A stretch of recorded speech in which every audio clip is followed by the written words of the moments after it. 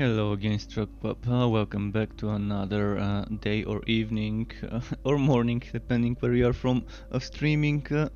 Today I will do some more testing stuff in Chaosbane, because yesterday I was experimenting with laceration, but I ended up testing with a spin to win whirlwind setup, which didn't end up being that bad. I mean, it still was bad compared to Strike of the Anvil, but compared to Strike of the Anvil, everything will be bad right now on Bragi. But that doesn't mean some people might might not want to have some fun. I know for sure it's okay sometimes to play a build that's kind of shitty, but not too shitty, still worth doing Chaos 9 on. Not so fast, so a fun build, as I like to call those builds. And the spin to win setup seems to be fine. I've been experimenting a bit and I want to test Veteran's Chain Reaction. I want to see how much damage I can get with the Veteran's Chain Reaction. So I did remove some things, but I want to see how that would work. I had to kind of downgrade my Blood of the Mountain. So I'm losing the health regeneration and I'm not gonna do that much damage, but I'm still gonna do decent damage. In fact, Blood of the Mountain does more damage than my Whirlwind. It's weird, it does 3 times almost the damage of my Whirlwind Blood of the Mountain, so kind of a nice skill there, and it gives me 50% extra damage to bleeding enemies. And ideally I would be making the enemies bleed all the time so that I can get more damage based on the number of bleeding enemies. I mean, it doesn't work that great. On theory it works nice, but it only works nice in cases like, for example, this one is not a bad case. It's not a bad case because I've got 4 enemies that won't die immediately, although this is not a great case for Whirlwind either. Because those enemies do decent damage, and with Whirlwind I'm not gonna survive all of that damage they do if I don't move around them. But I can just move around them, avoid some of the hits.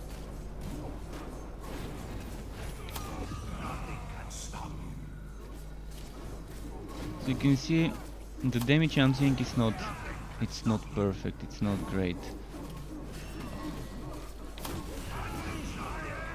But when I unleash Blood of the Mountain, then the damage becomes something nice.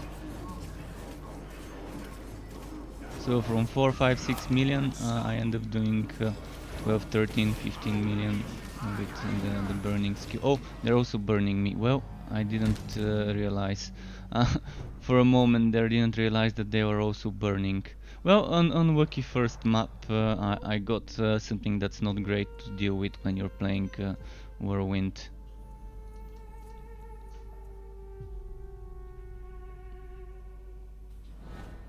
For elites at the same time, you definitely don't want to be standing in one place spinning.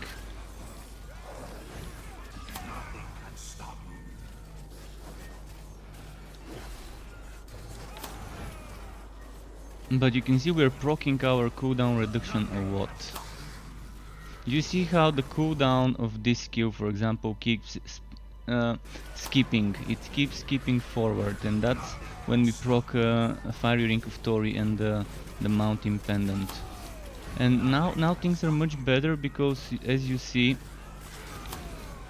we're having better damage due to the big number of enemies that we can hit. I need to be defeating some sort of a champion. Let's find where it is. Is that it? This guy? Oh, there's a ritual. Sorry, I didn't realize I'm doing a ritual map. So the spin to win is nice though. I mean, the damage is more than 10 times less than what I can do, or let's say 10 times less damage than the maximum damage I can do with Strike of the Anvil, so just 10% of the damage potential, but it's still okay for Chaos 9. If you're sick of doing the jumpy build, it's nice to see that with this patch having fighting spirit version of a spin to win is not a bad choice. If you're not trying to be meta, that is. And we can keep that spinning up. It's pretty slow though, they really need to make it faster the way you spin, and they really still need to increase the damage of this skill. I'd much rather see this skill do, even if it's just 2 times the damage. I'm not asking to make the damage to like 60-70 million or so, but seeing something like 30 million or 20 million would be okay with this spin to win stuff, rather than the 6-7 million that I'm doing. The 10 million actually was from my Ring of Resonance. The 10 million was procced from this thing. And this thing you can see 938,000 when the spin to win is 600,000. And when the spin to win is 600,000, this is 1,500,000. So the big numbers again you're seeing are not the spin to win numbers, they are the numbers from the other things I'm using.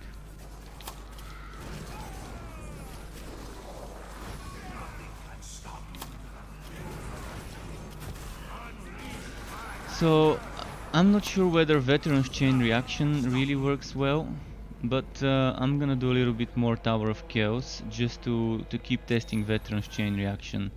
Right now that's what I wanna be testing, the Veteran Chain Reaction, to see how much better the damage is with and without it.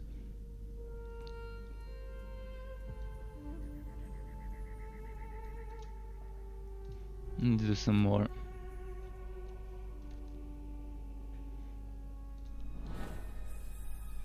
So I'm gonna do a few more runs with Veteran's Chain Reaction, then I'm gonna remove it, not putting anything there, just to make sure it's not proccing. And I think the highest number I saw was 8 or 9 million of my spin to win with the Veteran Chain Reaction in my skill bar. And I'm talking about just the spin to win numbers, not the Blood of the Mountain or anything other. I probably should test it in maps as well, it might be better because there's more enemies there. So the conditions are better for the stunning bleeding enemy base damage.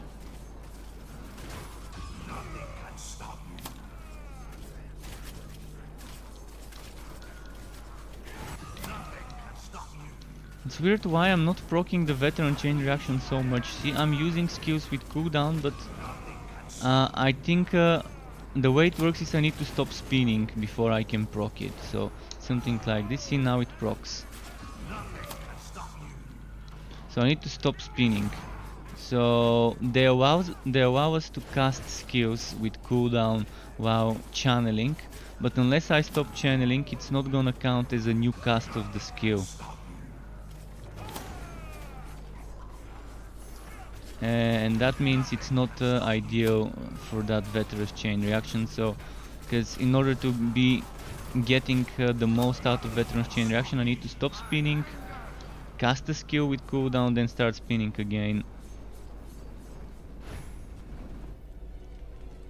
So let's now try and remove it and do another map without it, just to see what we can get damage wise.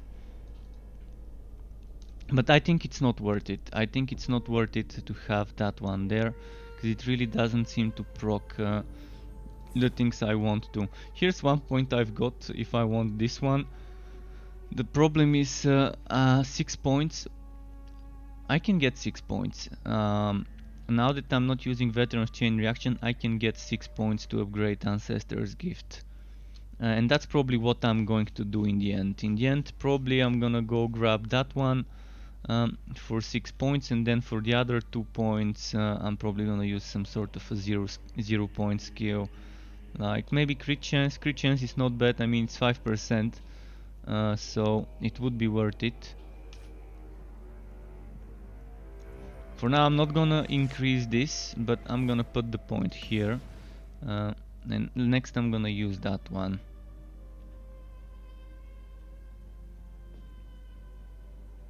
And this extra damage only works if you activate this when your HP is low. Only when your HP is low. It doesn't work all the time when you activate it. If I activate it now, I'm not gonna get that bonus damage. So keep that in mind, guys, if you're wondering about that skill. When you're deciding, do you want to spend 6 more points and use the upgraded version, or spend those points on passives or on other skills? Okay, again I got the from the bag of pussies. I picked the dick, and that's those 4 enemies. They're not the best to fight with a spin to win build. You can't stay in one place for too long with the squishy spin to win.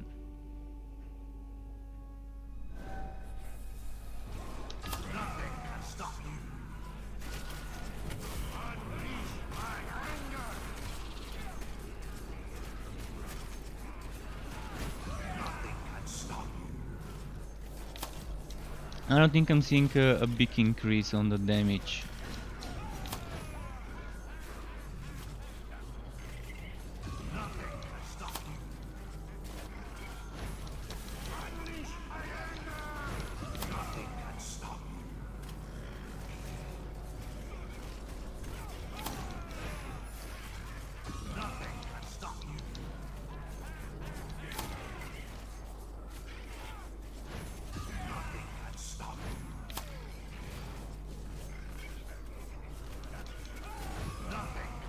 So right now with the Victor's Tribute, I see the biggest damage I can see when I've killed 10 elites.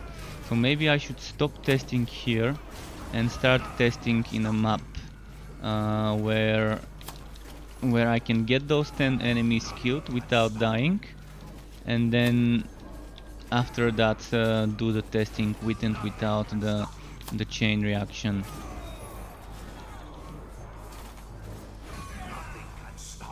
So let's just pick up the wood and go test it in a map.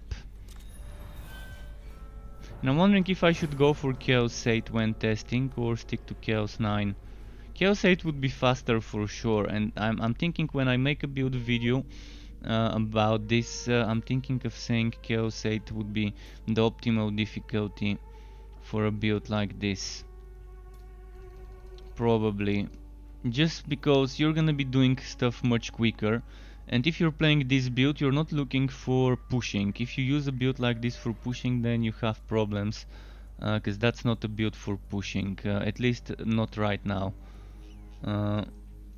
But it's a fun build to use just to do some easy content.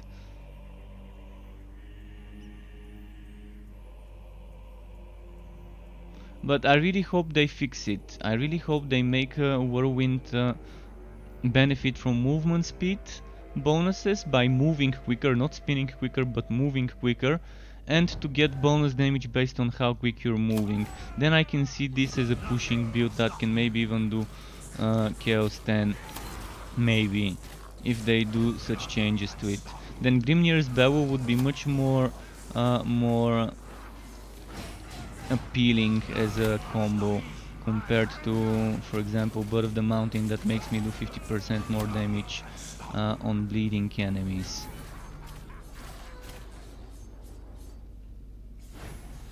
Which one was it?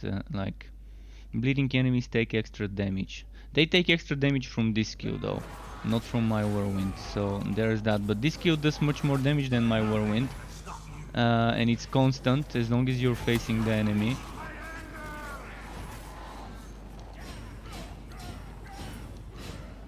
Another thing I wanna try is the what's its name? Keep forgetting the name of that skill.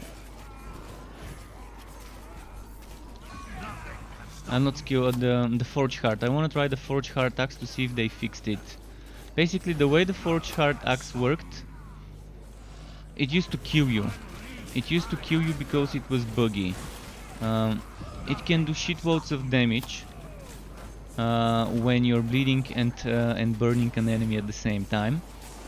But whenever you take damage while you're bleeding. Whenever you take fire damage while you're bleeding, you end up killing yourself with one shot, because you're taking millions of damage, which shouldn't be applied on you, only on the enemies, but that's how the axe worked. When does the Tower of Chaos come to Xbox? Well, we don't know exactly when. They said few weeks more after this launched on PC. So I'm assuming by the end of this month, hopefully it will be out on Xbox. Hopefully.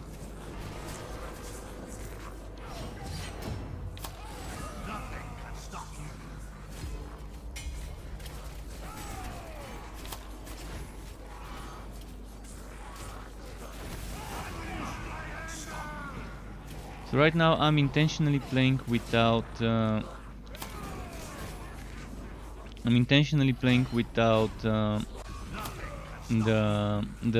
veteran's chain reaction, just to gauge how much damage I can get. First, what I need to get is 10 elite kills. I need to kill 10 elite enemies, get my damage maxed out, and then start testing to make sure that I'm doing the same damage with and without the veteran chain reaction. Right now I'm at 8 stacks, so I need to kill 2 more elites, and then we're gonna be good to go for the testing with and without the chain reaction.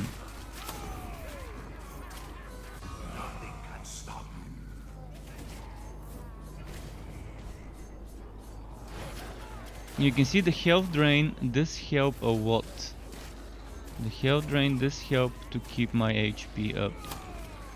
When I'm not bleeding, in fact, I can just end up healing up completely. Alright, that's the final enemy, the final elite, and then we can start checking stuff now. How much damage can I get? I'm checking the damage on a non-stunned, non-bleeding enemy. And also I'm gonna be checking the damage on a stunned and bleeding enemy. So right now, let's just watch for the highest number. 6, 7, 8 million maybe.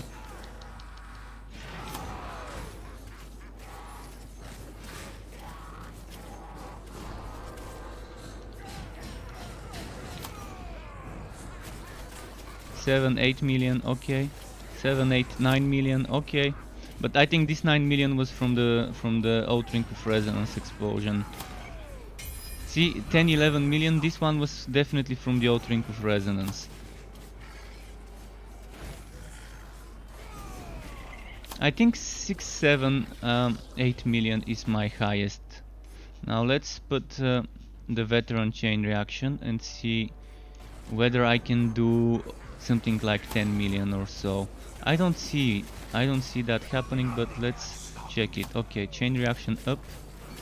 7, 6. It's not giving me any extra damage. This is the weirdest thing ever, because it's saying that skills that cost energy do more damage. Maybe Whirlwind doesn't get bonuses from this. So on paper I should be getting up to 16 million damage. 14 at least, when I have the chain reaction on, the veteran chain reaction. And not only do I have to stop, it only works on the first hit of Whirlwind. Only on the first hit of Whirlwind. So this 9 million I just got, that was from my ring.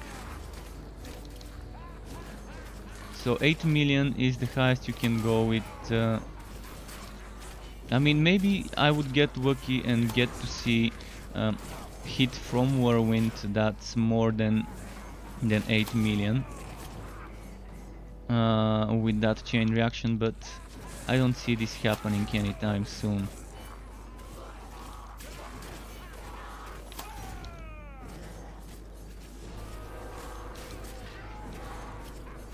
There's another way of playing it, and that's without Avenging Charge and using Code to Oath. Whether it's worth it, I'm not really convinced or sure whether it's worth it. But if you want to be worth it, maybe use the superior version. Let's see it.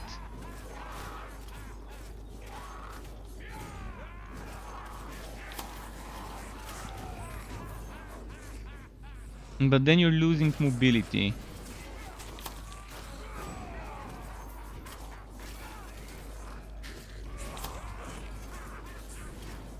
See, as soon as you spin once and hit once, I mean, as soon as you hit once with the veteran chain reaction,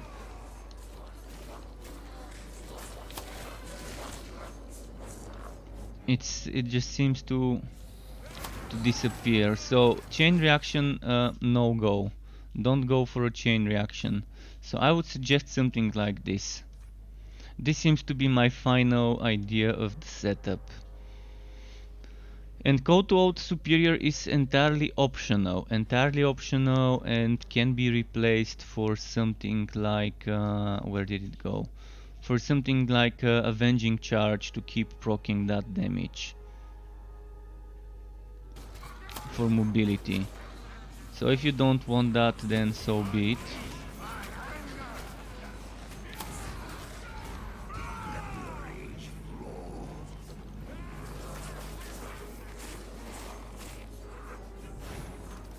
See, right now I really wish I had the charge rather than the call to out.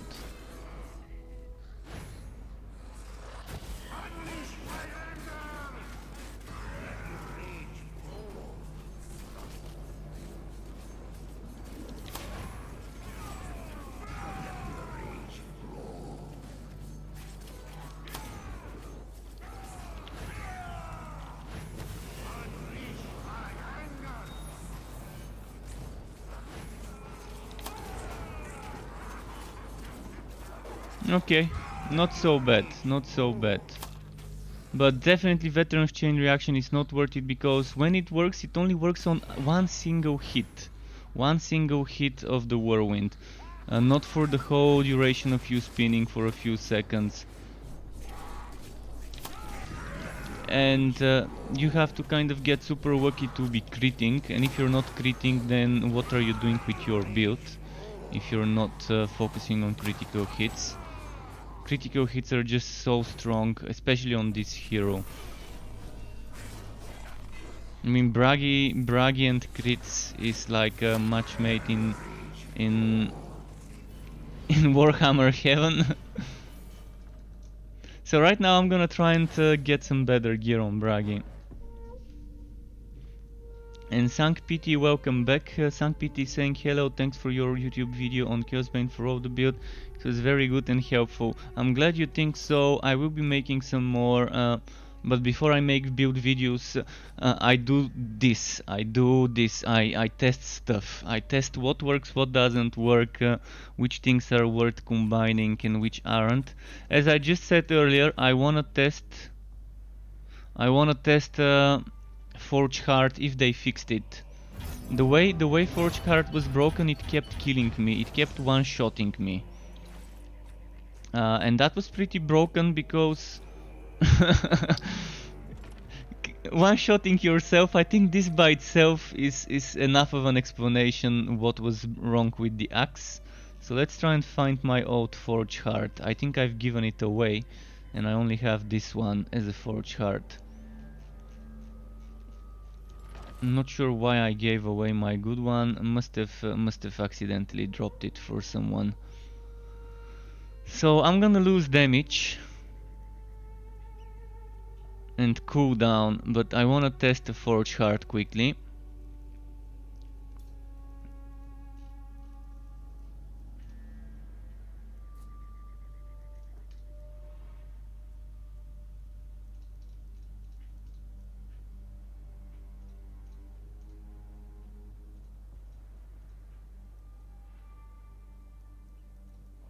Let's go all in on the damage. I'm gonna lose a ton of damage, so I'm probably gonna, well, I'd rather not replace the Grudge Holder because it has crit chance, so I'm gonna replace the Victor's Tribute. Mind you, I'm losing right now, let's see what I'm losing. I'm gonna be losing first of all cooldown, second of all HP, not so much, but still. But I'm winning counterattack damage, so in a way it's not gonna be terrible. but that 11% cooldown reduction would be a huge hit. But I just wanna test Forge Heart whether I can die from one-shots, self one-shotting. You see this damage on the Forge Heart, this gets applied to me. And when I buff myself up, this damage goes up. And when it crits, I mean, just that 2 million damage is gonna be more than enough to one-shot me. So let's see if it is still broken. The way it works, when you're bleeding and you take fire damage, you're done. You die.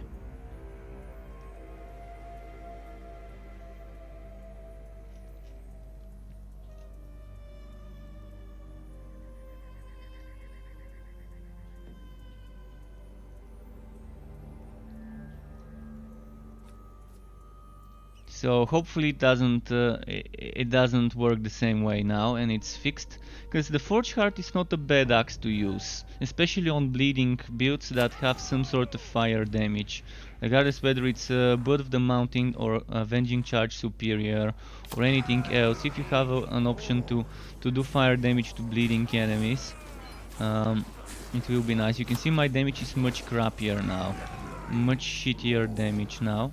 But that was expected. I mean, I changed my axe to something much worse, and I lost all that damage from the Victor's Tribute.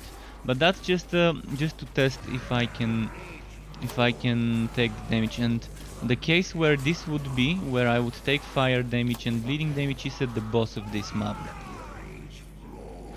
Because there's not gonna be fire damage until I reach the boss of the map.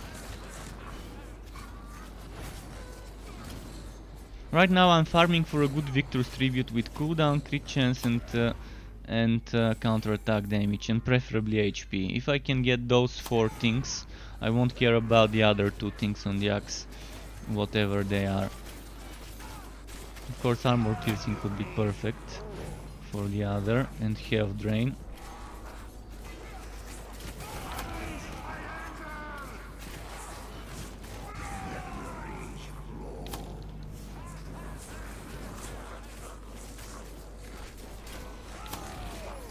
The damage I'm doing right now is not that bad, by the way. So what was the effect of Forge Heart? If a fire skill deals damage to a bleeding enemy, bleeding is removed and the enemy takes extra heavy fire damage. 5 million right now with my current rage and stuff. And that 5 million is without the crit. Critting would mean 1300. Wait, why was I yesterday at 3000 crit damage? I think probably changing. Oh yeah, cause I had other items equipped and I was on a different build. I think I was on the Grimnir with more counter-attack.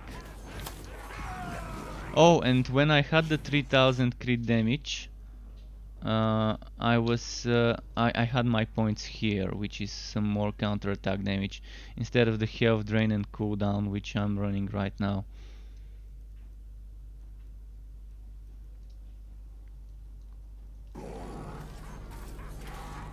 You can see this health drain. These health drain numbers I'm getting, the 519, 519, is with just 112 health drain. 524, where did I get? Oh, the Forge Heart has health drain. That's why I've got so much, because I only have health drain on this 112. And now I have 261. What else gives me health drain? So 112 and 261, that's 373. And why does 673 end up being... it ends up being 524 because I've got 41% health drain. And this is pretty nice, because every enemy I hit, the more enemies I hit, the more the drain is. And you can see sometimes it drains even a few thousand, like 2-3,000. Not sure why it ends up draining 3,000 sometimes. I just saw 15,000, so somehow it ends up draining more with certain skills. So most likely the more damage you do, the more the health drain. So the health drain is some sort of like multiplier. So you see this skill is doing much more damage, so it's draining much more. So the health drain does depend on your damage. I didn't think it does. I thought it just depends on how much HP you've got and how much health drain you do. But first it drains a certain percentage, I think.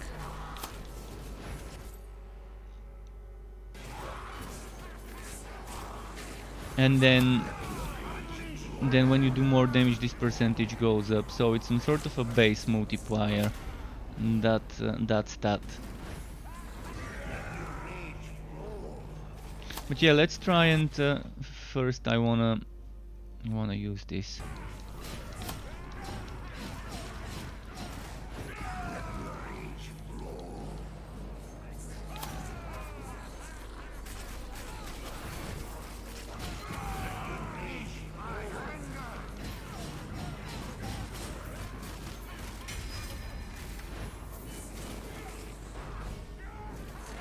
Challenge boots, not bad.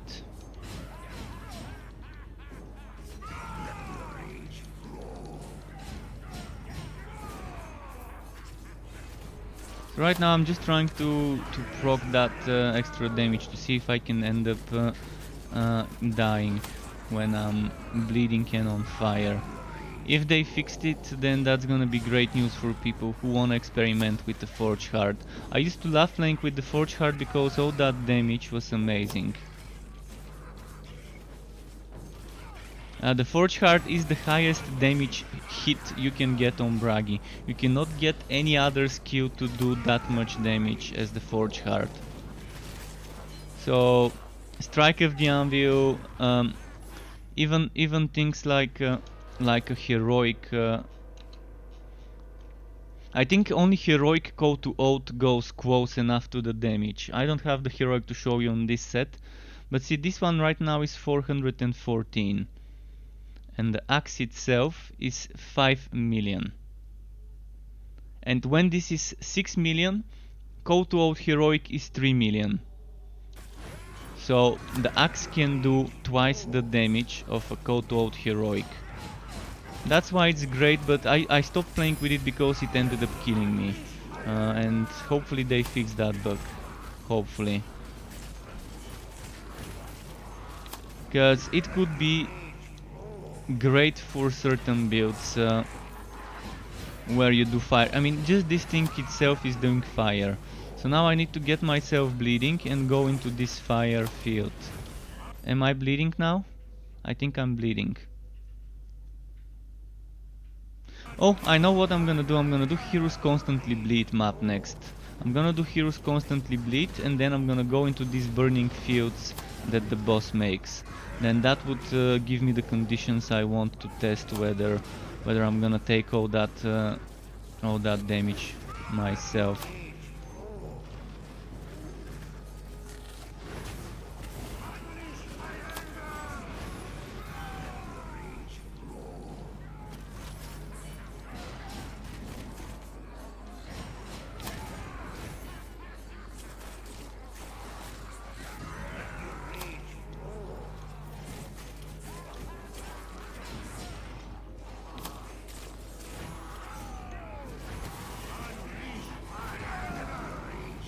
Alright, let's just grab this and this and this. Ooh, it's Christmas. It's Christmas in Chaosbane.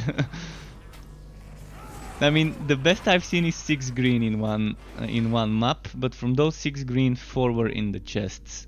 The other 2 were drops. This map, I've got 5 green in one map, 4 of them from the chests. And this is what I'm saying, anything above 7000 wood quality is kind of like ridiculous overkill, and that's fine. It's good to have some days you would get 0 points from doing 3 maps in a row, 0 from the chest, then you would do a map and get 4 drops to make up for it. So let's see what we got as drops. Grimnir Tattoos, Last Song Bracer, Pendant of Endless Water, which goes very well for builds centered around Blood of the Mountain. Like a Grimnir Blood of the Mountain build would be not bad, but I would still suggest Mountain Pendant for the energy and cooldown. I mean, you just have to be hitting enemies to get that 5% energy. You don't even have to be critting, like Fiery Ring of Tori, for example, asks you to do. So, challenge boots with 1600 counter attack damage. And I'm only losing 800 HP. And I'm also getting around close to 200 armor. So this I would call an upgrade. Even the energy is getting boosted. So what am I losing? I'm losing speed. I don't care much about that. And I'm getting 100 counter attack damage. 100 counter attack damage should be 4 crit damage more. Because if I remember the formula, 1000 is 40. 1000 counter attack damage equals 40 crit damage. 100 equals 4. Alright, let's bless them. This is counter attack blessed.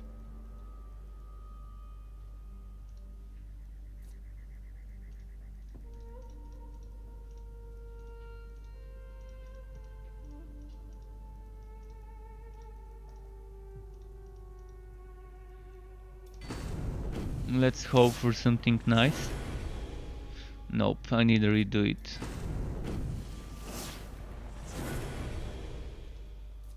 Nope. Come on, don't be bad. Oh, nice. 2400 counter attack damage. So I'm only losing a little bit there.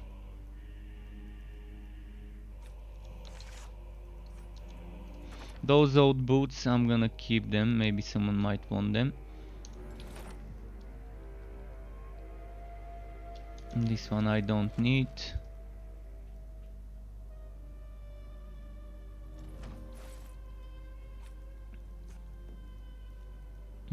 I need to compare.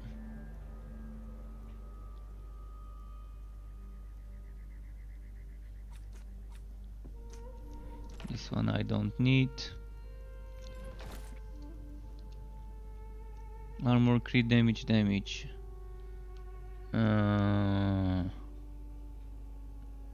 It's a tough call. It's a tough call because the What Song set is shitty even as it is.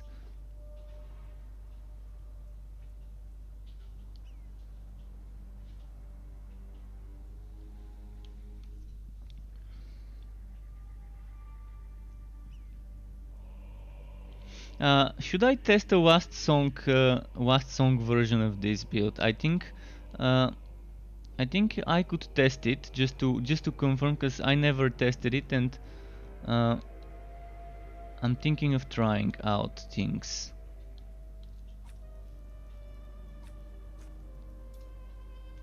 So I've got one. Oh, this is damage over time. Shit, I need to change all of this.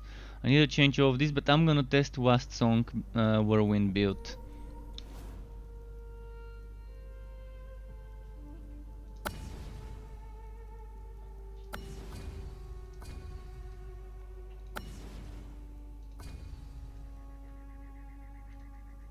So Last Song Whirlwind build. Let's see how that would work.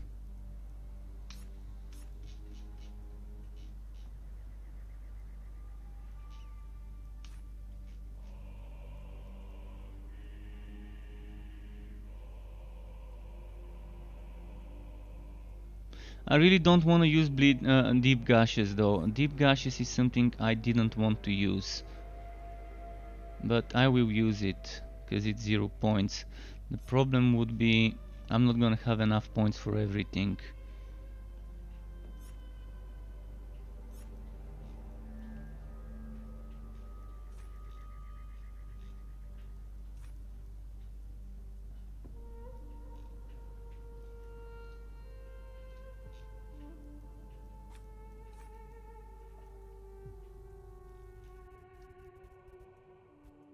What am I missing? Oh yeah, I'm missing that bow. Oh no, I wasn't missing that bow. Then, oh yeah, Unwavering and Blood of the Dawi. And I should have all the things from here. With Deep Gashes, losing that crit chance, but that's fine. I'm gonna switch back to another axe later, but for now I wanna try the Forge Heart to see if it can kill me. And what else are we testing? I'm missing this one. Oh, I can't use this. Unfortunate, unfortunate.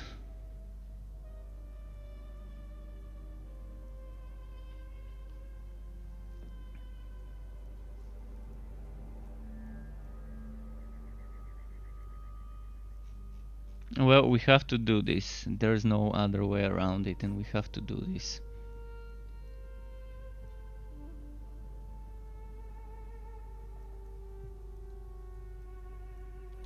So, Last Song Bleeding. First of all, we're gonna have to bless our shit. We can't do it without blessing our shit.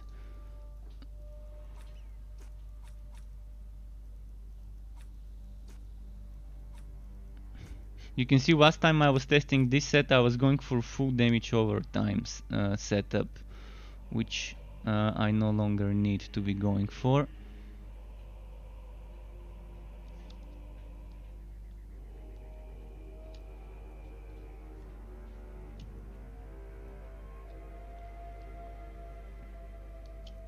So let's start blessing the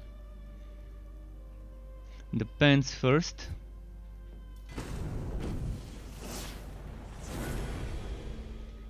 Okay, that was lucky. The boots next. And then the helmet for counterattack damage. 3 pieces of counterattack damage is what I think to be the golden zone when it comes to how much counterattack damage you want from blessings. With the rest you want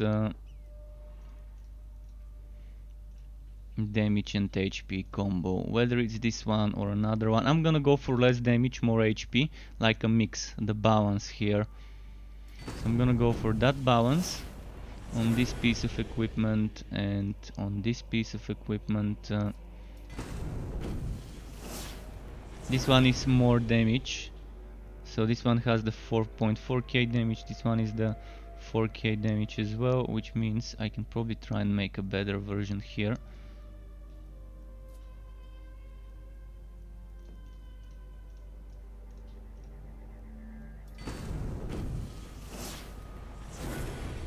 Right, 100 damage upgrade, not bad. This also can get upgraded.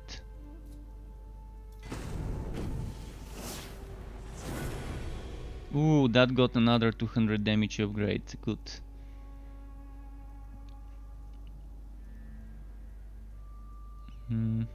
Right, enough of this for now, let's go. Again, I'm gonna do Heroes Constantly Bleed this time, just to see if I can get this. If I can get this axe to kill me. The whole point is trying to see if this kills me while testing a last song setup to see. Oh, alright, this bleeding is not joking around. This bleeding is just destroying me. I think I'm gonna be dying a lot here. Oh boy, oh fuck.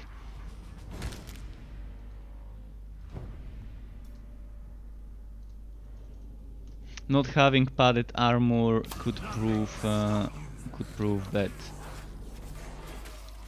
Oh, yeah, I think we bit too much.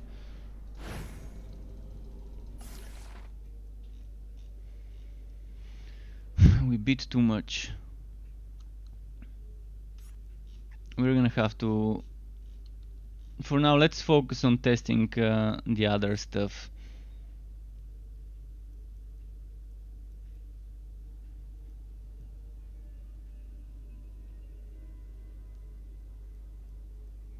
I'm gonna focus on surviving right now.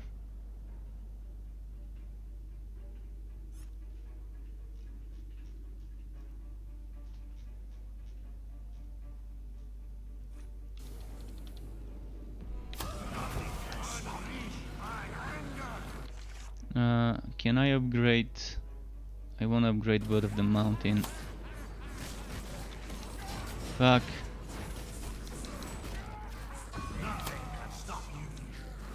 I might need more HP in my items. I mean, Wast Song is just terrible right now.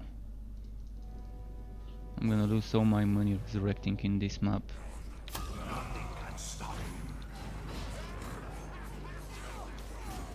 Yeah, I'm gonna leave this map and start a new one in an easier difficulty. Because right now I'm testing, I don't care what difficulty is as long as I can survive. So let's just go down to Chaos 7.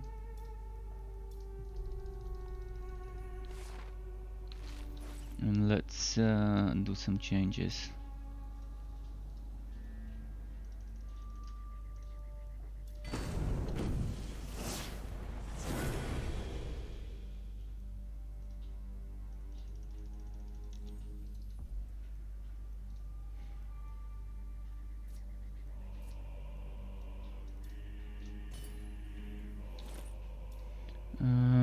Where was it? This one.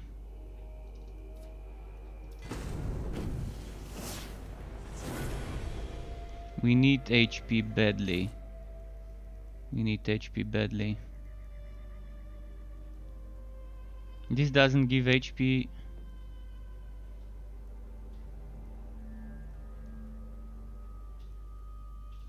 Okay, let's try again.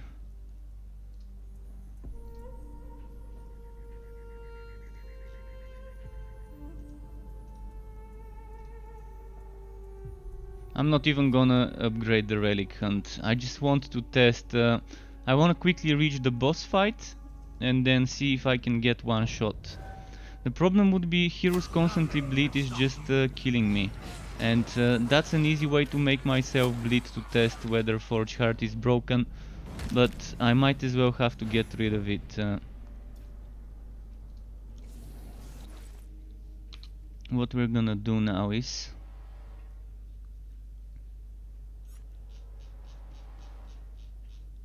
we need damage reduction.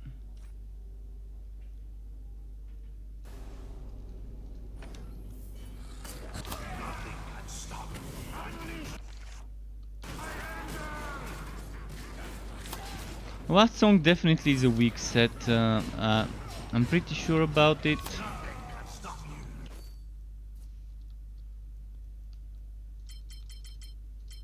Okay, I just realized I probably was missing some stuff here.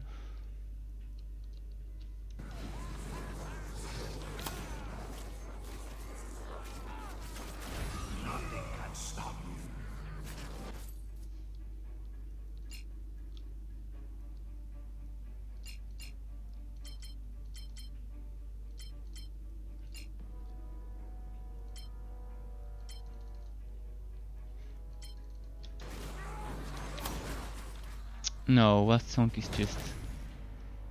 As soon as I switched to Last Song, this shit started happening.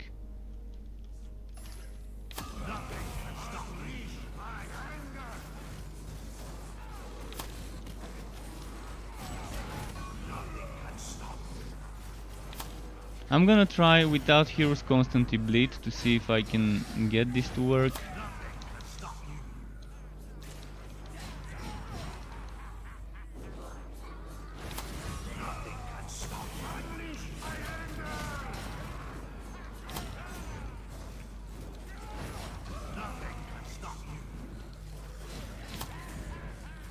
For now, even if I don't complete the map, my main goal is reaching the boss and hoping that there's a boss with fire fields on the ground. Ah fuck, the worst boss ever. He doesn't do fire fields on the ground. Okay, let's try again. I really wanna try this Forge Heart to see if it can kill me. So I'm gonna switch back to the other set.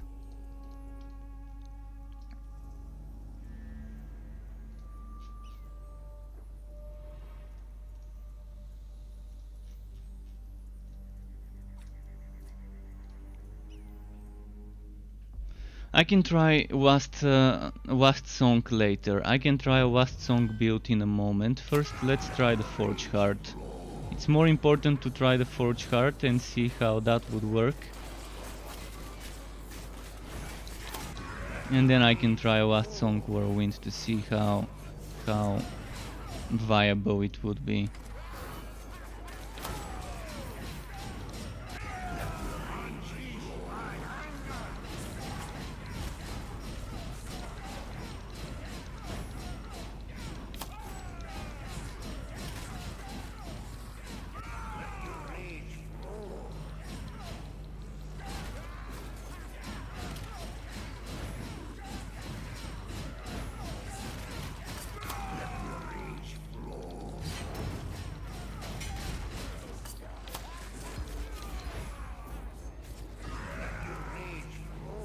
Alright, I'm bleeding constantly and I'm standing in the fire circle and I don't seem to be taking that damage. So I think they fixed it. I think they fixed that axe. It seems like they did.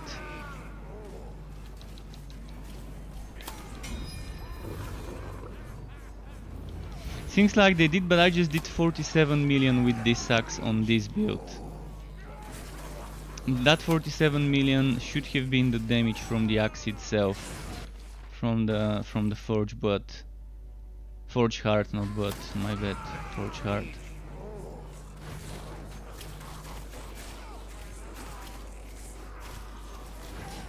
So let's go kill some more enemies to get a third chest.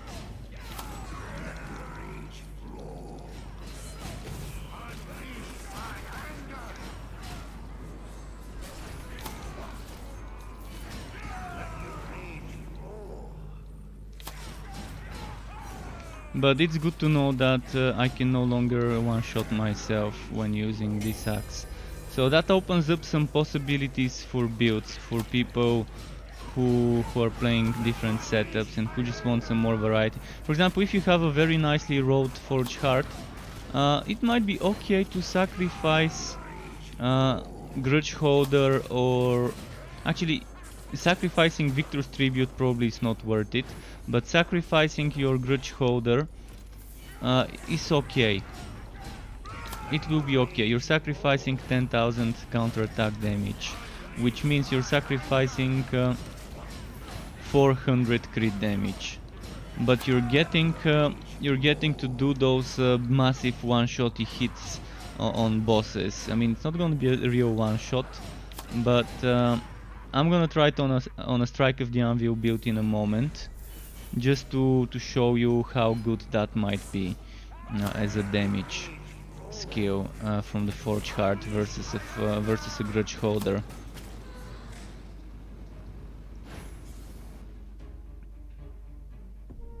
So now that we've tested this, we're going on to the Wast Song set again. I'm gonna remove the heroes constantly bleed, and I'm gonna remove this axe, and I'm gonna be using Victor's Tribute,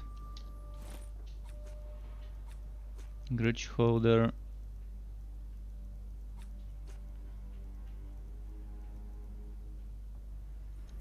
so we're going to the Wast Song set as I said.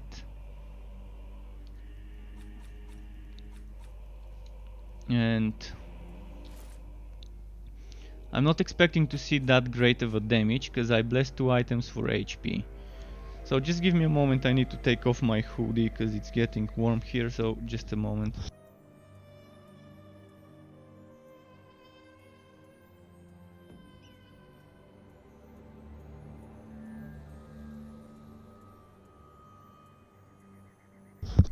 Okay, now it's on to the Wast Song Whirlwind.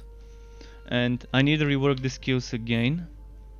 To get that stunning damage combo. So first, Trail of Blood, super important. Second, Blood of the Dawi, so we can survive. Oh fuck. Blood of the Dawi, so we can survive. And then this one. And now legendary rank. I think it's okay to keep them the way they are right now. So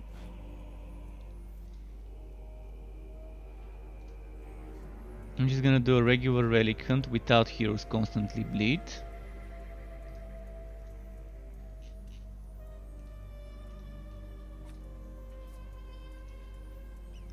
So I'm hoping to see at least 4, 5, 6, 7 million damage. If I can get that much, then it's just as good as the other sets.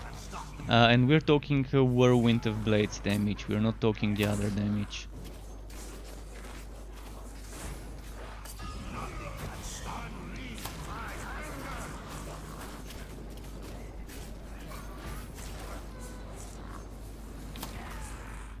And first I need to get some elite skilled to get Victor's Tribute bonuses.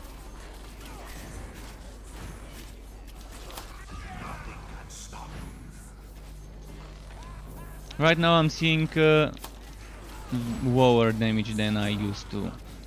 When I was doing 11 million, I'm doing now 6 million. When I was doing 6 million, I'm now doing like not even a million from Whirlwind of Blades. See, Whirlwind of Blades is not even doing a million, and it was doing up to 7-8 million with the challenge set.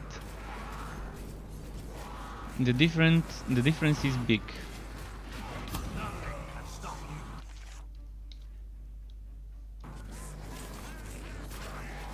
But let's see if I kill 10 elites, whether I can get that damage. So let's try and kill 10 elites without dying.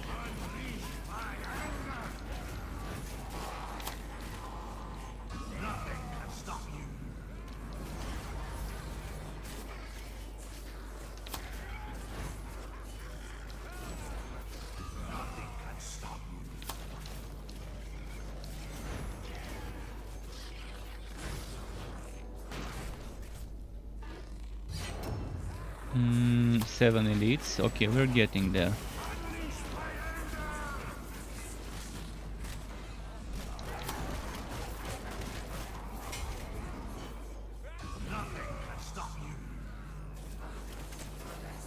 So I've got the damage to 2 million now with 8 stacks. So maybe I can get it to 3 million, which would still be not that great.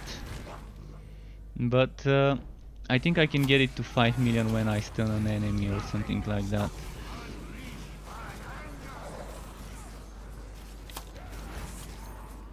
This 14 million, I'm reminding you, is not from the Whirlwind. But you see, now we're doing 3 million, 2 million. And that's without proccing the blood stuff. And let's see the damage over time. I wanna see how much the bleeding itself would do. In fact, that was...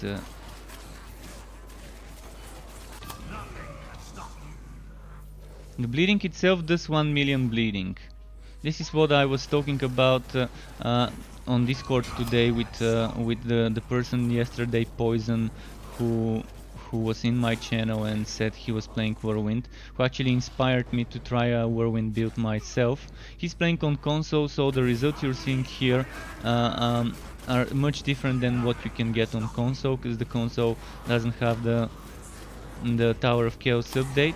But I told him probably I can get 1 or 2 million bleeding with the last song set ticks. And you can see 1 million bleeding ticks, not terrible, but it's not gonna be meta. But it works well. I think for a Whirlwind build it's not that bad to have that little bit of extra bleeding helping. I'm not sure how bleeding stacks, whether I can proc multiple instances of that at once. And you can see the way the set works is bleeding enemies are slow and all damage they take is increased. If there's at least one nearby bleeding enemy, I get movement speed and energy regeneration.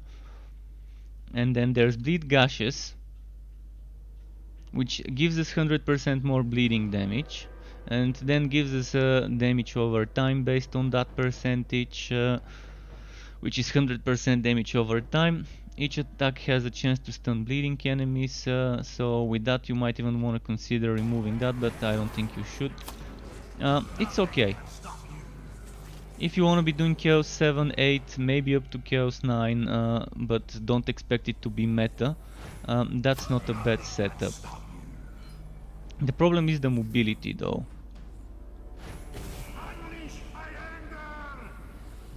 If you want mobility, you might replace Code to Out with Avenging Charge, and it's gonna be much better for that.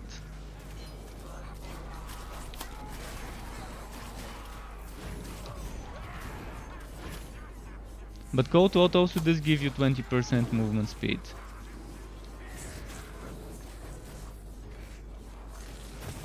So I'm gonna go to Chaos 9. I'm not sure whether I can survive it with the Last Song set, but we can try. And if you're wondering why I'm doing the same type of enemies, it's just because when I'm testing stuff, I'd much rather have the same enemies in each instance, in each different thing. Terry the Tank, the Whirlwind build right now I'm testing with the Last Song set. I'm testing a version of playing the Whirlwind build with the Last Song set. I mean, I would recommend this for Chaos 7 and 8 for sure. For Chaos 9, I'm not sure whether I want to recommend it, but if you like Spin to Win, you can still play it without feeling bad that you're playing it. Yeah, you're gonna be doing things much slower than a Strike of the Anvil build. So if you care about being meta, that's not your setup. But if you just want to play something that looks fun to play, then by all means test it. So right now I can suggest two sets. Set number 1, the challenge set. Set number 2 is the Last Song. I'm doing 3 times less damage with the Last Song set. At best 2 times less damage. But overall there's different things that I can do. I can get my other skills to do more damage, so Blood of the Mountain becomes much stronger now. Also Call to Out becomes much stronger on the Last Song set when playing it, so it's not that bad for this Whirlwindy setup. But this is Chaos 7, so if it looks a bit too easy, we're gonna do Chaos 9 next, so you can see the difference there.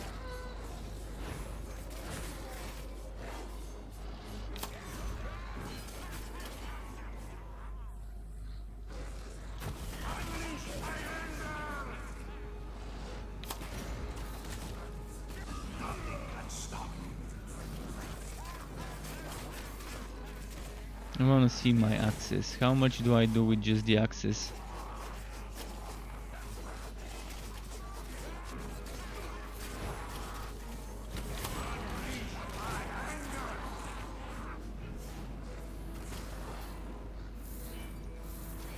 So Last Song is a set that works well with this. I'm gonna later try a Last Song build with my what's it called, my anvil build. So let's go to Chaos 9 now and see if I can survive with this little HP on me.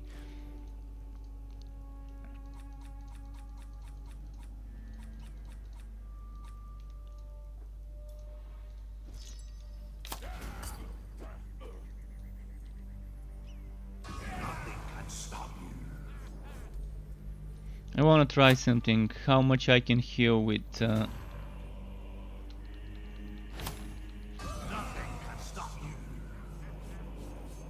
So this few thousand healing that I've been proccing was not from my health drain. It was from the legendary healing. So whenever you see 15,000 HP healed, that is not health drain. That is legendary healing working its magic. So earlier when I was saying 15,000 health drain, it was not me referring to health drain really. I was mistaken. I forgot that I've got legendary healing. So health drain probably gives me 2-3,000 at best. The 15,000 was not it. That's actually a very nice Heart Seeker.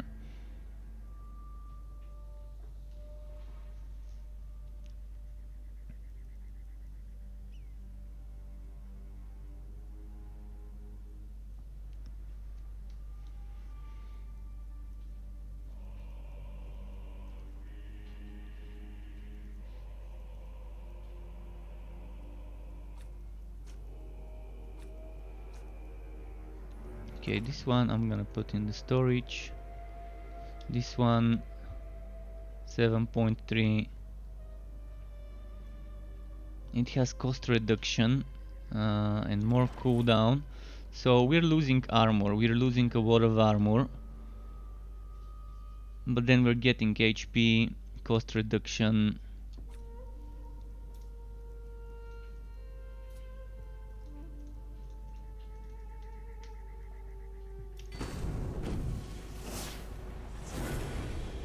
Ooh, 2400, that's a keeper.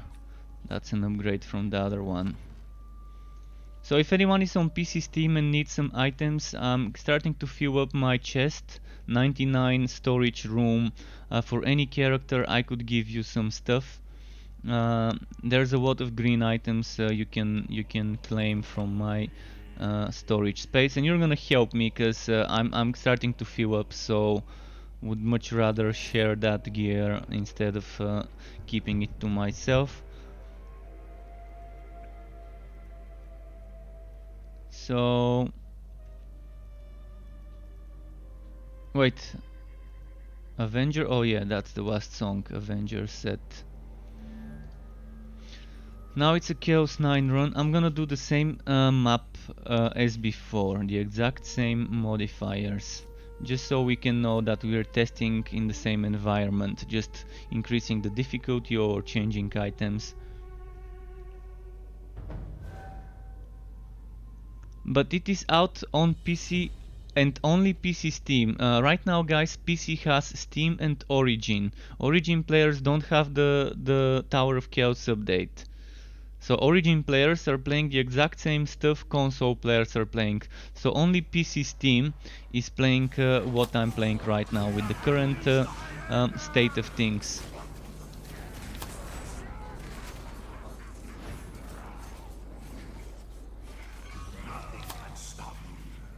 So you can see now I'm having trouble killing everyone at once.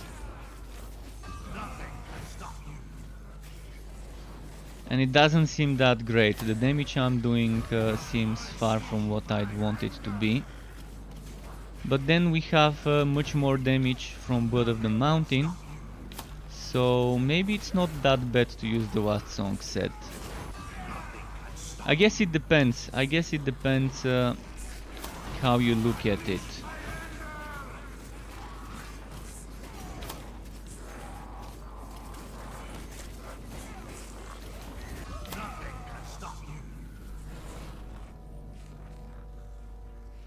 Okay, let's kill some more enemies before opening this one. Get that wood quality a little bit higher.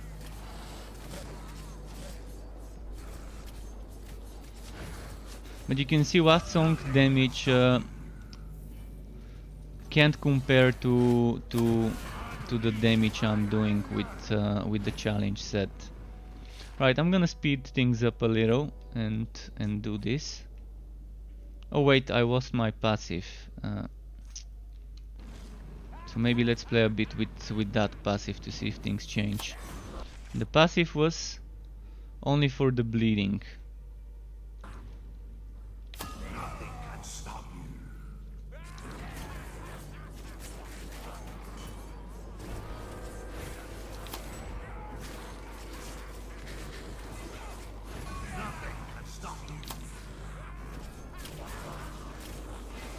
So now I had nearby bleeding enemies, which was why I had 7-8 million damage hits.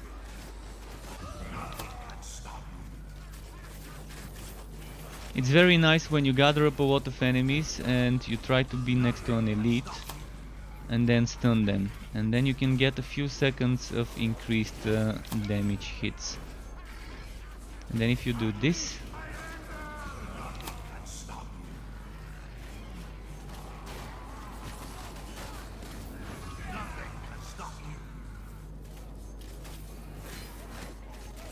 it's fine. I mean, as I said, don't expect it to give you the same damage and clearing speed as the jumpy, stompy build with Strike of the Anvil. But it's a viable spin to win nevertheless. And I love spin to win, so pretty sure I'm not the only one. There's so many people who enjoy whirlwind builds. I mean, ever since Diablo 2 Barbarians and the Diablo 2 Whirlwind, ever since then I've been a fan of spin to win stuff.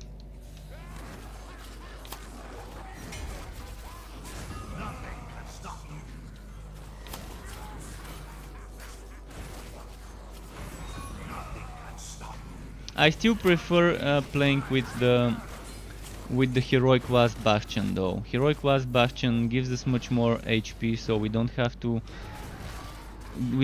to move around the enemies. You can see the way I play this set, I'm trying to sometimes stay behind an elite enemy to not face them frontally. Whereas with the Wasp, well, not with the Wasp, but with the challenge set, most of the times I'm trying to face tank them, because I know I've got some extra healing to fall back on, and I know I've got much more HP. But if you play with another Bragi and you're doing Wasp Song and he's doing Heroic Wasp Bastion, I think it's much better, because you're boosting the damage of everyone with Wasp Song. With Wasp Song you're making bleeding enemies take more damage from everyone. So you yourself may not do that much damage, but your other teammate will be. And I think this person, Poison, if he's watching, he said he's playing with another Bragi. So if they're doing similar builds, for example, if they do double the spin to win, they can do one person on Wasp Song and another person on the other stuff, on challenge.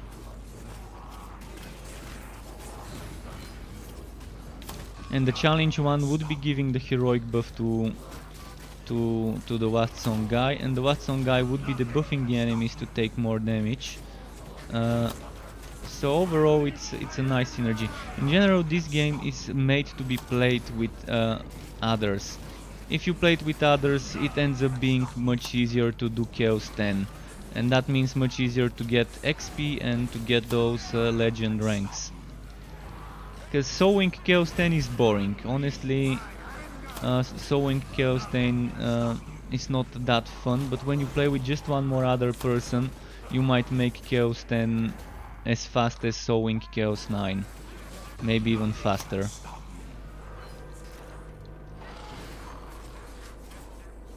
So if anyone wants to join me on Steam PC, I would be down to do some runs. I don't have to play Bragi, I can play any other hero.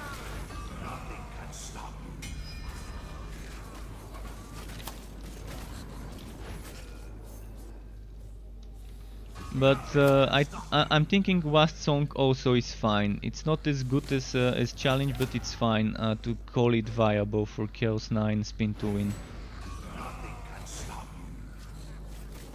Slightly different way of getting the enemies to take damage, but in general you will be making them take that damage.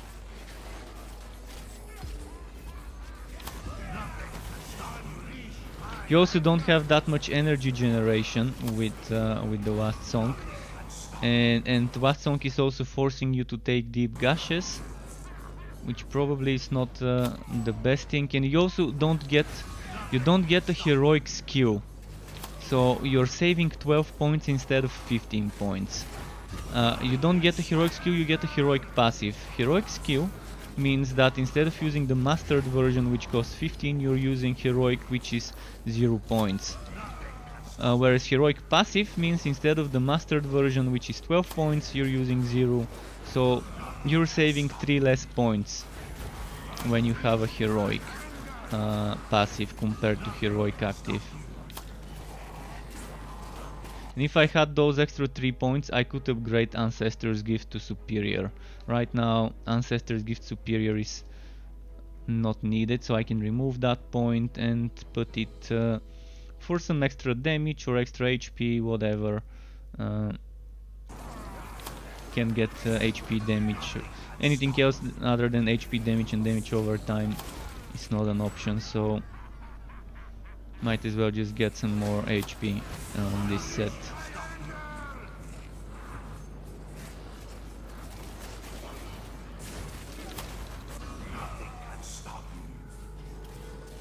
Getting stuck around the enemies. I don't think I can tank this damage, so I'm gonna avoid it and then do this.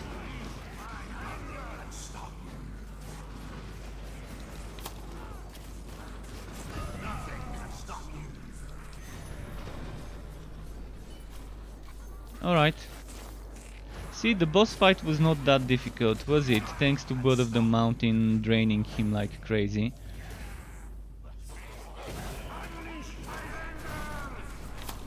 Because bleeding enemies take 50% more damage from Blood of the Mountain. And then there's bleeding enemies take... Come on, book. That was a book. I'm pressing I and it's switching off my inventory. That book has been out there for more than half a year, maybe more. So you see, bleeding enemies take 300% more damage from this. But from that skill they also take another 50% more damage. So overall, when you're using Blood of the Mountain with Wast Song, you're making them take 350% more damage than this one here. That's why this one is doing up to 40 million damage per tick sometimes.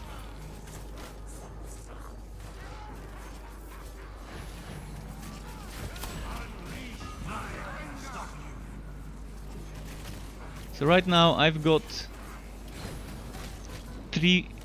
two more builds to show you. One of them would be for Bragi, that is. One of them would be the cleaver, not cleaver, but the Laceration build. I'm gonna move quicker now. One of them would be the Laceration build, which works with Grimnir. Then the other one would be the Spin to Win build, which would be a Wast Song and Challenge set. I'm gonna make footage for me using both and two different setups of how to do the passives and actives based on which set you're using. I personally prefer the challenge one, but someone might want to prefer the riskier one, which is that one.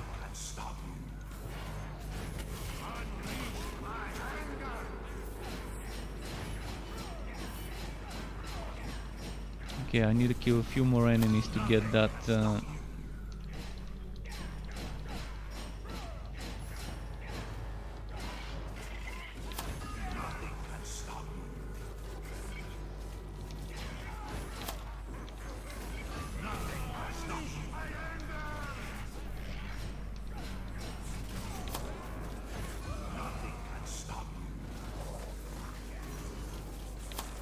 okay. Let's keep moving.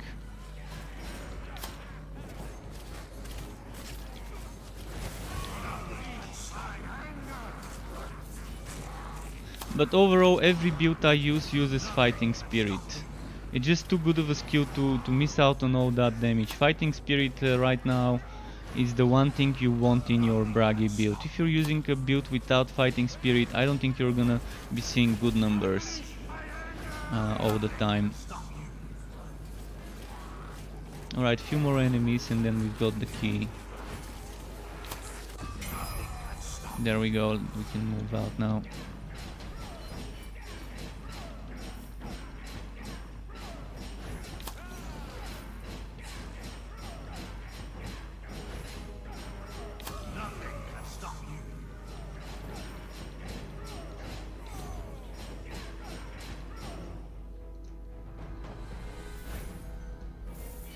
Then the amount of greens I got today on Bragi for like an hour of streaming was huge. Desert resilience, by the way, is something I'm not a big fan of, if that's the thing I'm thinking. Desert resilience only lasts 3 seconds, but I think the cooldown is 60 seconds. So you want what, 3-second invulnerability with a 60-second cooldown? Is it worth it? That remains to be seen. Let's see if the cooldown is still the same. Let's go and test it. Last time I tested it was during the Forge... no, not the Forges, during the Tomb King's update. So when the Desert update landed is when I tested it. I was actually using it. For a long time I was using it, and then I realized the cooldown is too big. And I stopped using it.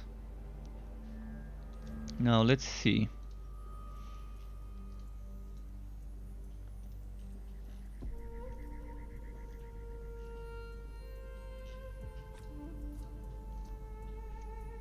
I'm gonna try and proc it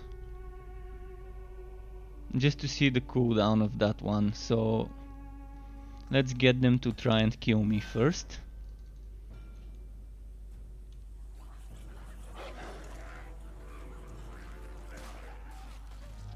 It didn't even proc. Desert resilience didn't even proc. I guess it won't save you against a one shot.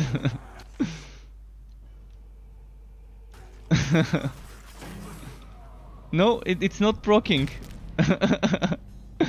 Is it broken? Did they break it?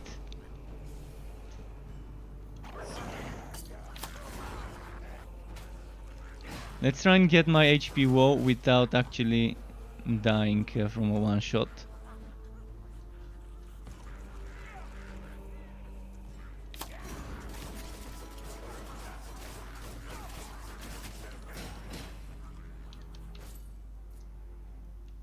Yeah, it's not proccing. I'm not sure how low my HP needs to be, but my potion is telling me my HP is low. And this still doesn't proc, so Desert Resilience seems to maybe be broken. Before, the cooldown would show up here. Once it procs, I would see the cooldown here.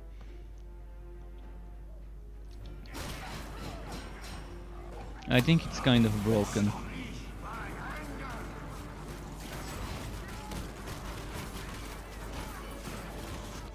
So yeah, what did I remove from there? I'm pretty sure I removed something. This one's here, this one's here, this one's here. What I'm missing is... fuck, what did I remove? Okay, I've got Fighting Spirit. Trail of Blood. Blood of the Dawi, that's what I removed. So, Desert Resilience, I'm gonna tell you, avoid using it. You saw it didn't want to even proc. And... and that's weird. Before I could get it to proc at least. And before, if I remember correctly, the cooldown was either 60 or 120 seconds or 90 seconds. Can't remember which one of those numbers is, but I remember it was something that kind of made me not wanna rely on it that much. If you want survivability, you can get Hero of the Desert, because it gives you a bit of everything. If you want even more survivability, you can get Padded Armor, which is great.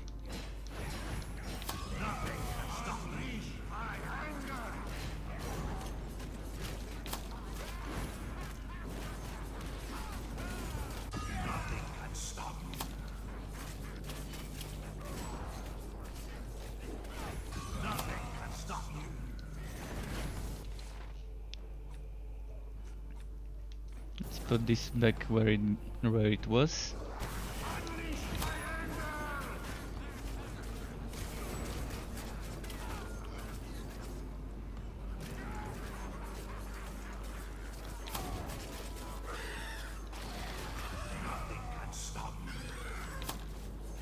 This enemy would be difficult to deal with.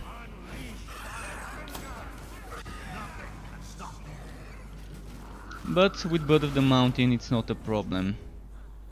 Blood of the Mountain is a hidden gem of a skill. It's very underrated as a skill. Until I started using it, I didn't know how good it was. But when I did start using it, I realized it's one of the best, if not the best, god skill in the game. After Ancestor's Gift, of course. You can't have anything better than Ancestor's Gift as an active god skill. It's just the main source of survivability for Bragi. The second source for survivability for Bragi is Wasp Bastion. Without Wasp Bastion and Ancestor's Gift, I can't even imagine playing a build like that. At least I don't know where the survivability would be coming from on a build like that. Maybe a lot of health drain, but even then...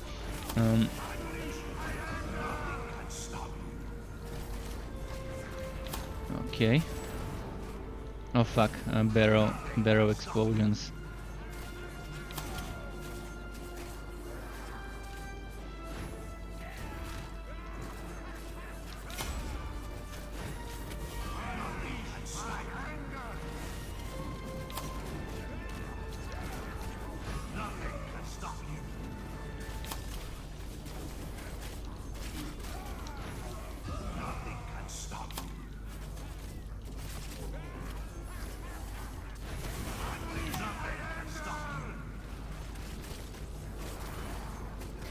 And this, mind you guys, is Chaos 9. And that bird of the mountain is doing so much damage from that, from the improved deep gashes, from the heroic deep gashes. I'm gonna test this with my other setup just to see how much damage I can get with my jumpy build. So I'm gonna change away from spin to win and go in the other direction just to see what we can get.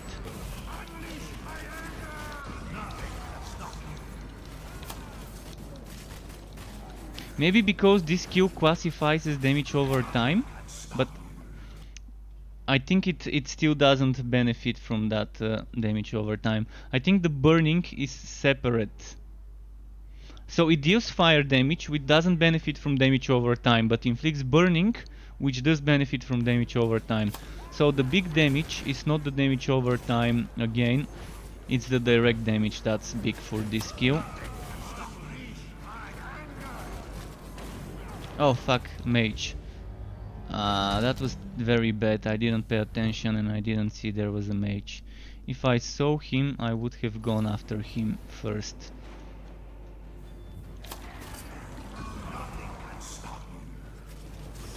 And now I wasted my god skill. And fuck.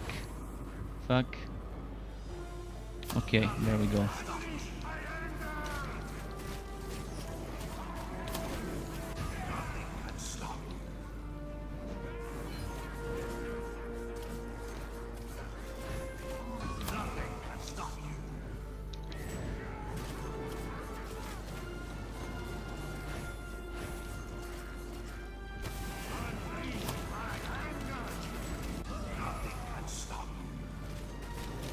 Oh man, I need this here. On this boss I can't do it without the mobility this can offer.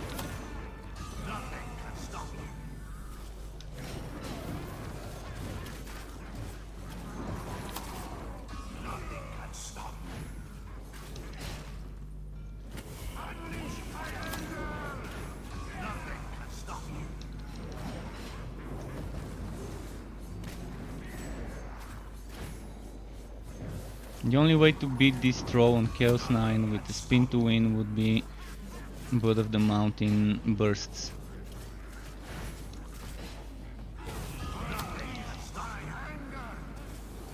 Stun him to make him bleed and use Blood of the Mountain to make him take more damage while he's stunned from Blood of the Mountain. Fuck! I didn't run away on time.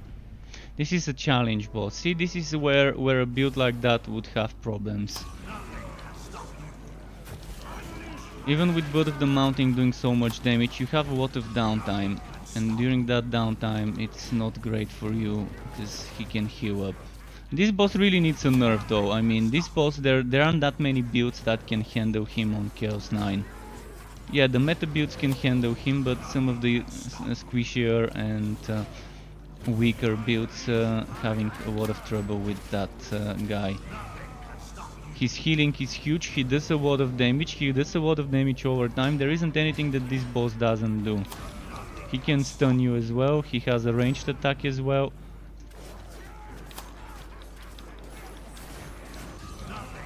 The only thing he doesn't have is the one-shot circular AoE skill that the other bosses like the Mutilite has. But the Mutilite is much easier to deal with.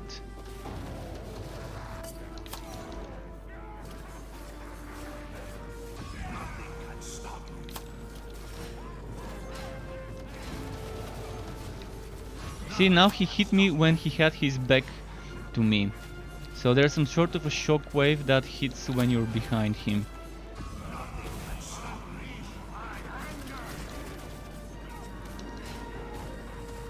Alright Terry, welcome again, and see you until next time, Terry. Nice to have you in my channel today and chatting with you. I'm hoping the Xbox and PlayStation and Origin players would receive this state of the game soon, so they can try some of the stuff I've been testing themselves, see if they like those ways of playing.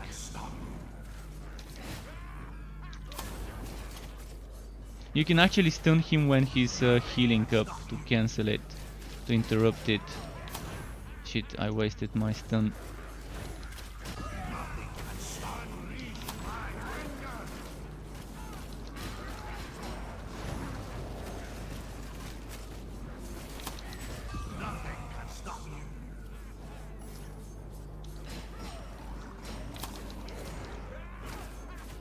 Fuck.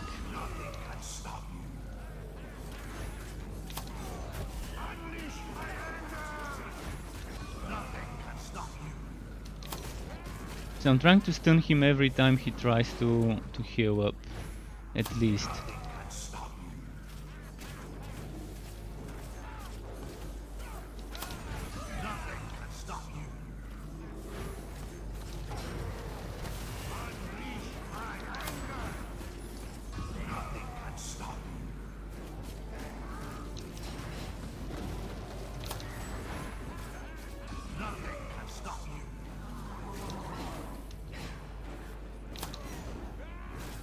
See, that works. If you keep stunning him when he's trying to heal up, it works well. So, this build being able to take out this boss means a lot for the build. With a little bit of strategy and thinking, it works. You just have to save your cooldowns. You don't have to keep spamming your Wasp Bastion. It's fine if you sacrifice some damage, but use the stun in the right time. And now I don't need Avenging Charge, so I can go back to Code to Oath. I only switched to have some mobility, because during that boss fight you really want that split second mobility, where he's just about to do some damage and you're squeezing the last little bits of seconds of damage before moving out. And since the enemies have a stun bar, so after you stun them you need to wait 1 or 2 or 3 seconds before you can stun them again once they've recovered. So there's like a crowd control resistance for a moment.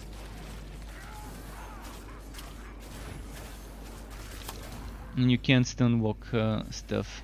Okay, I think I'm good with 2 chests. I'm not gonna try and get another chest, I'm just gonna move out.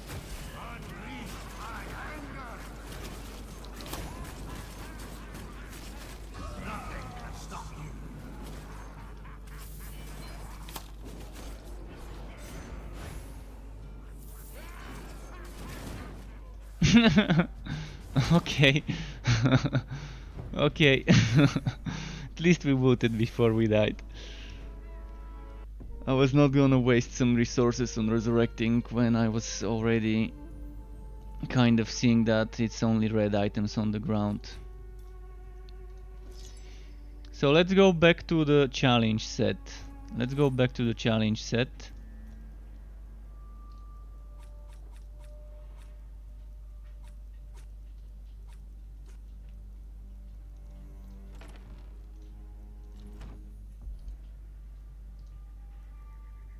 First, is this an upgrade?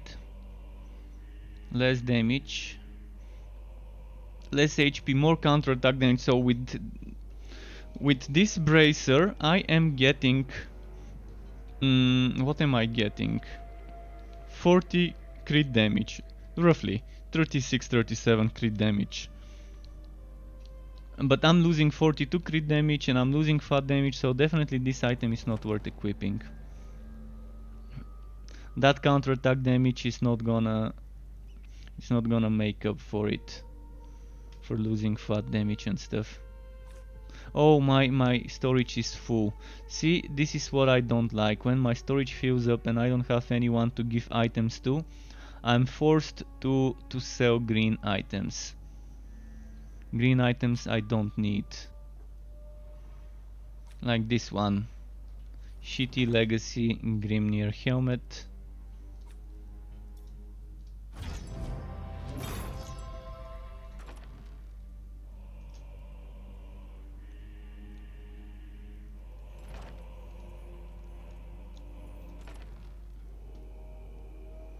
But I have to stop stockpiling so much shit anyways. For example, 3 Everpig gauntlets. Probably shouldn't be keeping this much.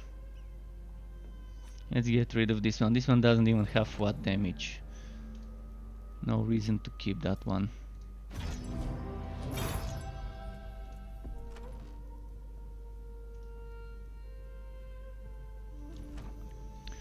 Alright, I think I've had enough of Bragi. I'm gonna switch heroes.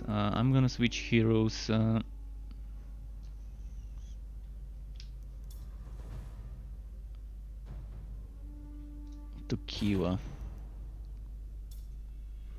I need to farm invasion on Kiwa. I'm not gonna do invasion now unless someone wants to see me do invasion. If you guys want to see me do invasions, then I won't mind doing them. Oh shit, I selected, I think I selected the Wobby.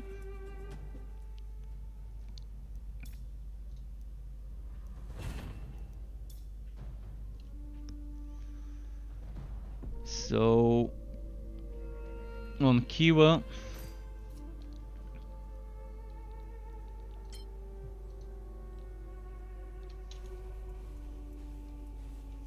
I really want invasion rings like the Ring of Resonance and the Ring of Dexterity. Good Ring of Resonance and good Ring of Dexterity would be amazing. And if you want to see me do invasions, I can try and push and get some rings farmed. Ring of Dexterity and Ring of Resonance. How many is that? 1, 2, 3, 4, 5, 6, 7, 8, 9, 10, 11, 12, 13, 14, 15, 16, 17, 18, 19, 20, 25, 6, 7, 8, 9.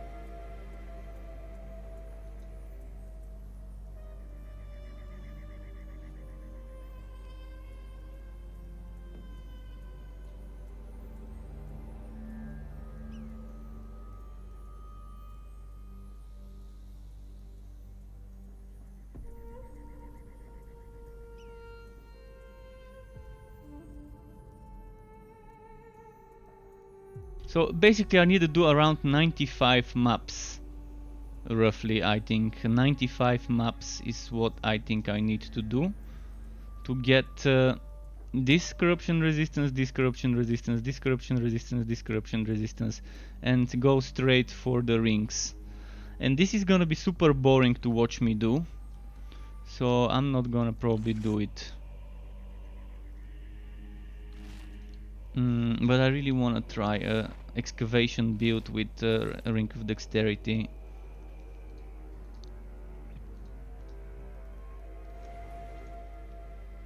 Let's try and hunt for something else. Let's do a relic hunt. And do some... Oh, I need to do Tower of Chaos. Alright, let's do a few Tower of Chaos runs. Get some of those tokens.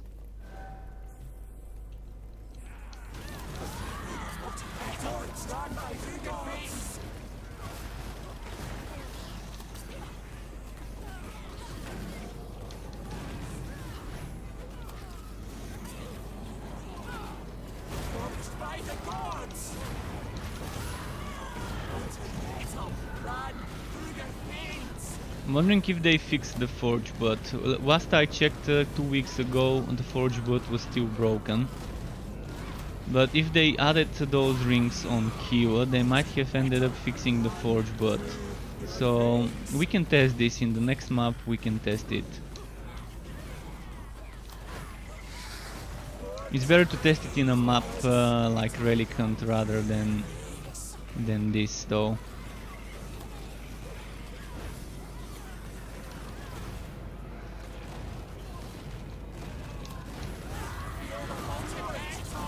When it comes to Tower of Chaos runs, my favorite ones are those where I have to kill 150 enemies instead of having to kill a specific champion after doing something else.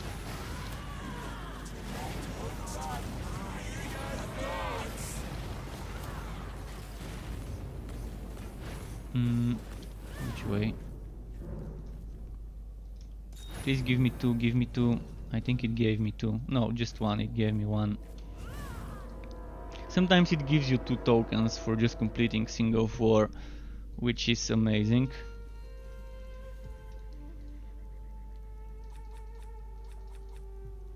So, okay, we're gonna do testing now. Again, I'm gonna be doing this.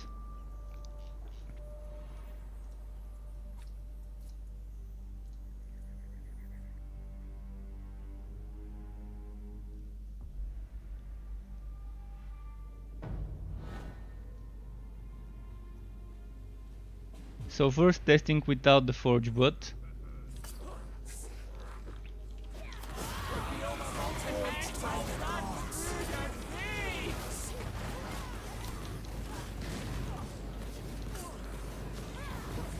I'm trying to hit the enemies when they are outside of the circle, because that's the damage I want to compare it with in that forge bot. So let's get away from that circle before it reappears. I think it should go up to like 12 million when they are not in the circle, when I've got all my buffs up.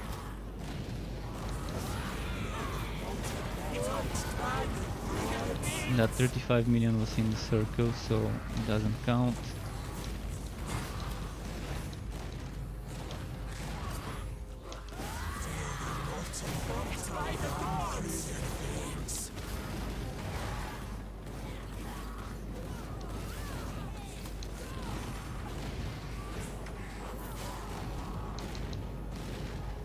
Now he's buffed up, so the damage is gonna be different.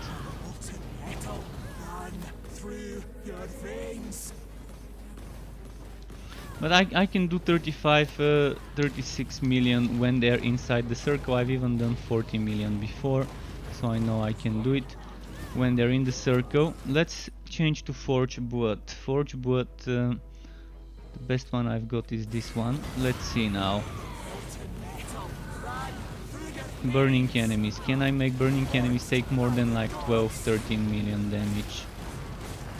See, this one's definitely burning. So he should be getting more and more stacks, and he isn't. He doesn't seem to be getting those stacks on him from the Forge Bot. So 12 million is what I used to get max before. And I can get 12 million with any other pistol without proccing stuff. Even with my Red Corroder I can get 11-12 million. So I think it's still broken. So this enemy would take a little bit more beating, meaning if the Forge Bot was working I should be getting higher numbers. And I don't seem to be getting higher numbers.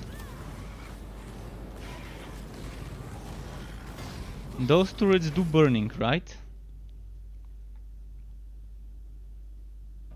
Engulfing them in a cone of flames, does it mean it burns them? Does it mean it is enough to proc Forge Blood? It says damaging an enemy with fire damage. It doesn't say burning an enemy, so even if it doesn't do damage over time, just direct damage like my turret, I think it would work. And this one also does fire damage direct, so this one should also be proccing things. Let's see.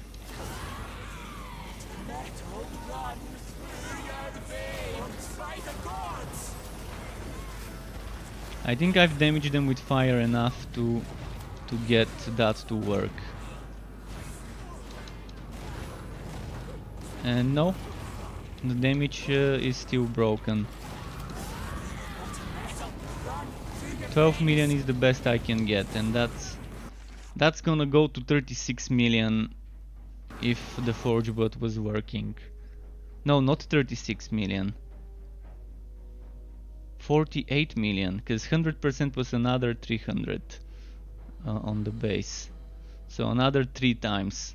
So I'm gonna get yeah, 48 million when I'm doing 12. And that's gonna be a nice increase. Okay, where's my corroder? And 42 million is what I've done with this one. 42 million is my highest hit solo with the corroder. Meaning I can probably do 51-2 million with a forge bot. A good road, decent green forge bot.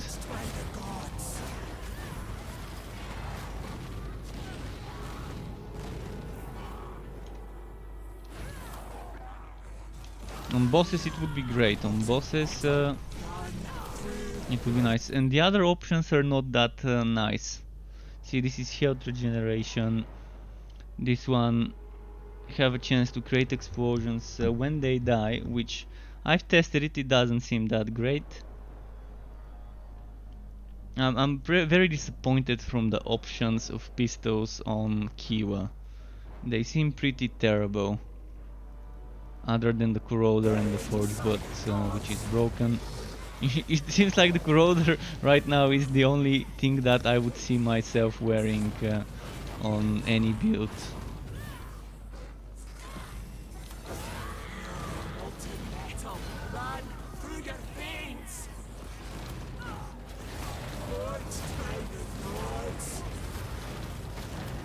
Come on.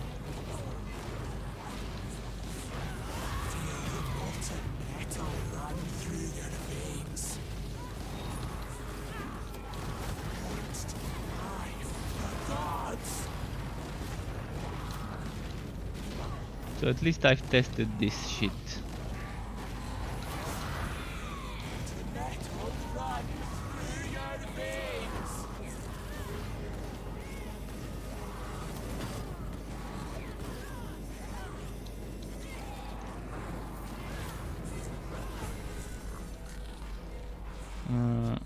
Am I going the right way? I hope I am.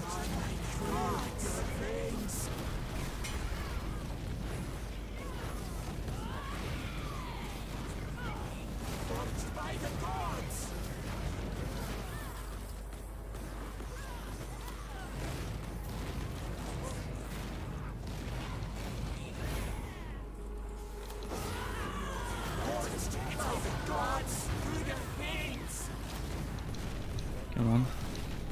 Kill it quickly, 34 million. I'm gonna go this way.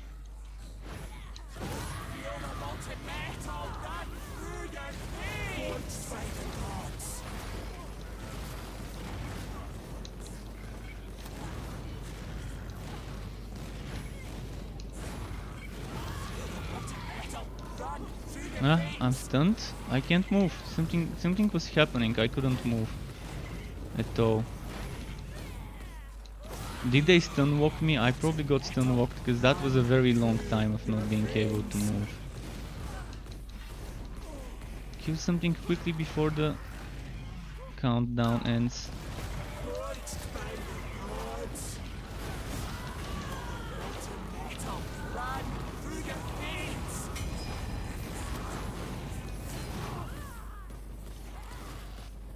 This build, as you can see, is pretty solid when it comes to surviving stuff. Like, you can have 4 elites on you and still survive if you're doing things the right way.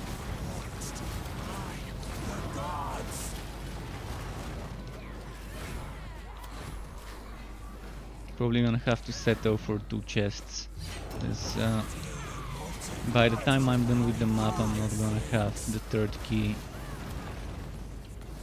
I might as well just rush to the boss now that I know I've got 2 keys.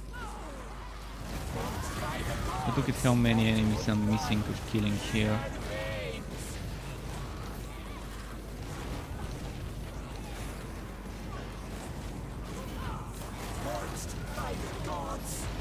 But still believe that I'm not gonna have the 3rd key, because the boss is right here in this room.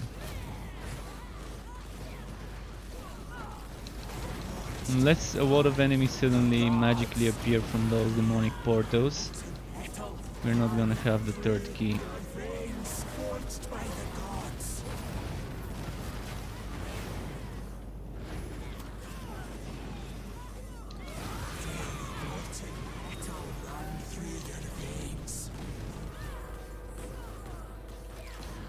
Alright. Not here.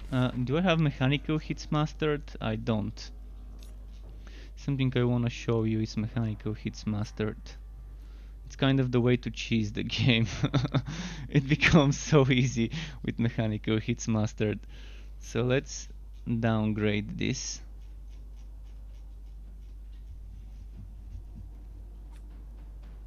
And use mechanical hits mastered.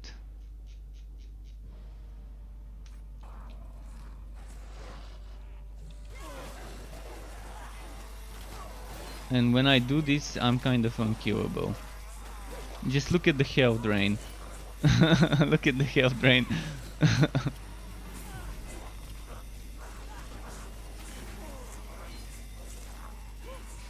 and it's kind of OP. I think there's a bug that's causing this health drain to be that much. It's boring though. It's super boring having to kill enemies with this buzzsaw or whatever it is. 2 green lead spitters. Interesting. It's super boring, but if you get a good invasion ring, I will be making a build for that. And before, when the Forges update released, I made a set build for the blazing. For the blazing set, I made the mechanical hits plus excavation mastered, but you're gonna get much better damage when using the melee set, because that's 250% extra damage. This one only gives you 100% damage when you overhit is max, and that's crit damage. So only the damage over time and the crit damage. So do you want 100% crit damage, or do you want 250% damage? I know what I want. But I needed a build for the blaze set that I could recommend to people to say, hey, that works well. And mechanical hits excavation mastered was the thing I could recommend as a fire based thing. And you also get a heroic gelatinous sponge, which was this one, which is fire damage is increased and overheating increases this damage even more, which means yeah, a little bit more fire damage, but again, if you want to be doing an excavation build, you're much better off using the melee set rather than this one. Burning an enemy reduces their damage, which means they're gonna be doing 20% less damage, so it's like an indirect damage reduction. Still, this and this, those are my 2 favorite sets. The turret set and the melee set.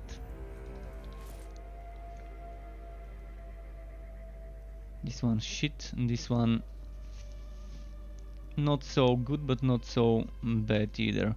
So this one's cooldown reduction, no crit chance. This one doesn't have either. I'm gonna keep that one and sell this one.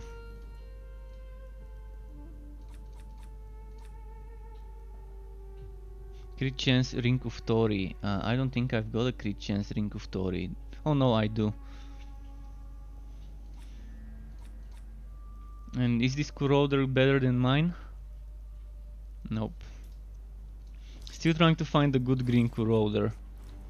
Alright, let's Let's do a little bit of this boring shit.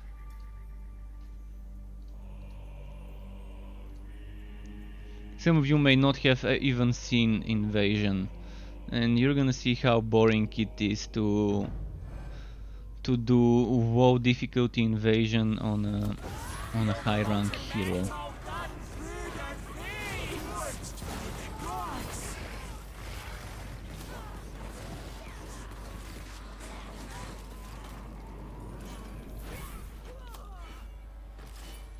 Wait, I don't need mechanical hits mastered for this.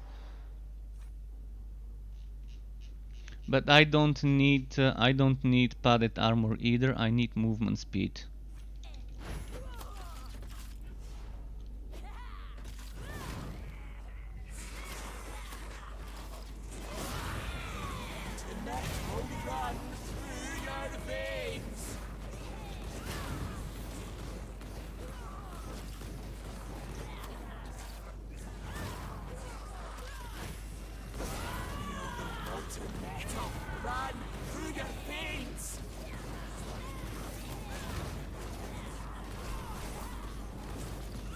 Okay, I think I'm going the right way.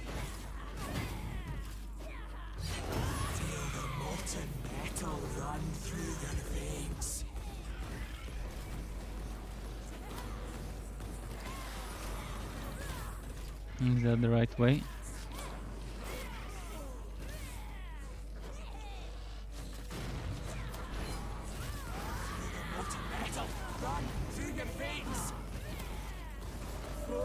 And that's where the boss is, maybe. Oh no, that looks like a chest zone. Doesn't look... Oh no, never mind. Here it is, the boss fight.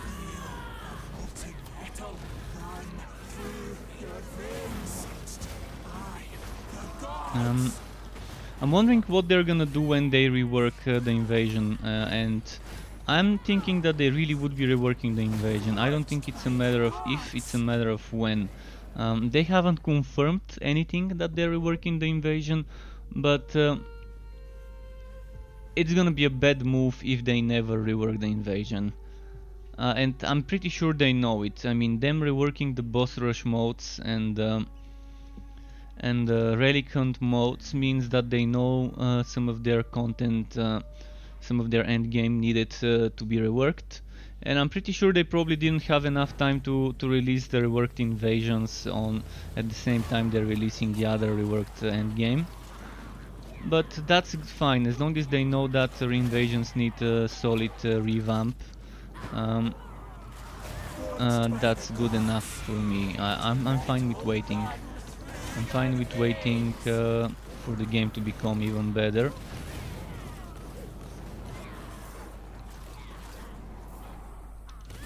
But right now, having to restart all those ranks is just starting over from super easy enemies when you start a new rank.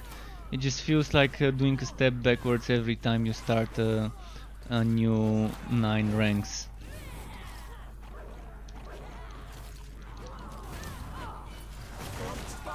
But being able to increase the difficulty of each node to something that you want is nice. I mean, they can still have those nodes with minimum difficulty, but I'm thinking that the way they're gonna rework it is they're probably gonna allow us to pump up the difficulty up to Chaos 10 on nodes that normally don't have Chaos 10.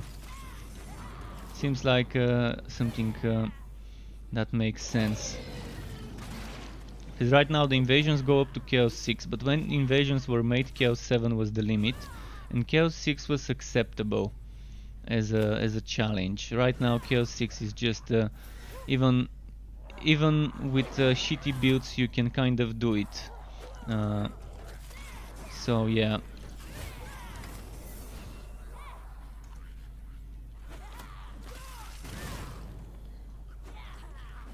But I need those rings on Kiwa. I need those rings to do certain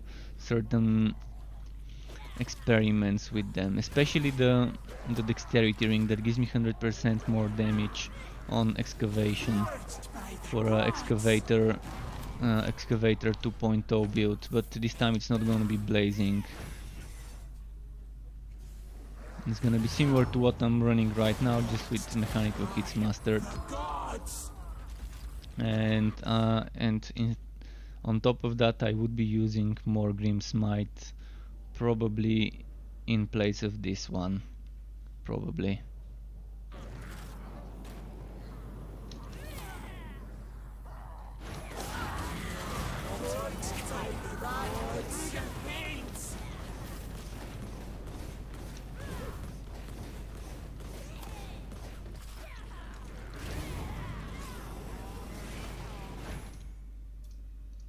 You can see how boring doing this is. And there is no challenge at all. Even the boss fight that I'm gonna do now, even this one doesn't feel like it's a difficult thing to do. I'm gonna try and rush towards the rings.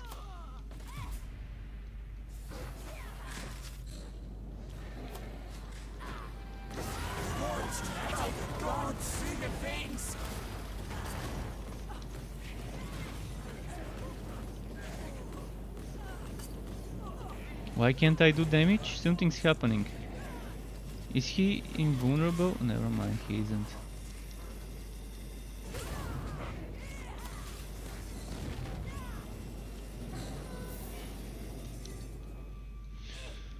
Okay.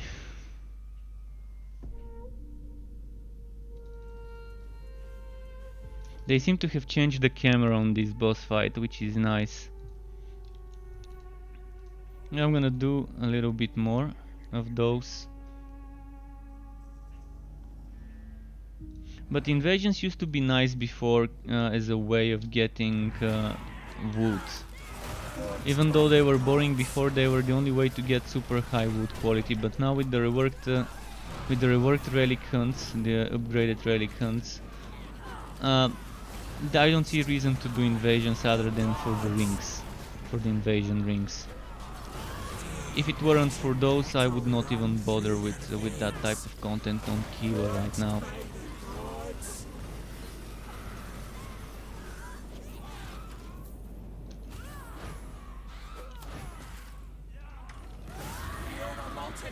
And they did say they have something special in mind, something special in store for us, and to wait to hear more for them later this year is what they said. By later this year, I don't think they're assuming autumn. I'm hoping it's gonna be in the summer, so maybe July or maybe August, the latest, is when we're gonna hear more about the future of the game and what the next update would be. But them calling it special means it's gotta be a big change. Because I wouldn't call a small change special. Is it gonna be a new hero? I would love to see a hero like Saltspire, Victor Saltspire in Vermintide 2, for those of you who may not know it. He's, I think, Witch Hunter, is it called Witch Hunter? And he's using rapiers and a pistol. And I would love to have some more of an assassin stabby guy with rapiers and well, we already have Kyo with pistols, and Conrad also has Pistolier as a skill, but I wouldn't mind another hero using pistols. I wouldn't even care if they reuse the models that Kiwa uses as his pistols, if they wanna save on development and then maybe eventually develop different type of looking pistols. But I would love to see a guy like that in Chaosbane. In fact, when they were announcing there's gonna be a new hero, I never imagined an engineer. I thought we needed a stabby person, because we don't have a rogue, we don't have an assassin. Alessa is a rogue, a scout, but she's a ranger.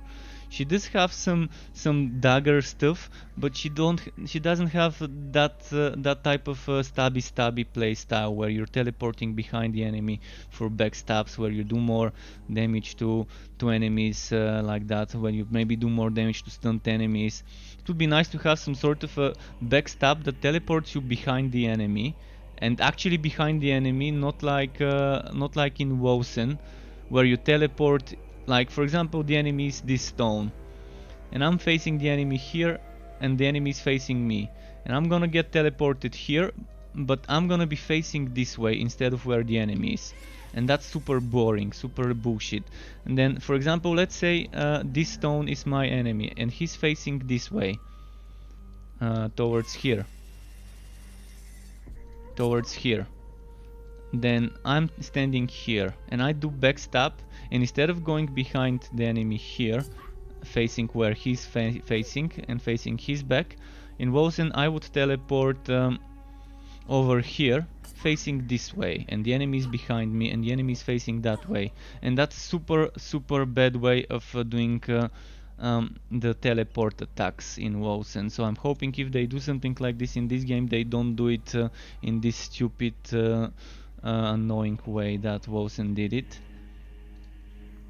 But it would be amazing to have stabby class with rapiers and maybe rapid strikes, rapid piercing strike thingies, you know. I'm not sure if you know what I mean, but in many games there's that attack where a character does a lot of fast stabs, like in some sort of a pattern in front of them.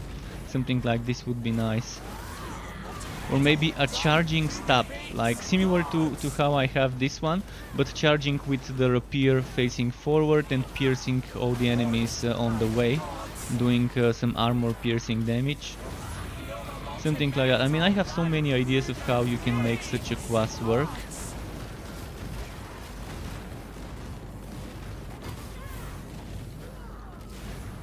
You can even make him some sort of an alchemist, having potions that that he uses to spread poison on the ground, or to spread fire on the ground. So you can have that potion or flask.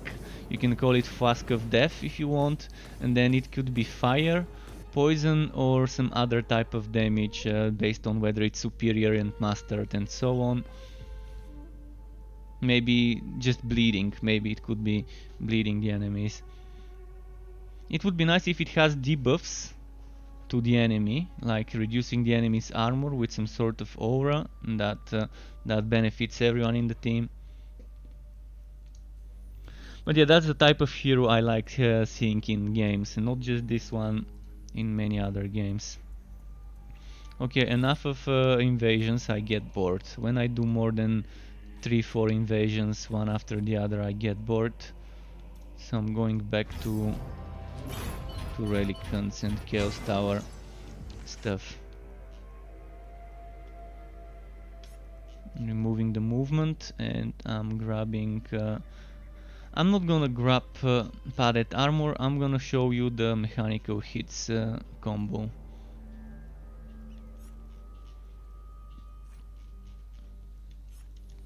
Wait, what did I just remove? I removed something.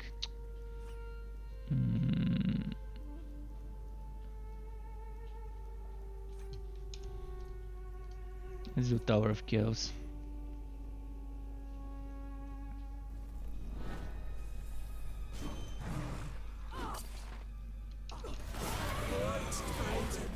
So mechanical hits mastered as long as I'm channeling excavation, it's gonna be owning everything. You see how quickly I melted this enemy.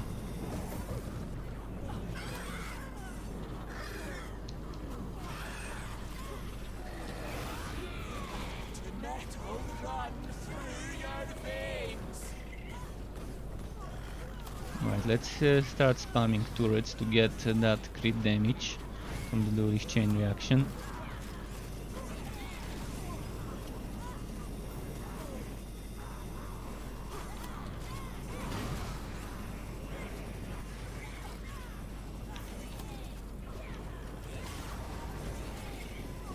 Wait, am I on Chaos 9? Yes, I am.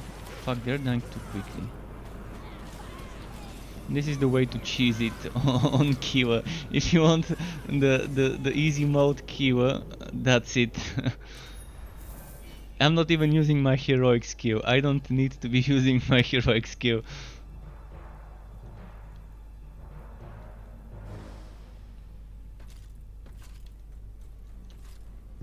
Mm, did I collect? There we go, 1 point. I'm gonna do a few more Tower of Chaos runs just to get those coins.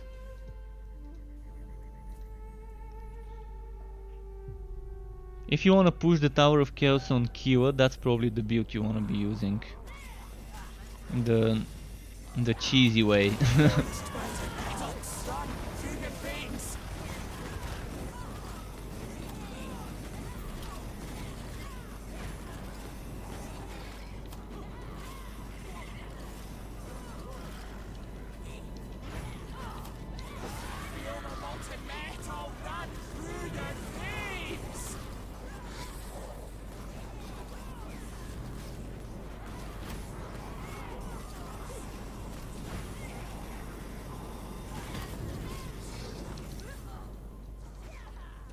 Okay, let's stay here.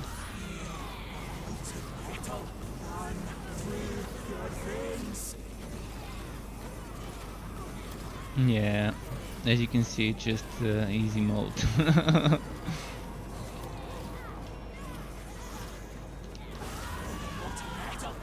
I can even go on Chaos 10. I'm gonna do the next ones on Chaos 10. Just to show you that even Chaos 10 is not gonna be a problem for this one.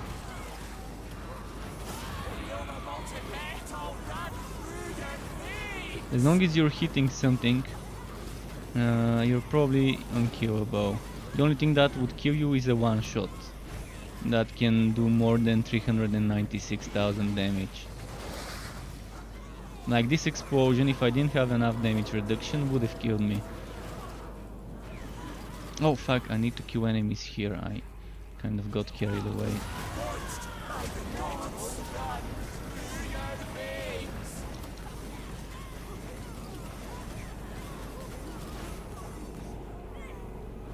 Come on. This one's beefy.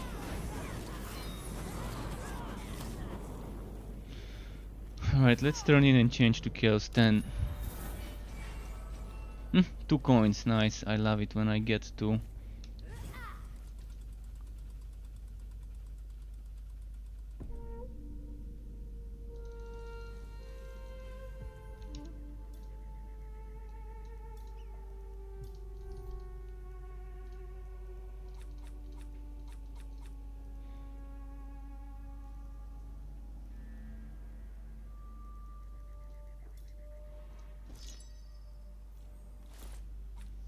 And let's go. Chaos 10. Do you wanna see how far I can push it?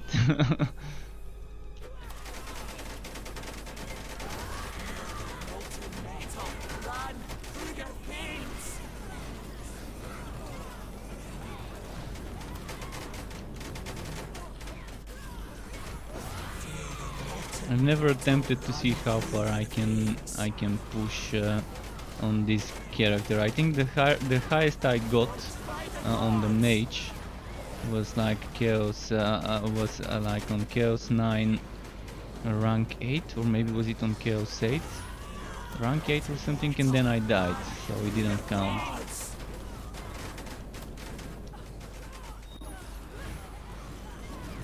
But on Kyo it's probably the easiest to cheese it and go like on Chaos 9 or 10 up to like rank 30, 40.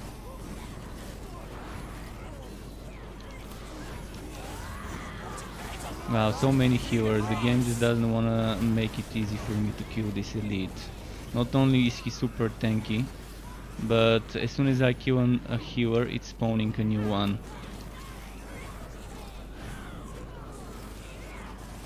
And now the healer's there. And if I kill it now, let's see.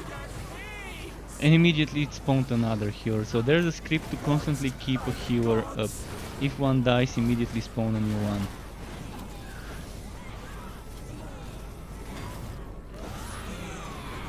And now there's 2 of them. And they're annoying because they're doing a lot of healing if I don't kill them.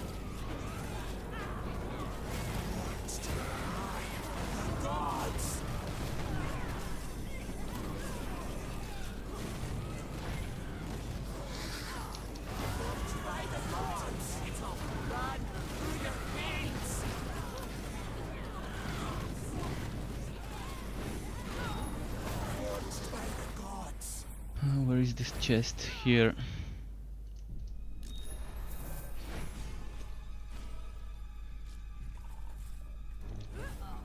Whether this was worth doing on Chaos 10, it wasn't, but it was just to test.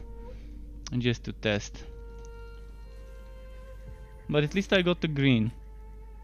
But it's not that this 300 extra wood quality helped me get the green. It's just a coincidence at best. Powder carrier. Alright, let's do another 2 runs of Tower of Chaos, and then we can do some relic hunts.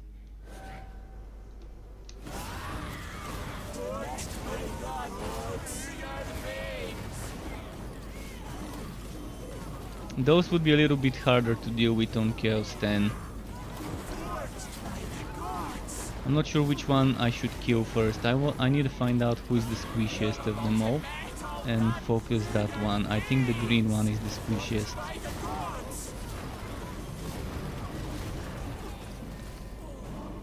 Ah, 2 damage, fuck.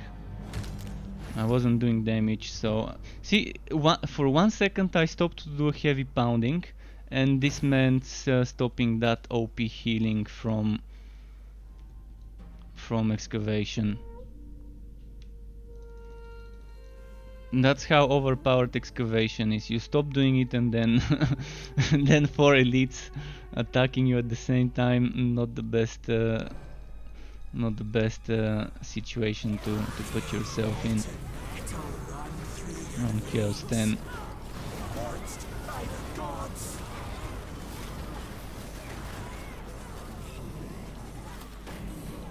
Ah, fuck, a mage. Fuck. Didn't even see him. And now I'm stunned.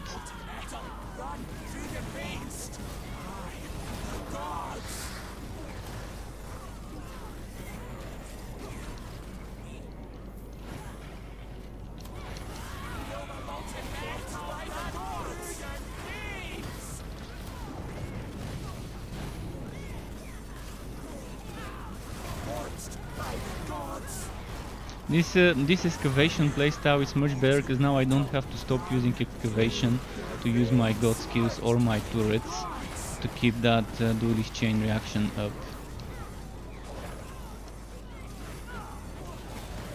I wish I could use my hammer while using excavation, but then that was gonna be too OP. It's OP enough the way it is, I guess. Would have been too much to ask.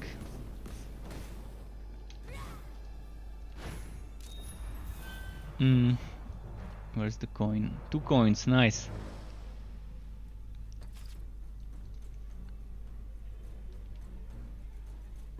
Alright, 1 more completion. As I said, I wanna do 2 more.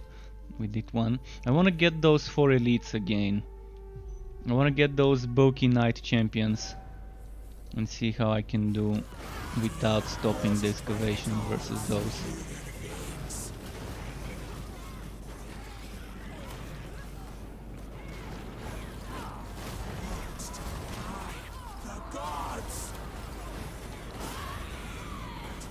What's this? Killed 150 enemies, okay.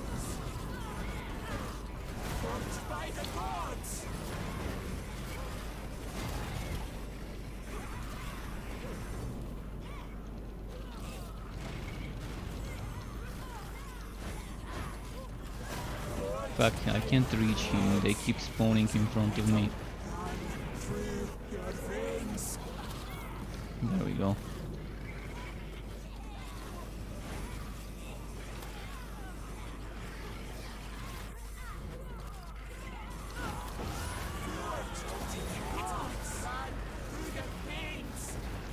And this one's done.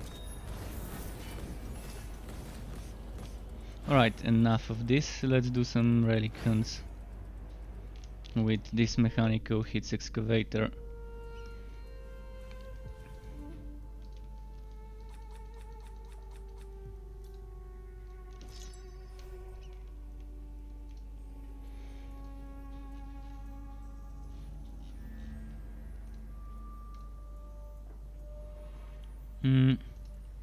This won't affect me if I'm going for excavation build.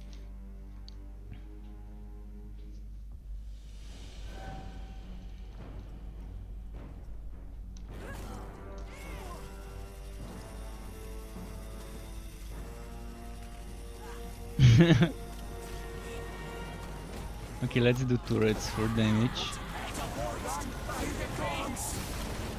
For crit damage, I mean.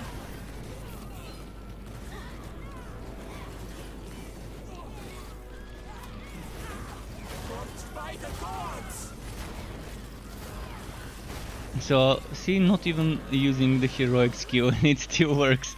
That heroic skill, I might as well just remove it from the bar there. What can I get instead of the heroic? Hi Shims PC, welcome back to my channel, nice to see you. If I remove my heroic, I can probably put bombs. I can probably put bombs there. I wanna see if I can cast bombs. Wow. Wow, channeling. I'm gonna quickly remove Engineer of War just to test whether I can do bombs while channeling. No, I have to stop. I have to stop doing this if I wanna be using the bombs.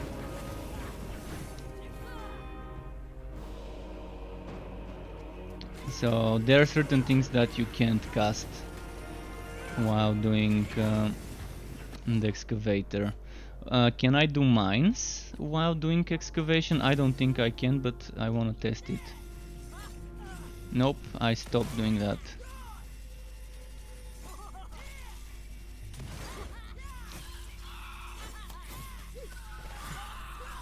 But it's fine, you can stop for a second and you can still do it. Alright, let's go hunt some stuff. What else can I test? This definitely won't work. This won't work. Yeah, the only thing with cooldown over here is makeshift automaton. The rest is not cooldown stuff. I mean, this is cooldown stuff, but it's also an energy cost skill, so it counts as an energy cost skill, not as a cooldown skill. This is the cooldown, but I'm already using that. There's not much else you can do there. I can probably add another god skill. I can probably add another god skill instead of the heroic. Let's quickly check. Can I be using this and do... He stops. She stops. And this one she also stops. Oh, so actually she does stop to cast all the other things, but once she's done, she continues with whatever she was doing. So she doesn't break her momentum to have to recast the skill. I can just hold my mouse and do this, and then just do number 2, and that's one of the changes. So should I try and use experimental explosive instead of the heroic heavy pounding for an excavator build, or maybe the bombs? I'm thinking the bombs would be the better option. But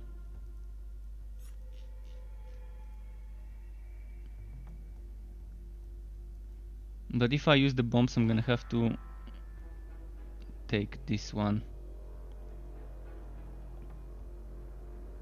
But I'd rather keep the armor piercing, and then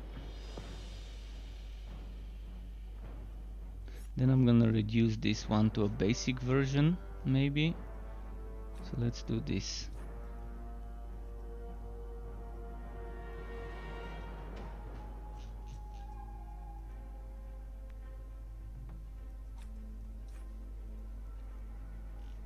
I think that's fine. See, that's a weird build. That's the equivalent of a weird build, not using the heroic skill that you're given, just to cheese it some more.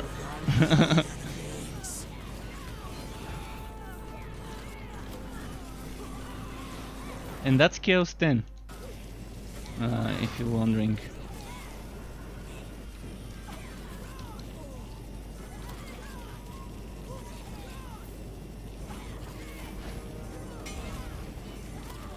So people would be probably, what the fuck, why no heroic skill? Well, excavator builds don't need heroic skills. Mechanical hits excavator is just... it's in the cheesy way.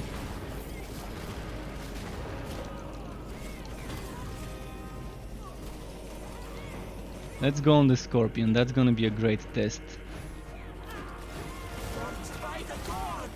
Can I survive without heroic heavy pounding on the boss? Because heroic heavy pounding doesn't give me any damage reduction, it's just damage. But that one's also damage, so you can see damage wise we're not suffering at all. In fact, that might be more effective than the pounding setup.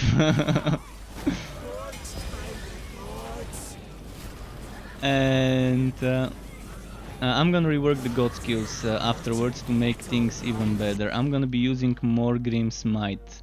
Oh, I've got more Grim Smite.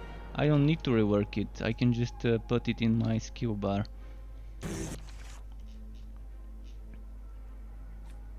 Here, there we go. Now we've got things working the way we want. See, what this does is, I'm gonna try to explain it quickly. So when we activate it, it's a toggle on-off switch, and during the effect fire damage burns enemies, physical damage inflicts bleeding, and we won't lose the overheating explosion. We won't lose the overheating, it won't explode. So this is fire damage, so it means it's gonna be doing burning. We don't really care about the burning, we care about this extra 30% damage and that we get. Yeah, we do lose health regeneration, but we don't care because we're draining life a lot. And this makes this damage reduction work very well. And then there's... where was it?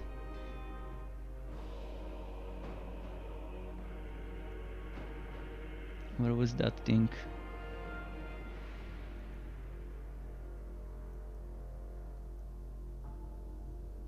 See, this deals extra damage based on overheating level. This is the one that goes amazingly well with it. And this one, damage taken reduced. We don't need the mastered. This one's good enough to get that 20% damage reduction. So basically, that's the immortal walking chainsaw. As long as you're hitting stuff, you're gonna survive. Let's go find the boss so you can see what I mean.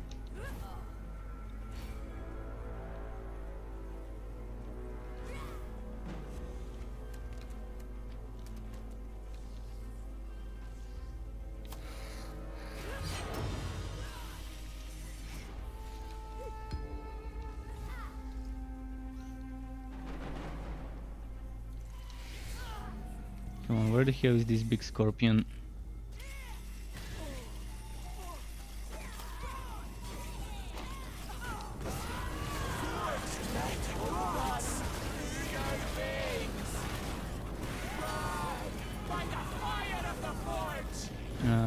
Come on, it should be nearby. Maybe this way? No, that's a dead end. And that's the weirdest layout I've seen on this map. The weirdest layout I've seen on this map ever. It's either that way or this way, and I'm thinking to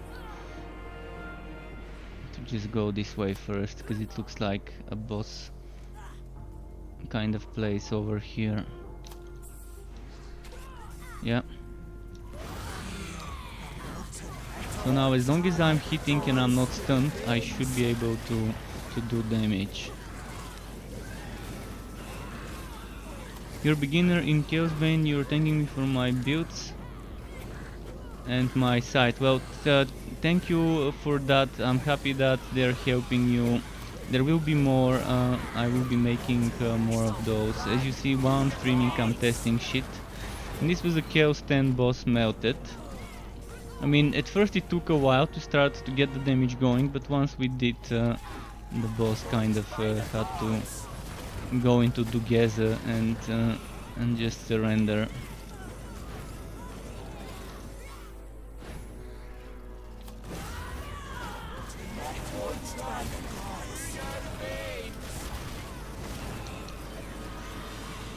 And this is the weird build for the melee set, without using a heroic heavy pounding.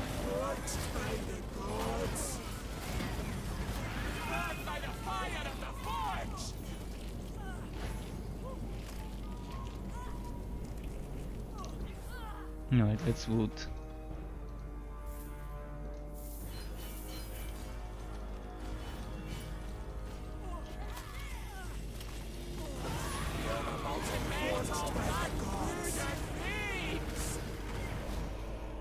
So that's probably the strongest build on Kiva right now. I avoid using it most of the time because it's too strong. It's too strong, and yeah, might be a little bit too much. But I think it's too strong only because of a bug. I think there's a bug with that health drain on Mechanical Hits Mastered. Because without Mechanical Hits Mastered, it's not gonna be that great. I can try and show you. Let's go inside of a map and show you what I mean. Let's just do boom boom boom boom. So I'm gonna quickly show you with Mechanical Hits Mastered, and then I'm gonna go ahead, remove that passive and see if I can survive without it.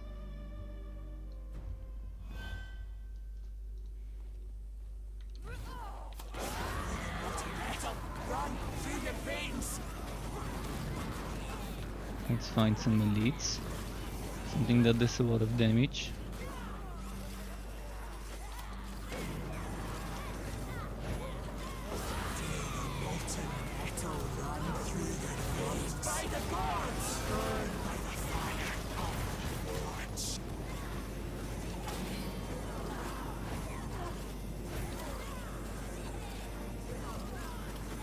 Alright, now let's remove Mechanical Hits Mastered.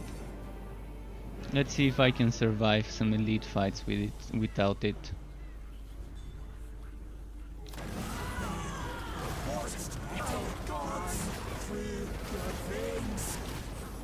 You're seeing I actually had to use my potion now. I actually had to use my potion. Yeah, see, as soon as I removed this, it was insta-gip. Insta-gip, kind of.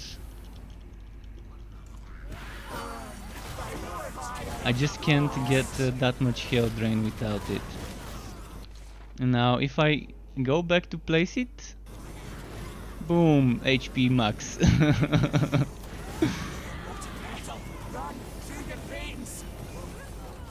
And it's not that it does that much damage with it, but it does that much health drain with it.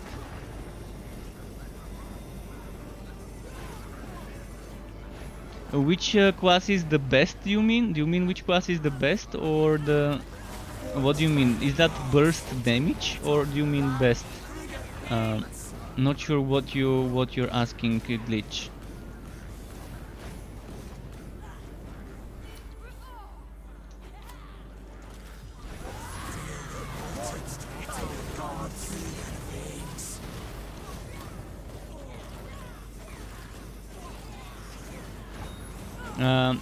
So do you mean the class for the most burst damage, or do you mean the best class? Because for the most burst damage, probably a melee Dragon Tamer mage can do a ton of burst damage.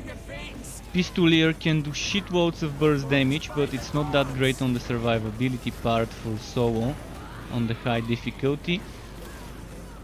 This one, as you can see, is doing decent damage. Bragi is great on a crit monster setup, on a Strike of the Anvil setup.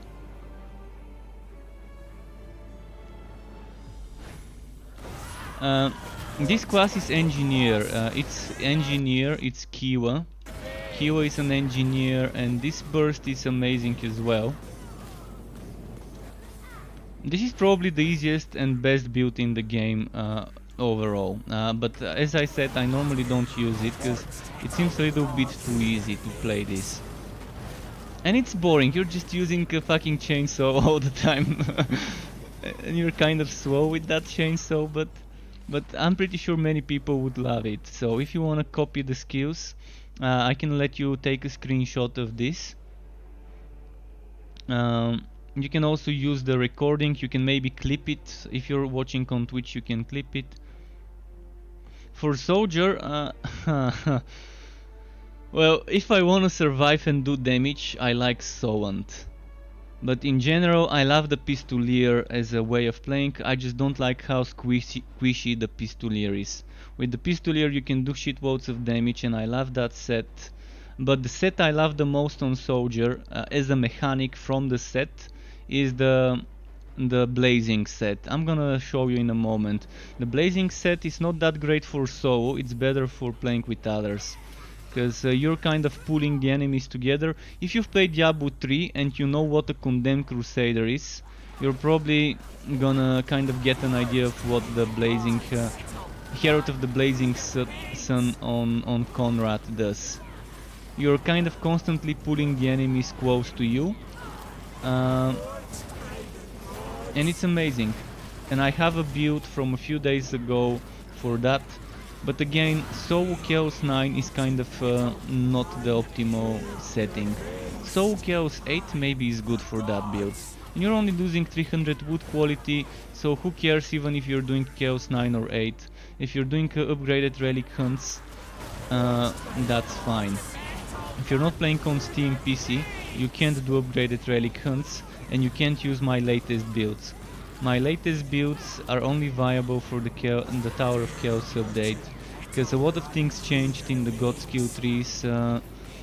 Things were moved. You can get certain things from different places than you used to before.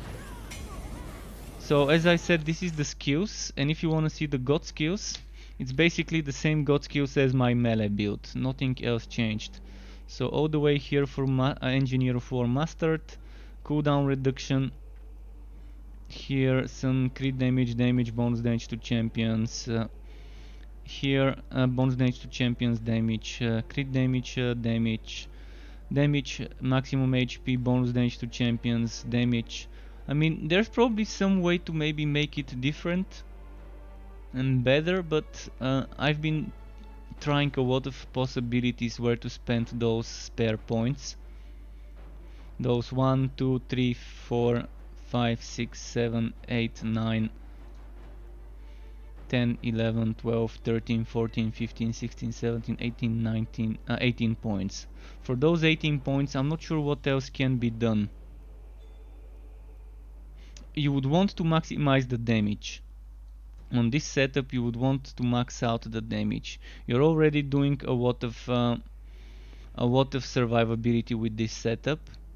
You don't need cost reduction and energy, so that's why I went for damage to champions. Bonus damage to champions seems to be nice. In fact, we can get 2% more bonus damage to champions, so we can remove those 2 points. I just figured this one out. Remove those 2 points. You're losing 3% damage, 3% HP, but you can get 3% damage and another 8% versus champions. So that's something I just realized would make the build better, God skills wise. What else can we do?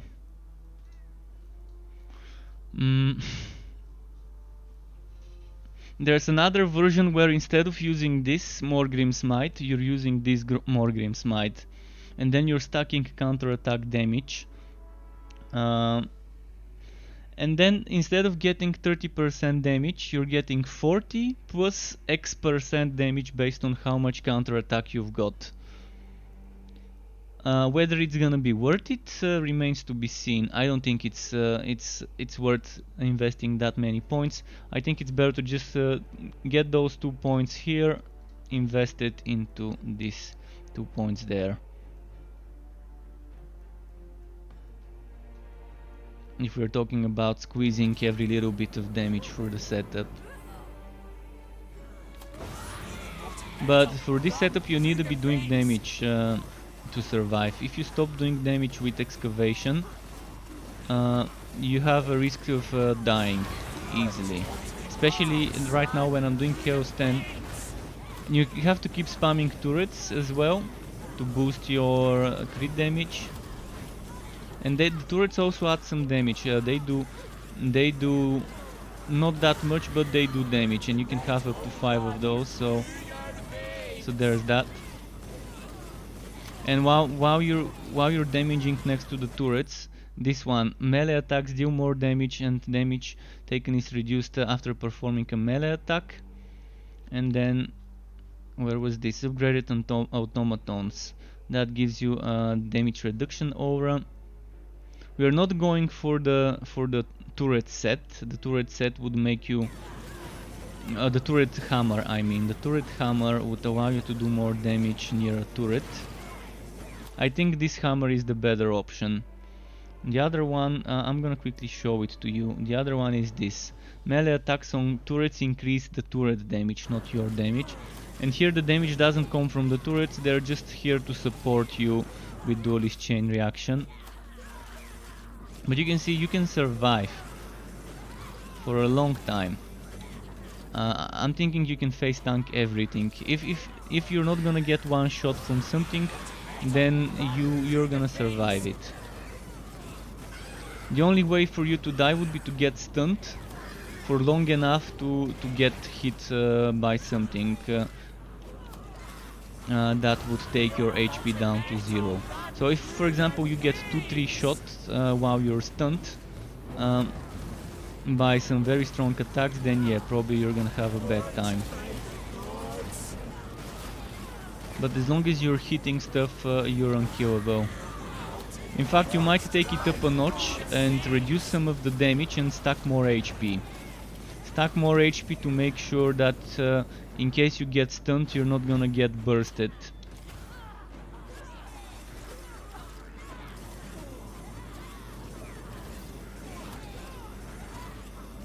But even in the previous update there was a version of this build, and I didn't make a build video for it because I didn't think people would really want that super OP cheesy mode. But I'm gonna make it this time. I'm gonna let people know about the cheesy mode.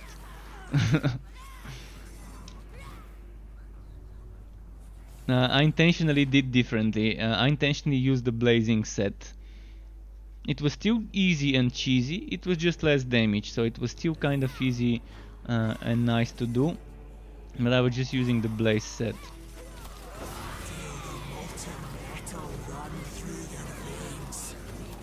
But the melee set is the one you want to be using with Excavation Mustard and Morgrim Smite and all of that. So let's see if I can survive this. Look at how many enemies. And my HP is constantly getting reduced, I think, so the more I delay this, the harder it will be.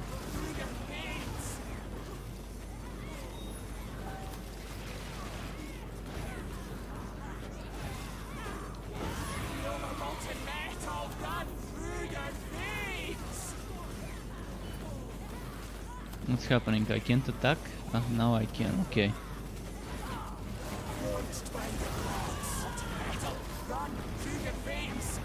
Whether there's lots to do in the game, it depends what you're expecting. If you expect this game to have as much endgame variety and activities as Path of Exile, well, that's not gonna be it. If you expect it to have as much as Grim Dawn, it's not gonna be it. But it can stand up to games like Wosen in regards to what you can do once you reach the end game, once you max out a hero. First of all, it's not fucking grindy as Wosen. It doesn't take 3, 4, 5 months to reach max level 90 on a hero, like it is on Wosen. After level 80, Wosen becomes a nightmare to level up on. So it can definitely stand up to Wosen in regards to endgame variety and how much there is to do after you reach 50. In regards to build variety, it can also kind of stand up to Wosen. There may not be that many builds, but there's more viable builds than Wosen can offer you. Every hero can have at least 3-4 builds that would be fine to do Chaos 9. And Chaos 9 is more than fine when it comes to farming items. When it comes to itemization, this game, for example, compared to Wosen, well, maybe not as good in regards to variety of items, but in Wolcen there are so many useless items, for example. And I'm intentionally comparing this to Wolcen because Wolcen is the closest thing to this game from the others in the genre. In regards to fast-paced combat, smooth animations, and in regards to how little endgame activities there are when you choose what to farm. This game actually has more endgame activities than Wolcen does. This is a very nice road red ring. Might keep it.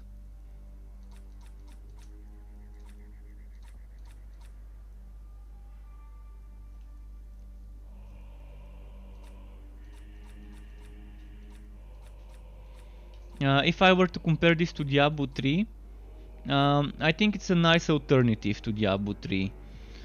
There are some things that I wish this game had that I can do in Diablo 3, and that's rerolling my items. I really can't wait for the developers to finally decide to add an item rerolling system to help with min-maxing, because I might spend a year without getting that one perfectly rolled item that I want as a ring or as a necklace. And it's just terrible. It's terrible, terrible RNG. You might end up getting 200 of the same item and not even once get all the stats you want on it. In fact, getting even 5 out of 6 stats being good is kind of unheard of sometimes. And I think having a rerolling system like Diablo 3 would be just what this game needs.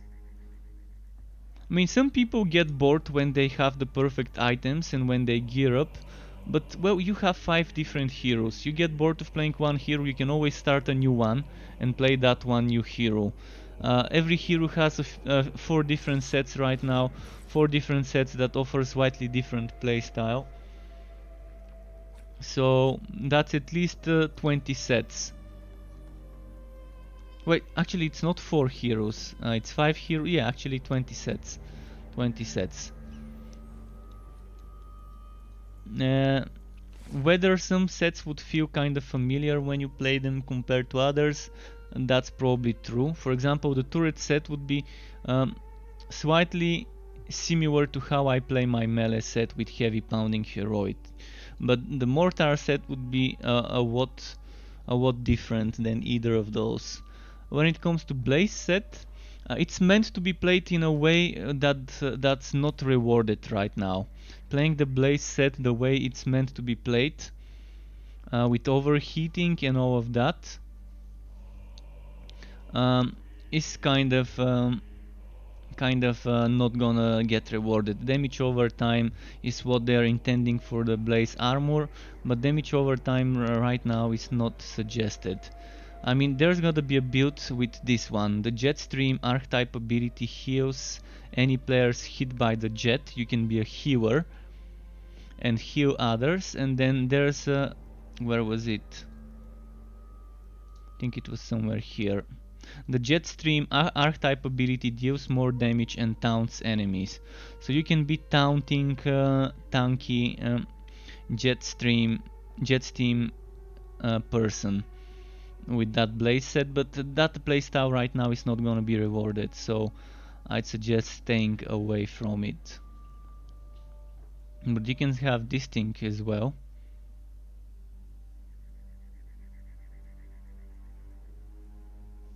Stackable damage reduction bonus and a damage over time bonus, which doesn't seem to be stackable. Counterattack builds would be interesting, and for a counterattack build you would want to be using this, Morgrim's Might, Mustard.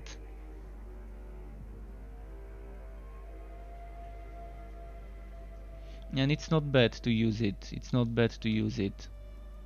I can try and make one such build. Does anyone want to see me try and make one such build? Let's try and make one such build.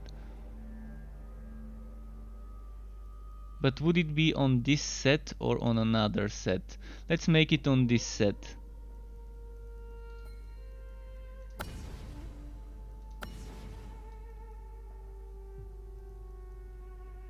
So let's see where I wanna be getting the counterattack damage from.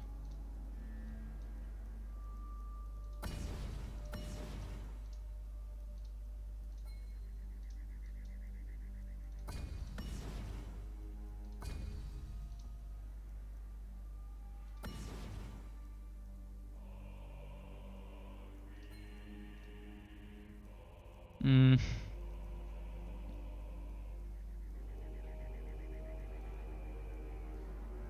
We didn't get that much counterattack damage. See, before the counterattack damage used to be here, but they moved it. So now I'm getting 110% counterattack damage. Whether that's worth it is a whole other question. So what I'm gonna grab now, I'm grabbing my items from here, equipping them on this set.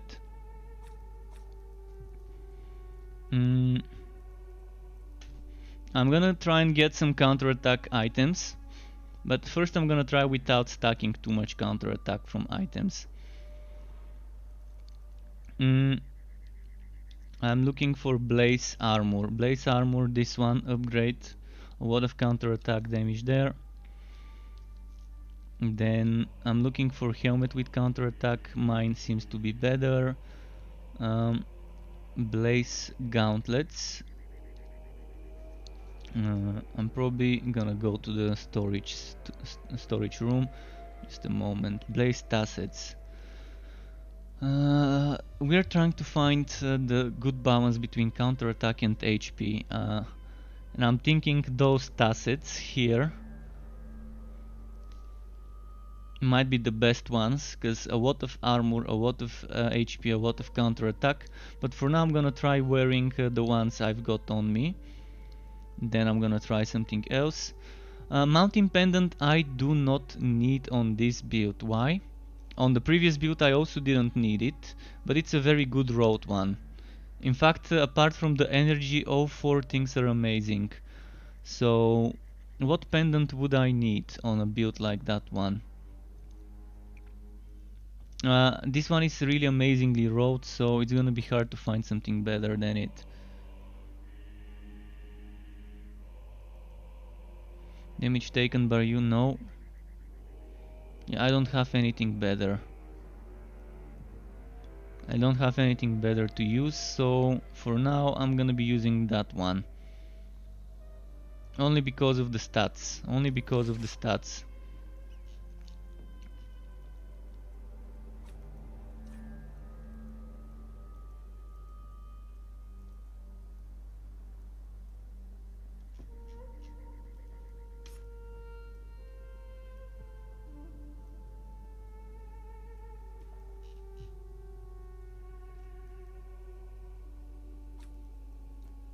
Ah, not enough points. 2 points.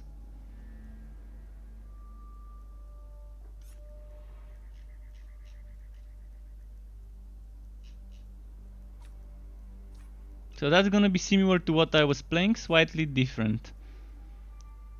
So I'm getting 34% more damage. Because the other one was 30% damage, this one is 40 plus another 24 based on my counter attack. But I'm losing 250% damage from the melee set. This melee set gives me, when I get those 50 stacks and I keep them all the time almost, I get that 25% damage reduction and 250 damage. That's why I think this one is the better option. But right now let's just play with this.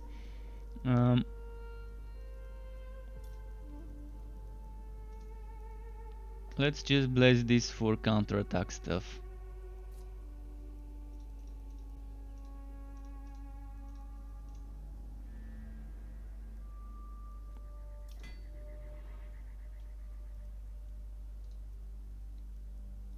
Okay. So how did this skill change?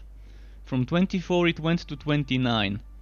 So each piece of equipment we bless with counterattack would give us 5% damage. It doesn't seem like much, because to get that 5% damage I lost between 3.6 and 4.4 thousand damage based on how much HP I want. So losing 4000 damage flat doesn't seem like a great idea. What did we lose here? I'm thinking something was supposed to be there. Overheating runs damage bonus, that's pretty nice. That's gonna be 30% extra damage. So we're gonna have to do something about it. First this one. This one we don't need to be in the way it is. Move mountains. I really wanna put move mountains there. And then we've got that one, we've got that one. But okay, Sean, nice to see you here, Sean. And have fun until next time to you as well. And I'm gonna keep doing what I do, experiment and get shit done. So we can get more damage here when overheating. Ah shit. One more point, really? One more point.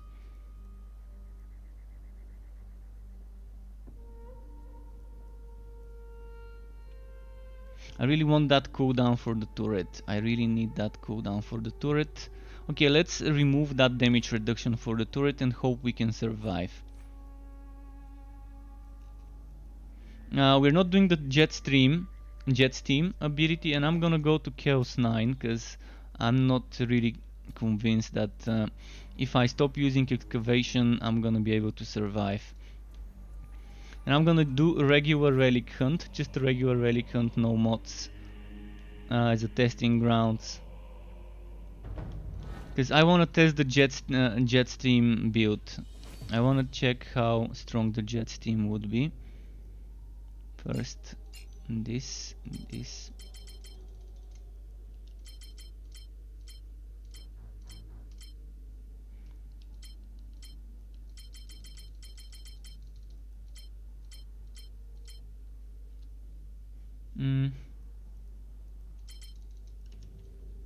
Okay.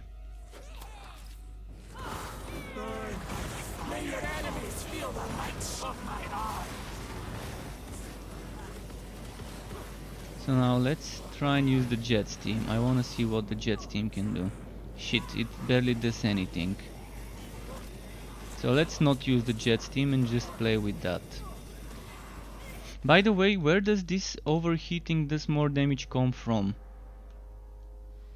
I'm getting this passive from somewhere and I don't know from where. Oh, it's this one. That makes me wonder if I wanna grab that one and make that melee damage build from the melee set. I think I can make that melee build I was playing earlier better by grabbing this one. I'm losing a lot of cooldown though, but since I don't need the cooldowns as much as I need the other stuff, I don't need to go all the way here on the melee build. And I can just grab Engineer of War, the basic. This one really does help with 20% armor piercing. It really does help, but I think it's gonna be overall better if I get another 40% damage. And then getting this with 20 something percent damage. But you saw earlier on Chaos 10 the other build was more than fine.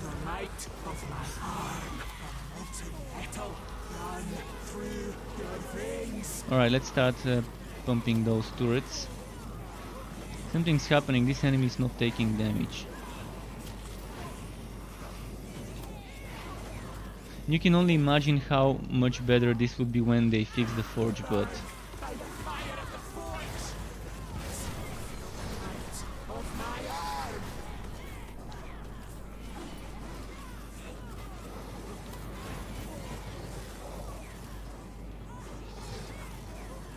I'm thinking instead of going this way, I'm thinking of going this way for counterattack. And then using Engineer of War Superior, which gives me movement speed. I'm not sure whether this gets boosted with movement speed. So if I have more movement speed, would I be moving faster with this?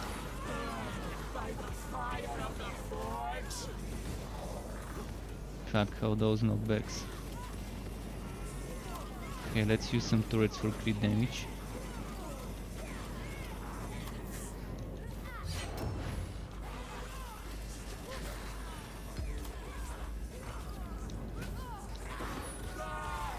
I did always want to try after the last update to see how stronger the counterattack stuff would be on Kiva. Before it wasn't that much stronger, but now I think based on the counterattack we get from certain things, maybe it might be okay to spend a little bit of counterattack blessings on the item rather than only damage and HP. The jet stream doesn't seem to be strong right now, and if I were to replace this and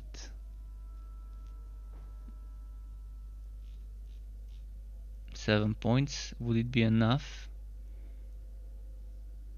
I don't think it's gonna be strong enough, but let's just quickly remove that one just so I can have the points.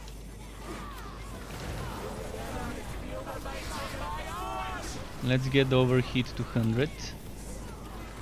It's 100 now. Yeah, it's shit. It's shit. It's not even doing a million. It's not even doing a million. And if it doesn't even do a million, then look at that. It's just not worth it.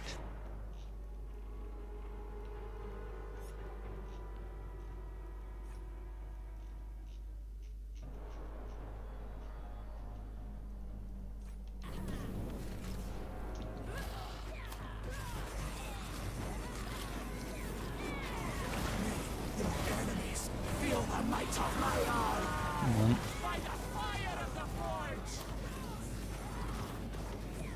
So the next thing I'm gonna try is the other source of counterattack damage. Let's leave this. So we're doing slight changes. We're not gonna be using this. First of all, my counterattack damage right now is 110%. Without this, it's 0. If we go this way and this way, 90%. Fuck.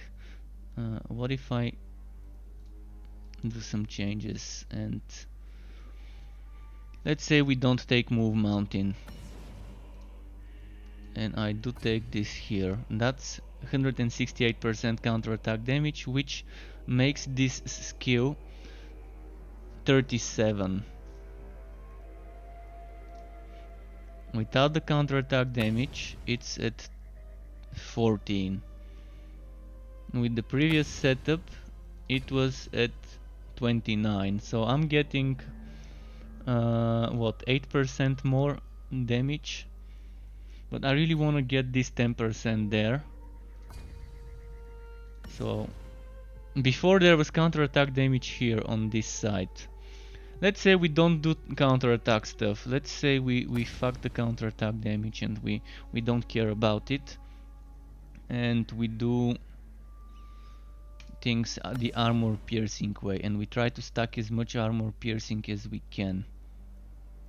There was some armor piercing here if I remember, 6%, fuck, that's far away. But I got some crit damage. I got some crit damage here. And let's say I remove Move Mountain and get some more crit damage and armor piercing here, 6%. Okay, now what I want to test is crit damage 160. So that's 40% crit damage.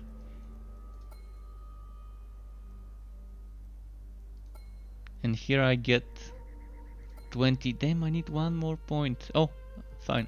There we go. We have the points. We have the points I wanted. And then we can get more crit damage, or we can try and get more damage to champions. 8% bonus damage to champions would be better than 20 or even better than 40% crit damage. Just keep that in mind.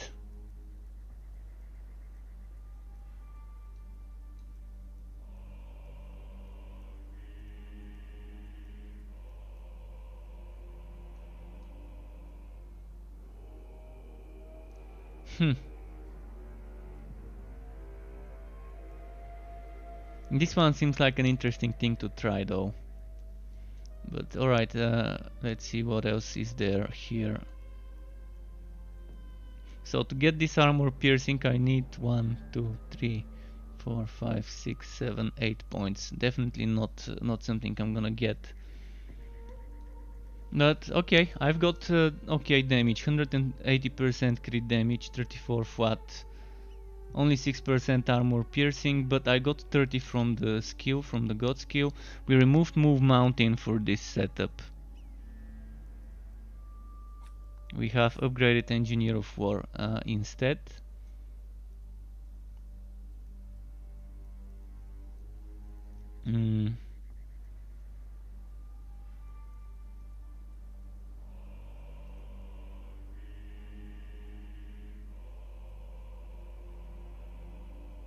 Physical damage inflicts bleeding. Well, we're not hearing about that.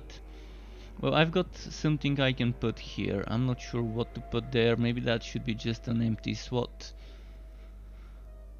Yeah. We can just leave it empty.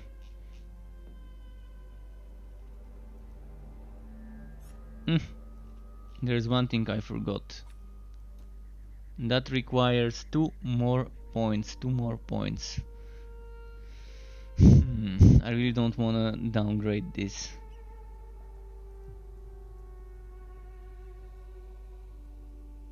Armor piercing 50%. This one 25%.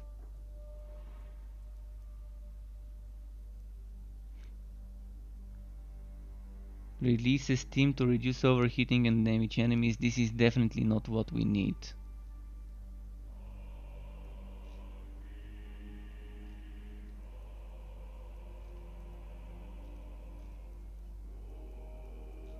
So let's say I remove this one. That's 20% damage that I might be losing though. Is it worth it to get that 10% damage versus that 30, 40 versus 30? This would be 10% extra damage all the time, and this is 10% damage 50% of the time extra, and the other 50% of the time 10% less. So I think overall this is better. The only problem is I'm losing the damage reduction half of the time, but that's fine. And now I have storage for another passive, which probably crit chance would be the best option. Crit chance passive. I would have used this one if I had points.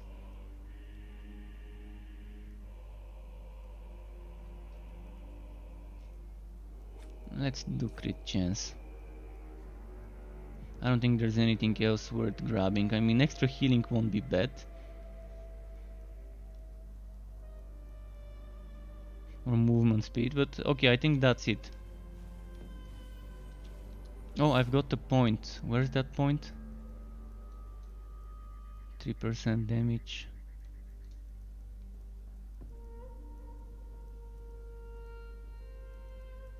Well, there isn't much we can grab.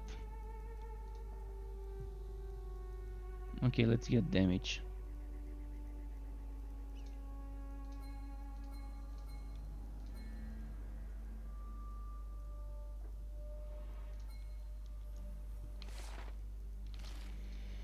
Let's go to Chaosbane.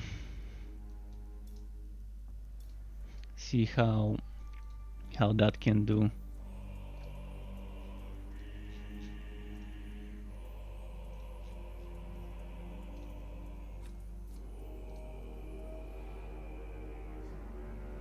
Right now I'm just trying to compare it to using the melee set and using this one. So I'm gonna go on the melee set with the exact same god skills and skills, except I'm not gonna be using Gelatinous Punch, which shouldn't be doing much to me.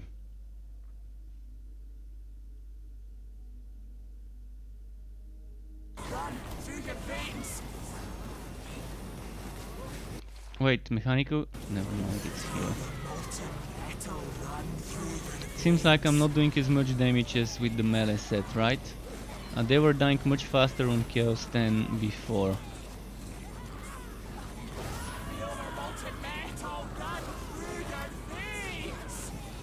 But as I said, I'm losing 250% melee damage.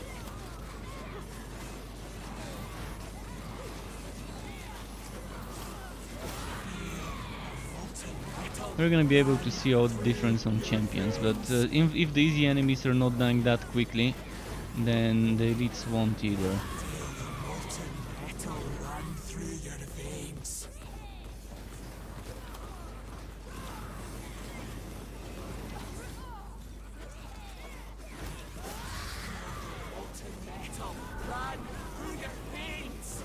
Let's see.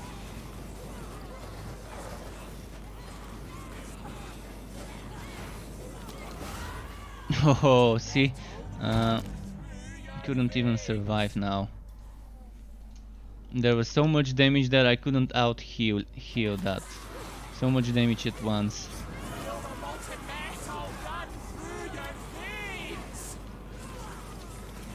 You can see I get like 200,000-300,000 HP in seconds, but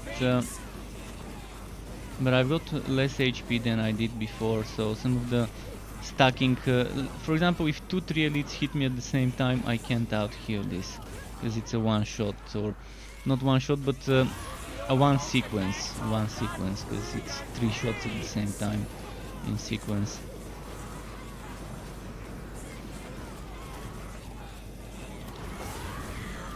That's why I still think it's better to play the melee set.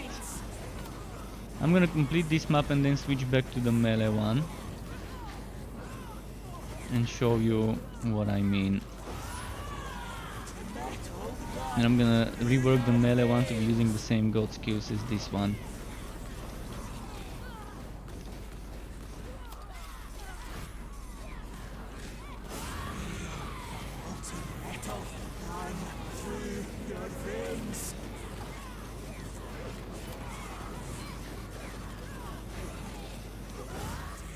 Oh yeah, I'm not even gonna finish this map. Let's go back to the melee set. That's also damage reduction I'm losing from the melee set, 25% damage reduction. So let's equip all that stuff and let's replicate the build. First of all, we're sacrificing this. We are not going here. We are, however, doing this. And then we're not taking move mountain, which again is damage reduction that I'm losing, 20. So that has to be kept in mind.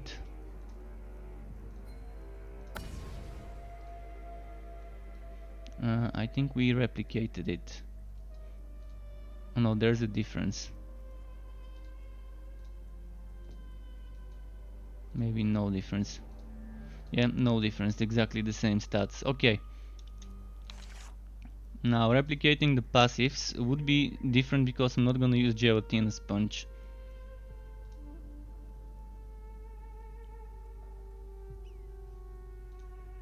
I didn't have overheating radiator on this build, and that was a huge blow to the survivability.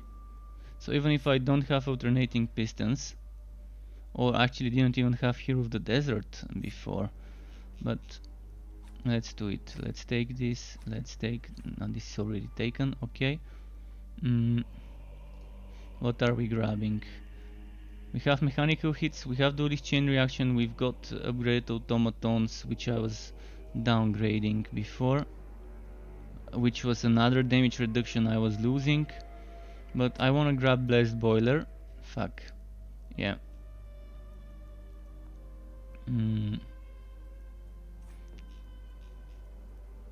How am I gonna get this?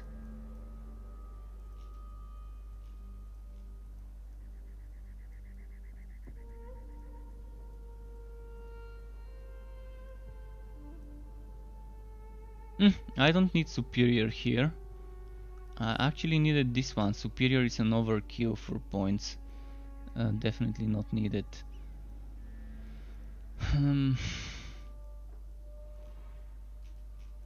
2 more points. How am I gonna get 2 more points?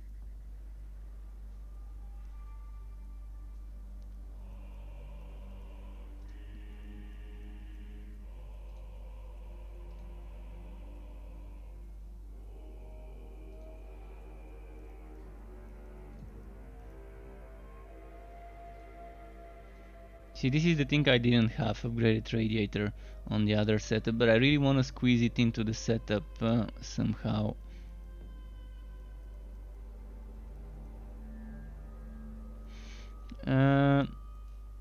There's gonna be a change, maybe this change.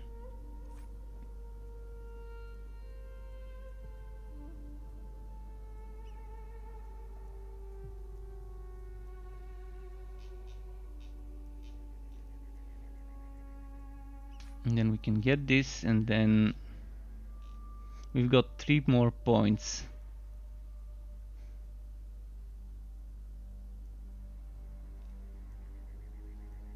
Three more points for maybe...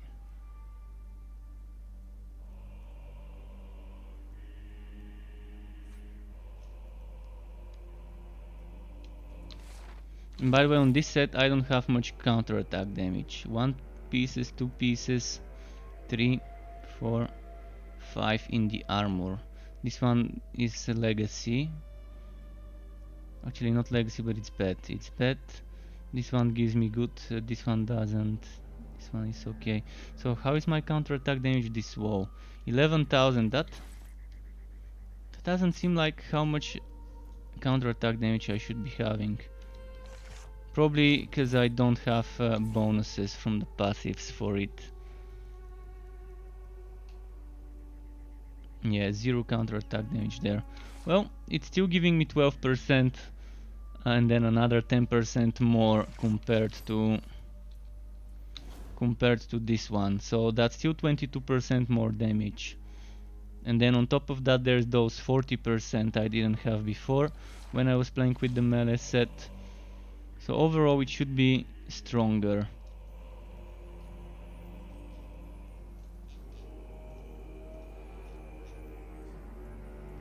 Alright, this should work.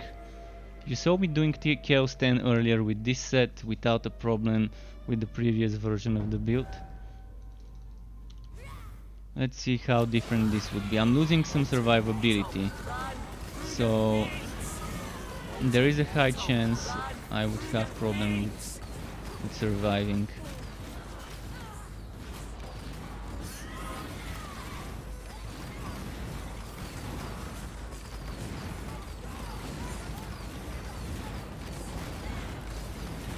I lost around 50,000 HP by reworking the god skills. Now what I need is to get the overheating high enough to get all that damage reduction from it. Now quick test, I'm gonna let myself get hit by this, and it one-shot me. And I don't want cases where this can one-shot me. I want to have enough damage reduction to be able to soak up the damage.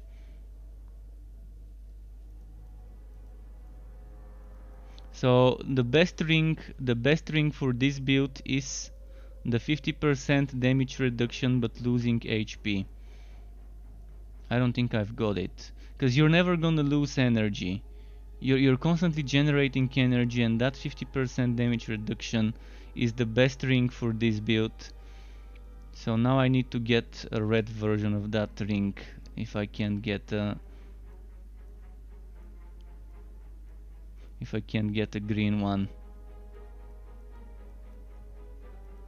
But that's constant 50% damage reduction, and you're never gonna run out of energy because you're constantly using your energy generator.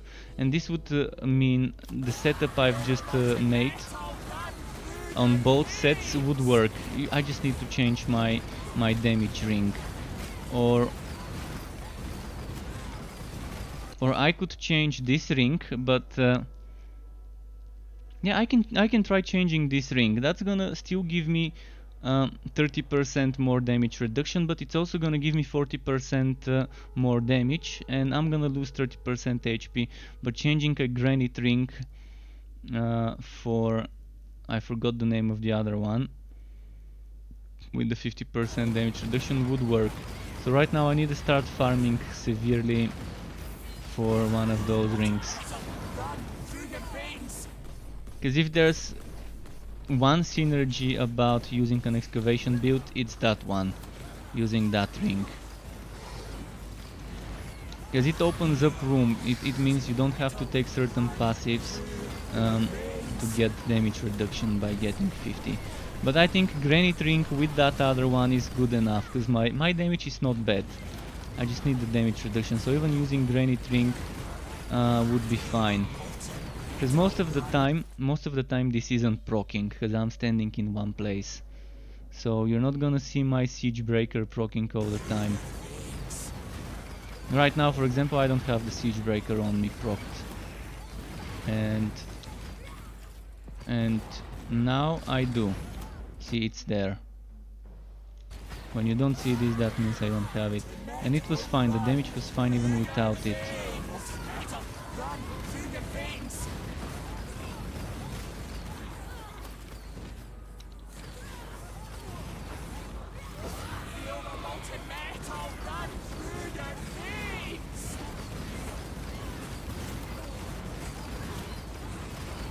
Okay, that seems to work nicely. So hopefully I can get this ring soon. I'm gonna try and do some farming on Chaos 9, so it would be faster to try and get that ring. I've not even gotten it once. Not even once has this shit dropped for Kiwa. This is how rare it is. And I've been playing since Kiwa exists, and this thing with the 50% damage reduction exists since the update when Kiwa was added, if I'm not mistaken. I don't think the Forges was the second update with that ring. I think it was the first update, was the update where they introduced those rings. I might be mistaken, and they might have existed since Tomb Kings, but I didn't see it drop there on any of the heroes. But maybe it was just super rare back then if it existed.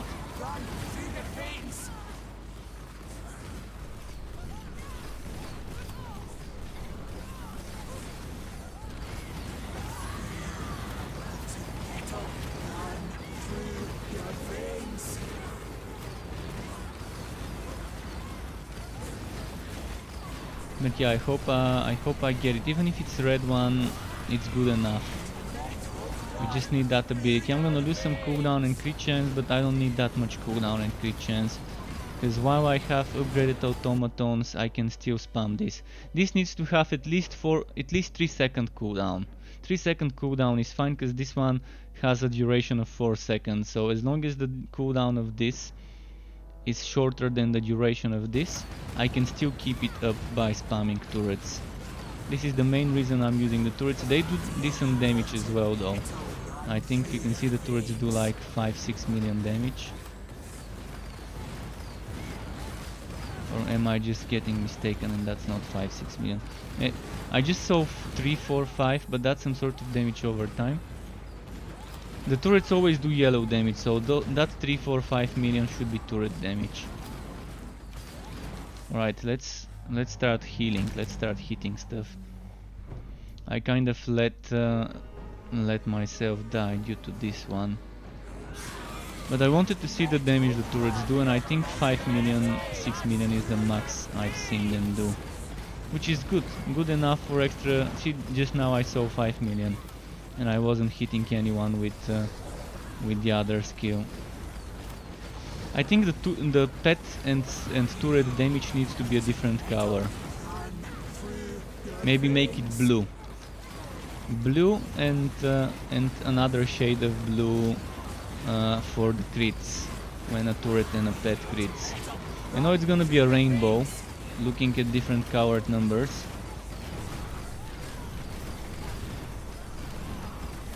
But it might be nice to have it there. Probably blue with a black outline. so it doesn't completely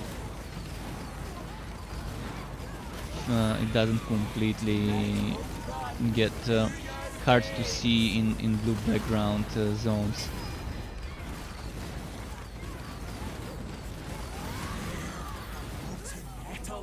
Or maybe a gradient between blue dark and blue light, something like that with a black outline might work well. But even if it's just blue, I think most of the maps won't have blue backgrounds, and we would be able to see some sort of cyan, sky blue numbers for the non-crits, and for the other crits some sort of different shade, maybe darker.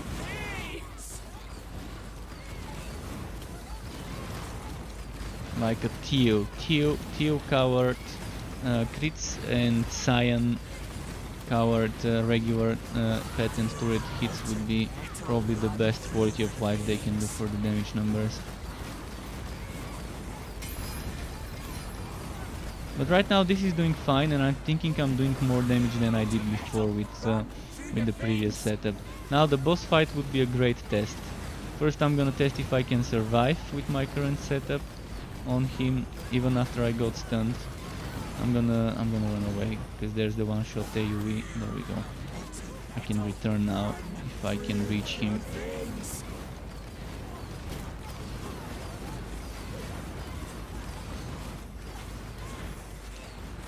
Now he comboed me. I managed to survive.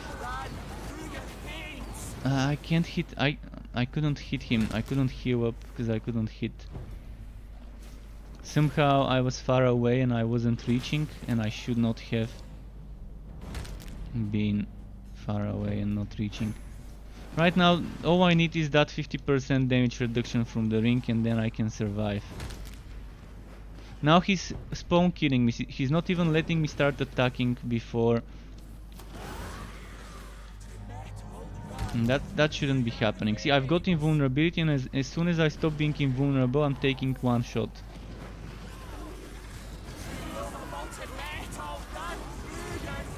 What did happen though is the boss didn't lose HP, which might be a bug. He should, I mean, he didn't heal up. He didn't heal up when I died. He should have healed up to full.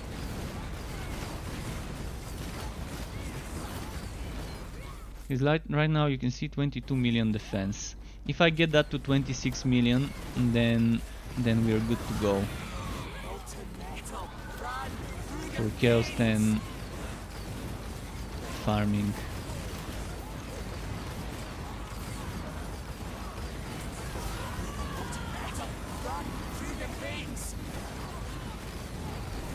But earlier you saw me being fine. You saw me being fine with my previous setup I used. So it's not like it's not doable.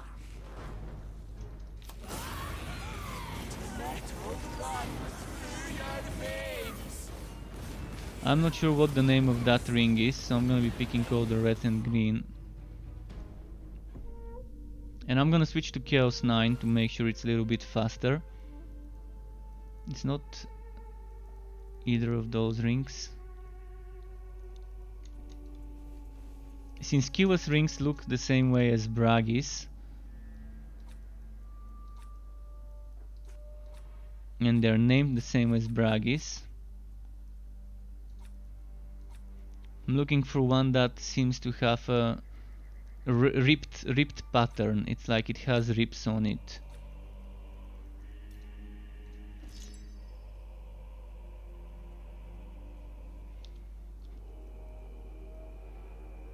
Oh, that's such a nice forge, but if only it wasn't broken.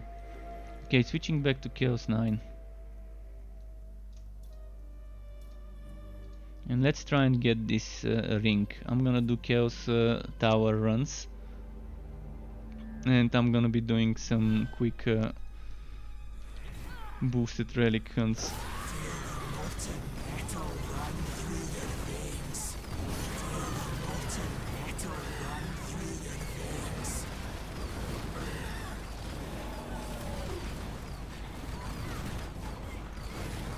But yeah, this could really be set to have nice burst potential.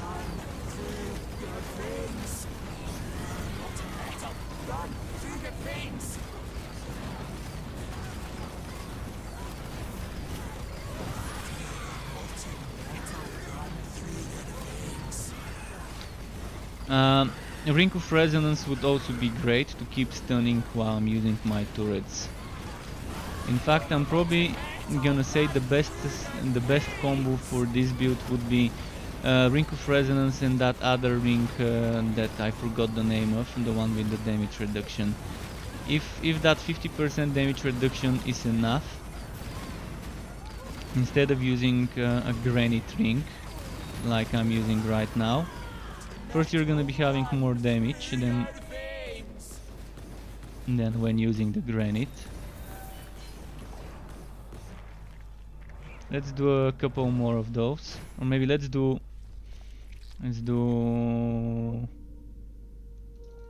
I'm gonna do unknown invasion, not invasion but relic hunt. Cooldown, crit chance, crit damage. Cooldown, crit chance, crit damage, armor, piercing damage over time. I no longer need this.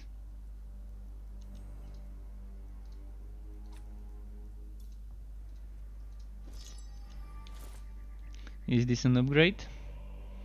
0.6% cooldown more. Almost the same HP, less counterattack damage. It's not an upgrade. Oh, this is full. Fuck, I forgot. Does anyone on Steam want items? If anyone is watching on Steam and if you want items, I need to get rid of some chest weight. On any hero, I've got items for almost every hero. Probably only for Alessa I don't have any items in the storage, because I haven't played much on her recently, and I gave away all the Alessa gear a couple of weeks ago. But we've got all sorts of gear. See, that's the only thing for Alessa I've got here. The rest is a lot of mage stuff, a lot of Kiwa stuff, a lot of Bragi items, and even some Conrad items.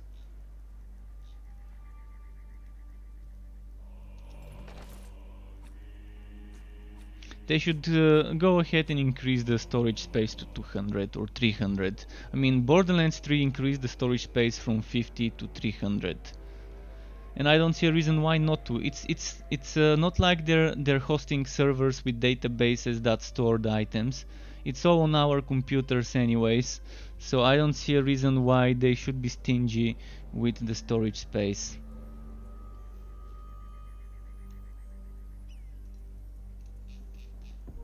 I understand if someone has to host all those stashes and save all the player data on a server, but if they're not hosting that themselves, then yeah, don't be that stingy on a looter game where it's all about collecting gear and trying to get... Oh, did I put exploding enemies?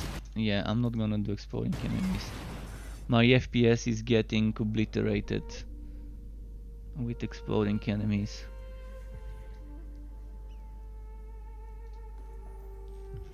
I misclicked. I clicked here instead of here.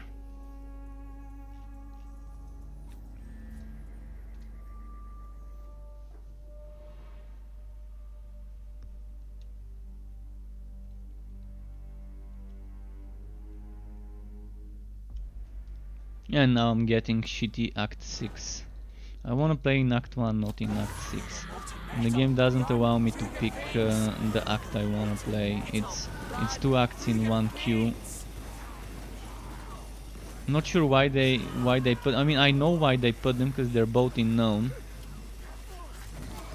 But since they already separated all the other chapters, I wouldn't mind this chapter being separate from chapter 1 in the queue.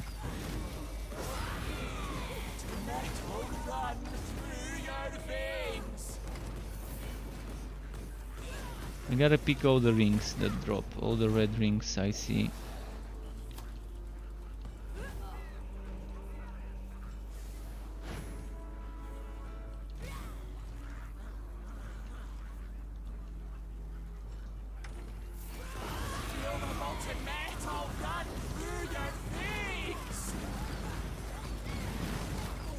Now let's start moving. For now my mission is to find that damage reduction ring. Even if it's a shitty rolled one, I just need that ability for the damage reduction.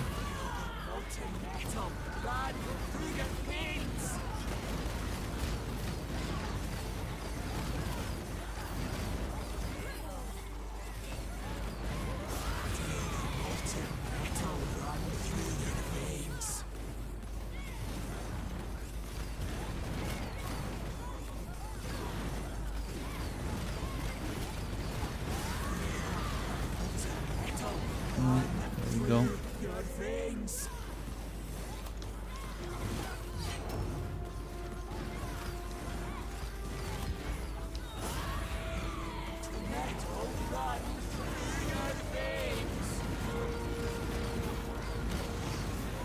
Alright, this one's cute.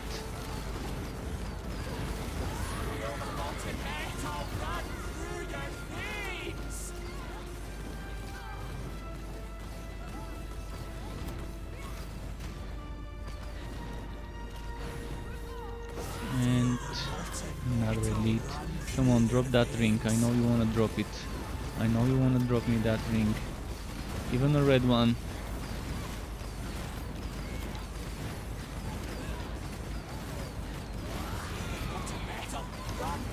If only it was like an invasion ring that I know eventually I can get few rolls on that one.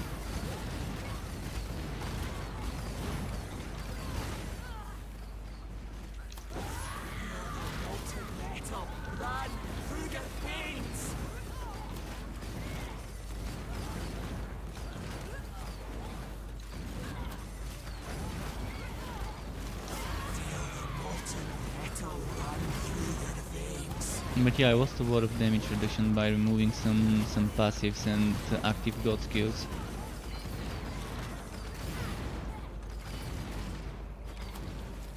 And still I've got over 20 million, which is not a small number. But for Chaos 10 you need at least 26 million to be able to survive even with that setup. Because you need to be able to survive the things that do a ton of damage with one hit or two hits. Then you can heal up, and you need some breathing room in case you get stunned to be able to survive while you're stunned.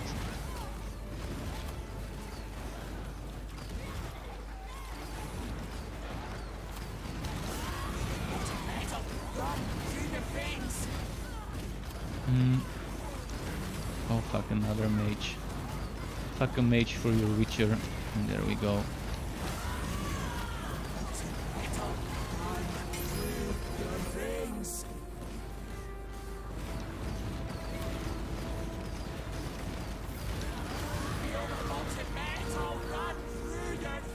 Alright, time to go for the boss fight. I'm not gonna stop until... Ah, he's here. Never mind.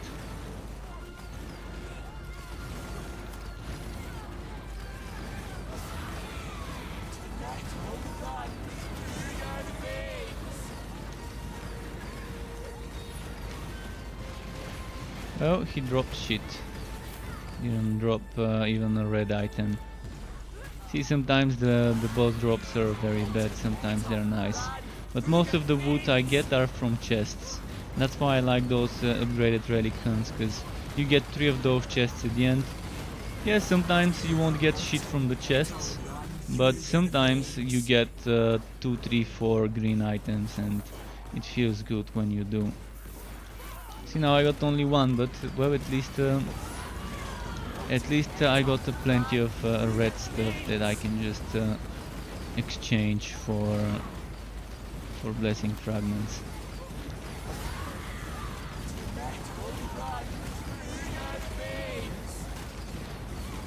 And to people like me that constantly experiment with builds and constantly change the blessing fragments, it's nice what they did, so that now we have more storage room by having those items being separate and not taking weight. So I can just keep stacking items here. For example, I can pick this one here and then I get some more weight. getting removed. But why did it not reflect it? Alright, it's 67 now, see? It doesn't immediately reflect it, now it's gonna go to 68. But yeah, anything you equip on those extra sets doesn't get counted towards the weight, and that's a great change they made. I've been asking actually on the Discord channel, I think, if I'm not mistaken, either there or during my stream, but I'm pretty sure I talked about this being a needed change a few months ago.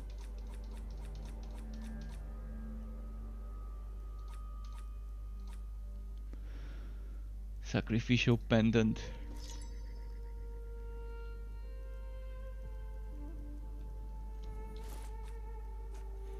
Alright, let's try again. Let's try Act 5.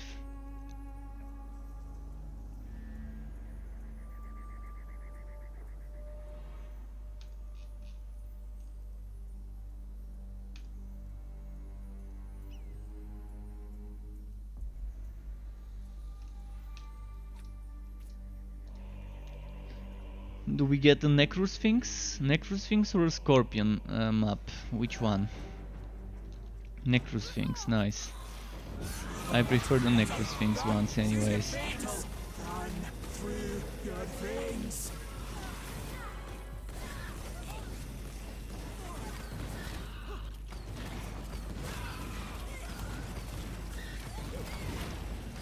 Alright, nice. High wasting time, nice to see you again, Jude.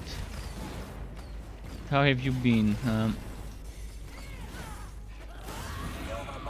Enjoying the weekend, I guess. Friday night, start of the weekend. Or is it Friday today, by the way? Oh yeah, it is, so I was right. Just wanted to make sure. Just wanted to make sure. Right now, as you can see, folks, I'm trying to farm. If you just tuned in, I'm trying to farm for the 50% damage reduction ring for an excavator build. Excavator, weird build. I'm not using my heroic skill. If you're wondering why it's a weird build, it's the cheesy mode build. Ancestor's ring, I don't think that was the one. Ancestor's ring was... this one was Ancestor, right? So, still not the one. Ah fuck, what was the name of that ring? I have it on Bragi, and I have it on the other characters.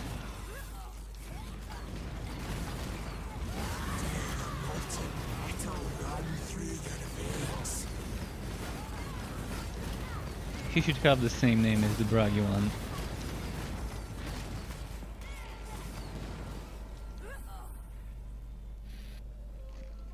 Farming Simulator 2021.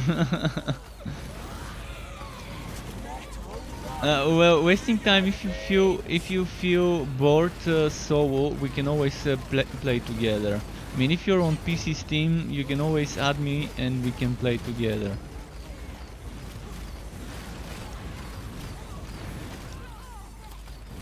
If you're not on PC Steam, then not much I can do about it. Unfortunately, even if I want to. But I also feel bored playing solo all the time. Sometimes when I'm testing and experimenting stuff, it's better if I do solo. But once I start just doing maps constantly, and I won't be switching to my god skills and changing stuff all the time, and I know I won't be slowing down my teammates, then I'm good to team up. Right now I'm good to team up because I'm done with the testing, at least for a little while longer, for at least an hour or so. Now I'm focusing on farming that ring. I really want it, even if it's a red one. I think the build would shine with that ring so much.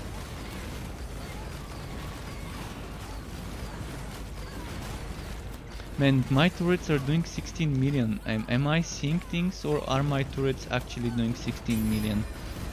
Because I was seeing 16 million yellow hits on an enemy that was far away from me. Oh, it was not my turret, it was this thing, I think. Yeah, it's this thing.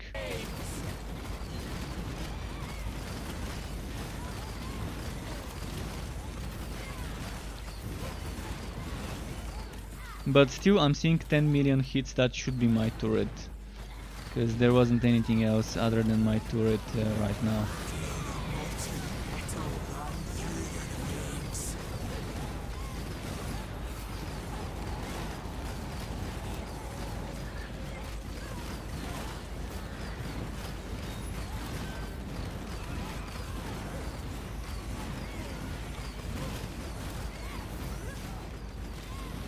So earlier I was doing Chaos 10, but now just for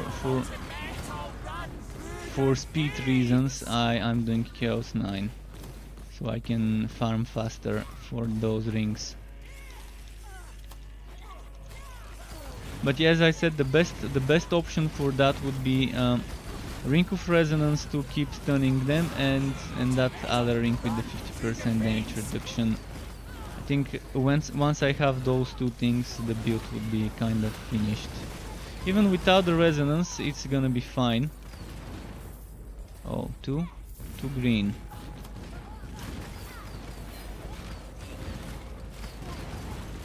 Right now that siege breaker is not up most of the time anyways, because I'm not trying to get those orbs.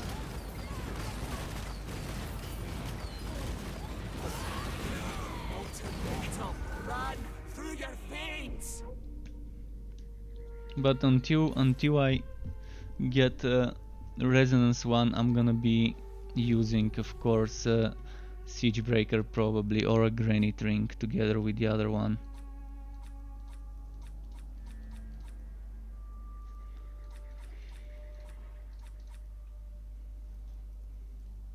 I hope the ring exists on Kiwa.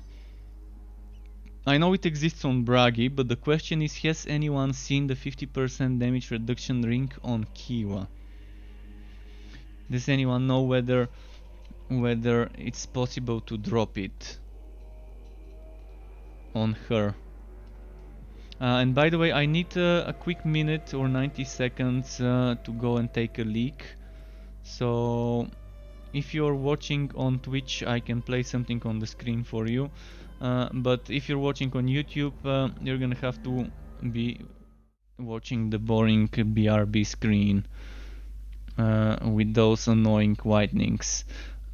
So yeah, be right back. Oh shit, fuck, I accidentally clicked on my other browser. So be right back, 90 seconds, and we're gonna continue the farming then.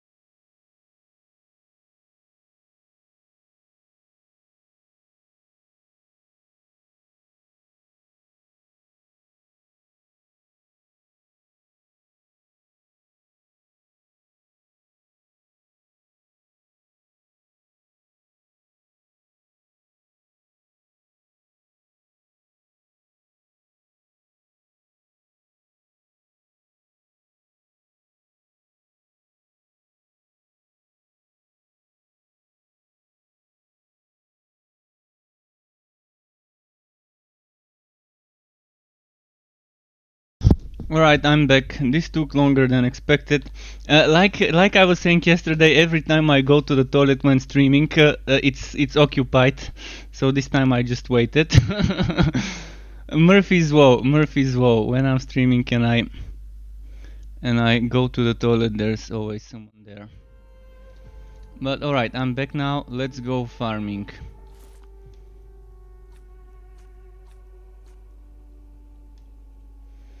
The YS gift, by the way, this one that dropped is very nicely wrote. I'm wondering if there's some weird build to do with health regeneration, but losing 200% damage, or when they fix the forge but 300% damage just to get some health regeneration, I'm not sure it's worth it. Consuming energy heals all players based on overheating level and heals bleeding. Maybe it's fine if you want to be support build. Support build healing, is that consuming energy? Consuming energy, so you have few options. One of them Iron Dragon, and that's probably the Iron Dragon build you want to be doing. The other one is heavy pounding to consume energy. Then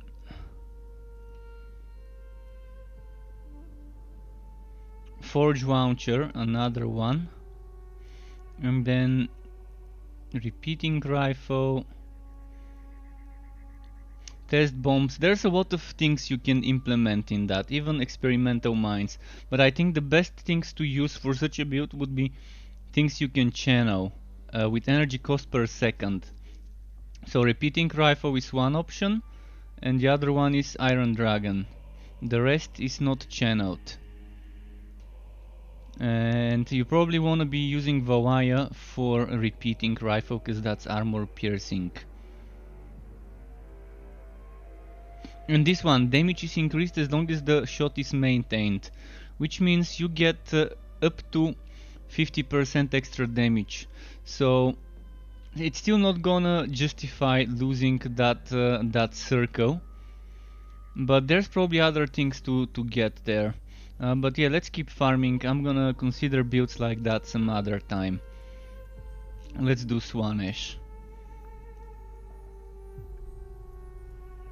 I'm not gonna have missing energy, am I? We're not gonna have missing energy, not on this build.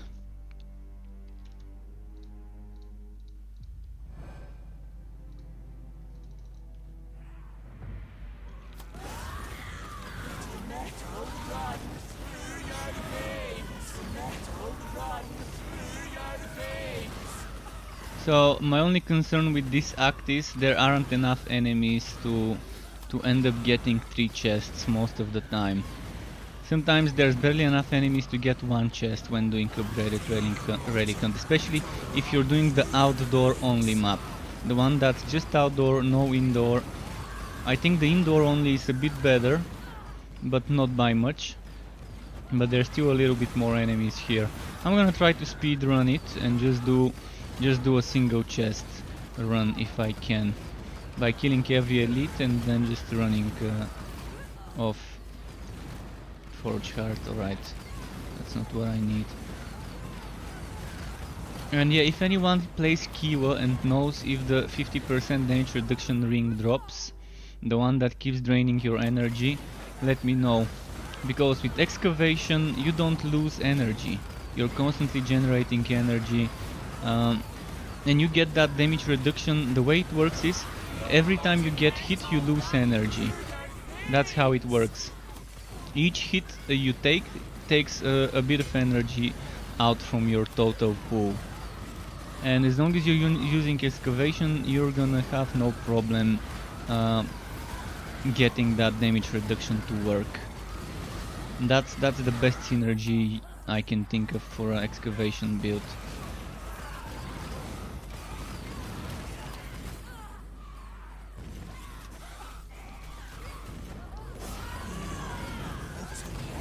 Kiwa in general is such a fun hero. I'm so happy that they made her the new hero when forges landed before this update.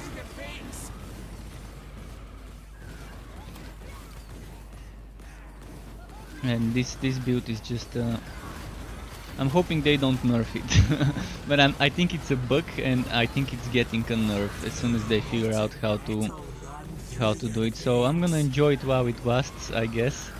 You folks might as well do the same. Enjoy the cheesy build while you can. It has to do something with the extra fire damage that you get from mechanical hits mastered, and it's not the damage that is broken, it's the healing, the health drain. This extra fire damage, somehow the health drain scales super high when you have that extra fire damage.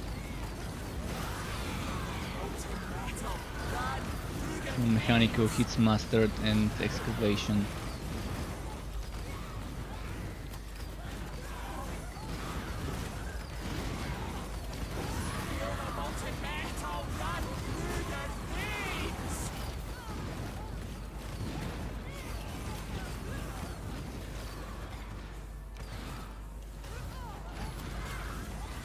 Shit, come on, Elite, come here. Making me chase him. There's no amount of healing that would prevent him from dying from my excavation.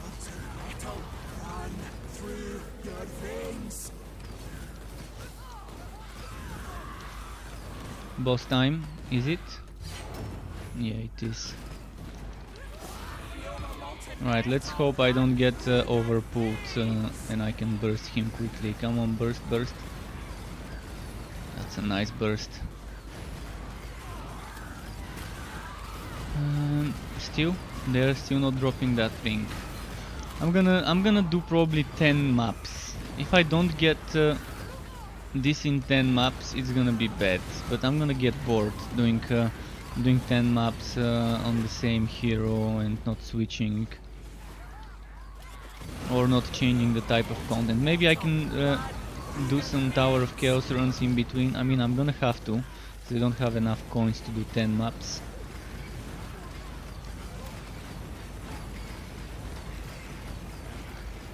What's this that dropped?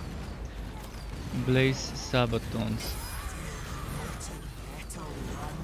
Blaze Sabatons. Builder Sabatons. Builder Tassets. Still not getting what I want. I mean, I can probably spend whole day farming and not see this thing drop. But again, I have no idea if it even exists. So farming for something that you don't know exists is the worst type of farming, because you don't know whether you're wasting your time or not. And with Kiwa, you don't know what's broken and what isn't, because when she was released with bugs, and she was obviously rushed. And those bugs are still not all fixed. I mean, yeah, they did fix the invasion rings finally. We can get invasion rings on her, but the forge boot is still broken.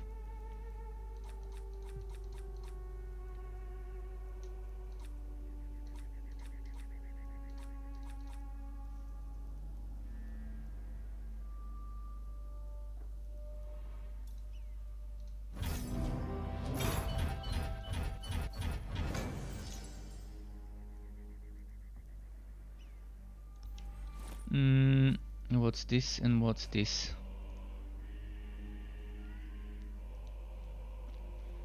Fire Aura based on our hitting level. I'm wondering if I can play with that, but then I'm losing this extra 100% damage and then this damage reduction. And that Fire Aura is not gonna be that nice.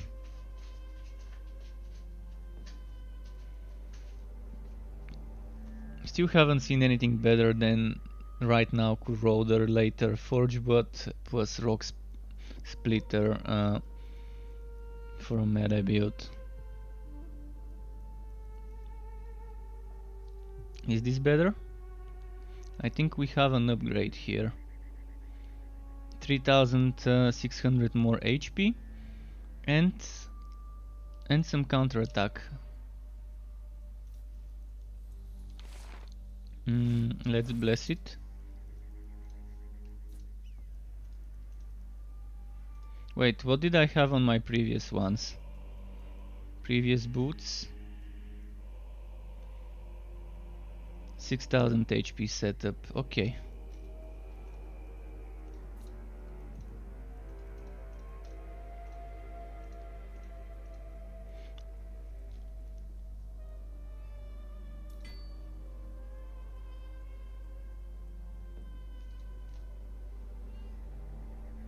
Alright. Let's keep farming, come on. Maybe one Tower of Chaos run, just so we have something different to do.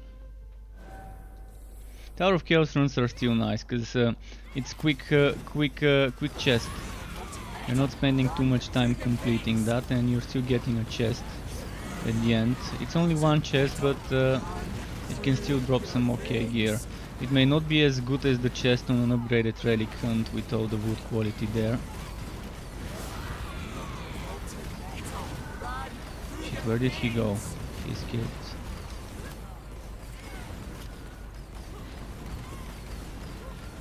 Shouldn't allow those mages to gain distance from me.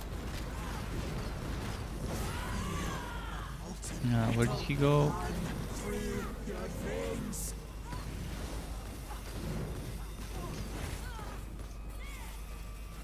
Wow, in the last moment.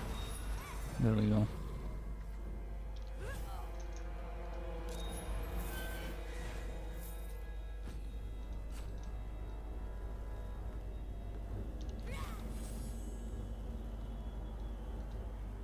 Come on, Ring. I know you're there. I know you wanna drop.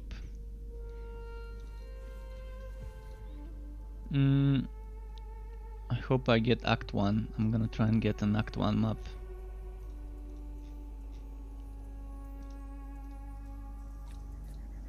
Hopefully I can. Fuck, Act 6 again, bullshit. Once I had 4 times in a row Act 6 and the 5th one was finally Act 1.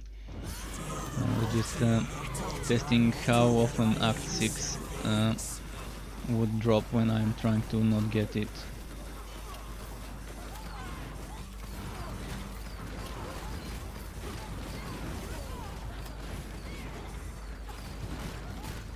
And open. Shit. When you don't get even a red item, it's kind of bullshit. I mean, yeah, I'm doing Chaos 9, so you should be getting at least reds from the junk chest. At least one red. But RNG.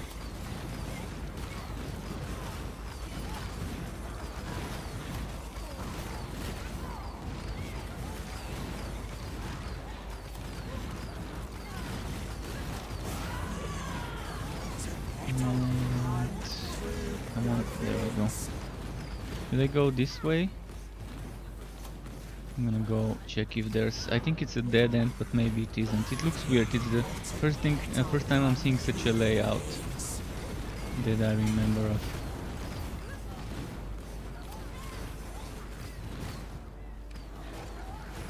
I think I see what's happening. This layout allows this way to eventually meet up with the other one.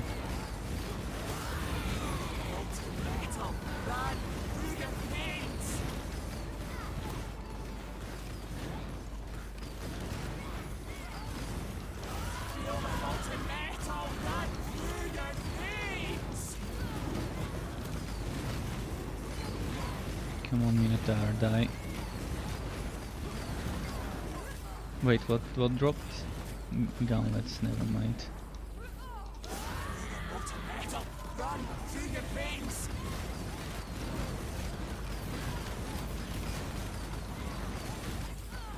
Hopefully I don't end up wasting my time today trying to farm a ring that doesn't exist.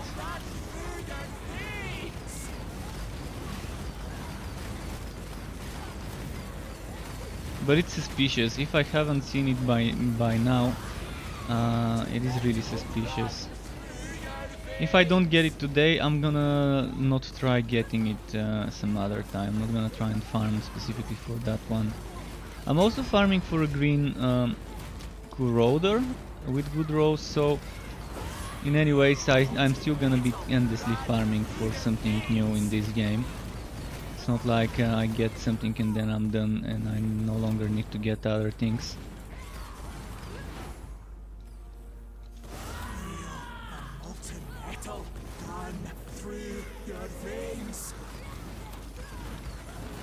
What's here?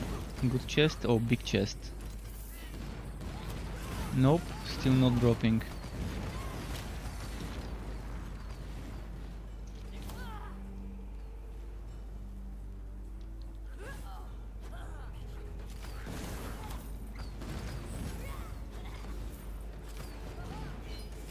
The faster I complete this map, the better for me, because my HP is already under 300,000. It constantly keeps dropping. Come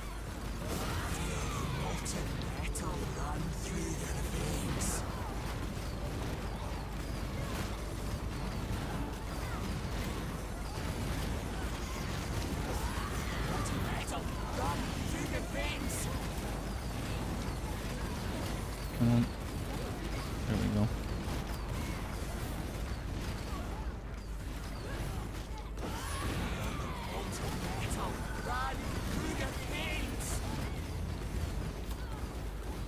How much counter-attack based bonus damage do I get? Only 12%.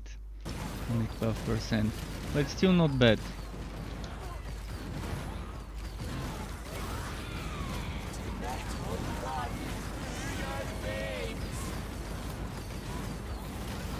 And that's without putting counter-attack in my items. Only the built-in one. And without getting counter-attack based passive points, passive nodes.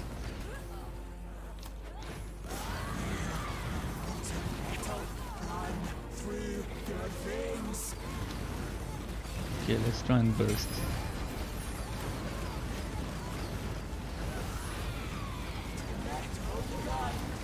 Can I survive the big explosion?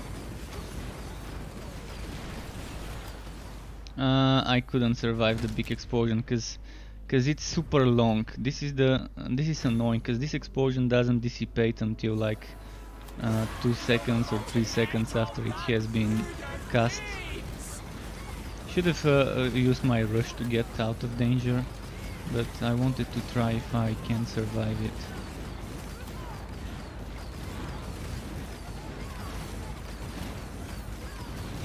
Alright, let's hope for a ring now. Come on.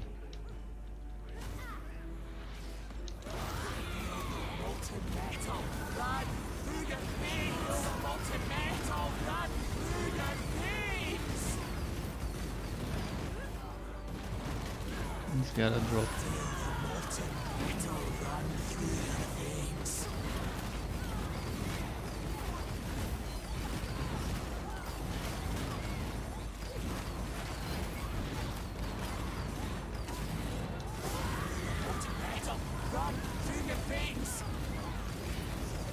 And let's see now. No, no, no. Almost exited.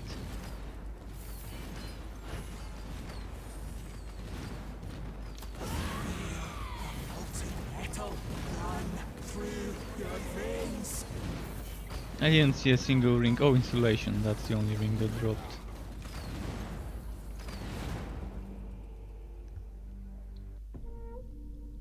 But this is getting so boring.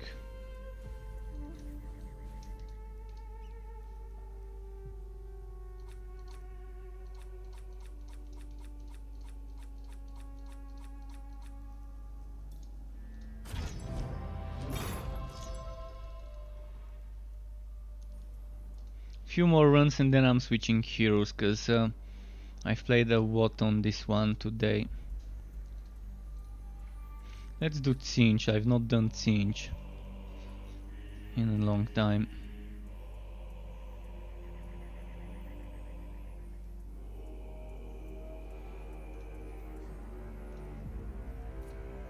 Like this. This should work.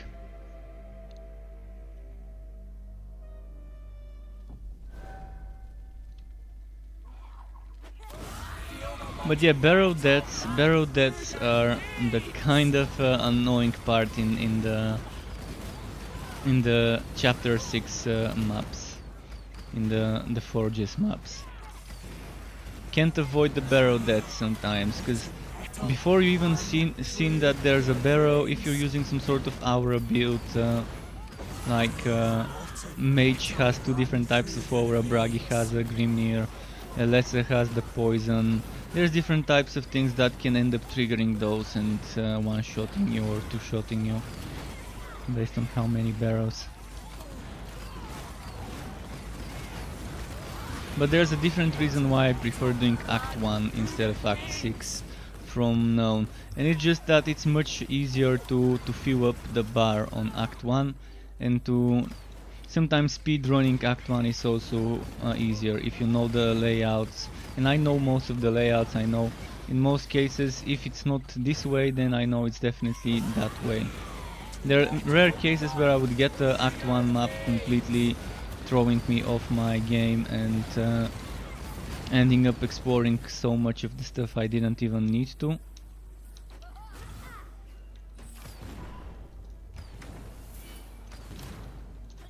But in most of the cases you learn the layouts of the maps. If you play long enough, you're gonna learn that there's certain patterns in how the map is built, how they're piecing up the puzzle pieces together, how they're connecting one room with the next room with the next room, and you know the room layouts, and you know what usually connects with what.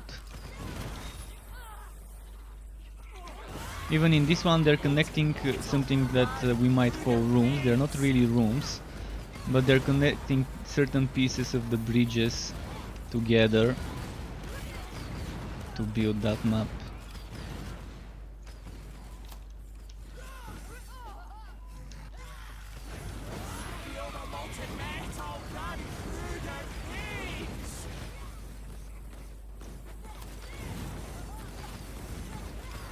I wish Kiwa would have some better weapon options though. I mean, even if they copy pasted Bragi's weapon options and just rename them and use different layouts, it would have been better to have something like the Victor's Tribute.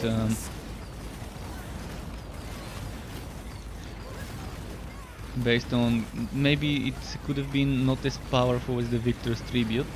Maybe instead of giving you 300% damage, maybe give you 200 damage, but also some crit damage based on stacks.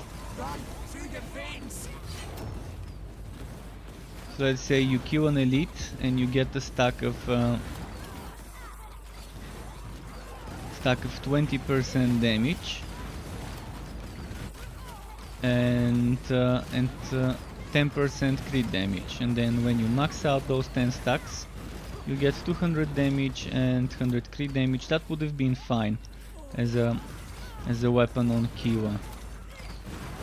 Not as strong as the Victor's Tribute on Bragi, where you get 300 damage when you get those stacks, but still better than the Forge Bot, not Forge Bot, but what's its name, Corroder, where you have to pay attention to the stupid circle to get that 200% of damage.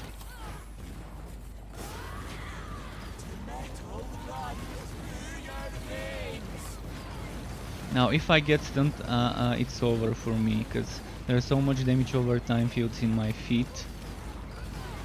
Oh, and now they're healing him. Fuck, I need to go kill the healer first, obviously. There are just too many healers. There was one with the stick and then one with the hoodie. I think the hoodie one is dead, or maybe I didn't see properly. Shit, I got stunned. Fuck. Phew, I survived. I'm surprised I survived after a stun. Because look at how many damage over time fields were in my feet.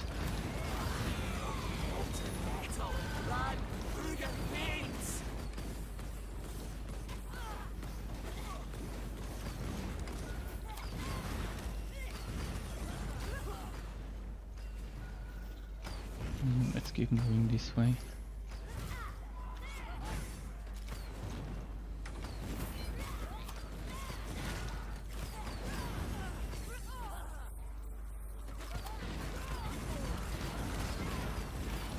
Right, let's pray to RNGesus and Woodcipher to see who would bless us with the ring.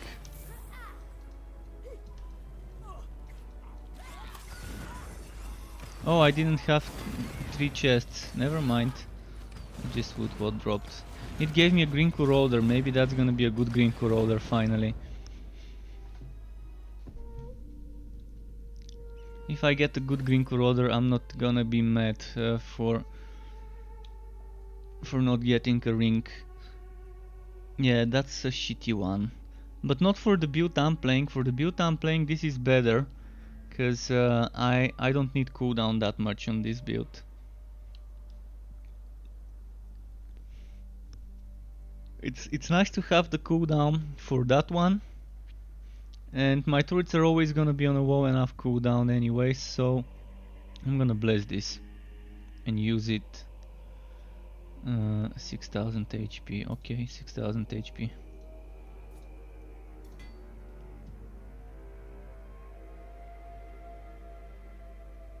It also gives me some nice amount of counter-attack damage, so there's that too.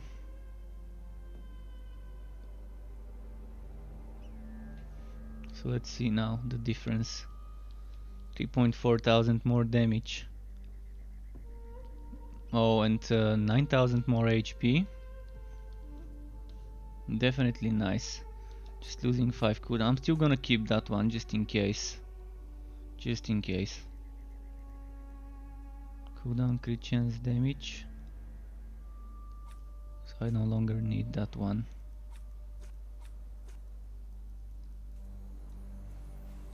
Well, it's in a way it's an upgrade, in a way it's not that big of an upgrade, but I'm fine with losing 6% cooldown.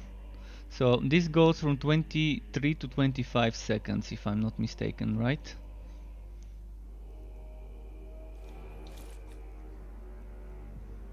Yeah, from 23 to 25. This goes between 5 and... well, 5.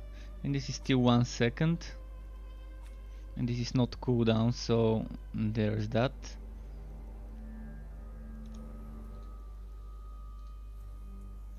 Alright, let's do one more try. Corn this time.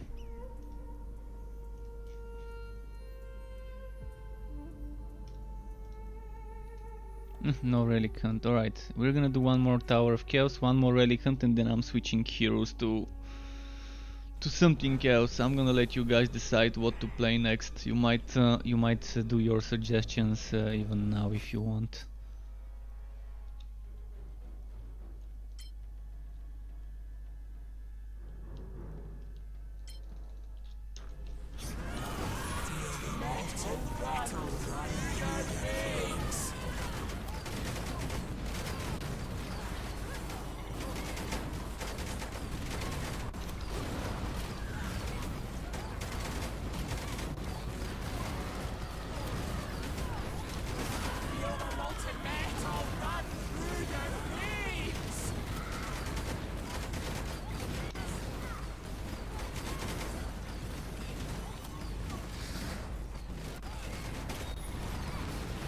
Alright, let's do this burst.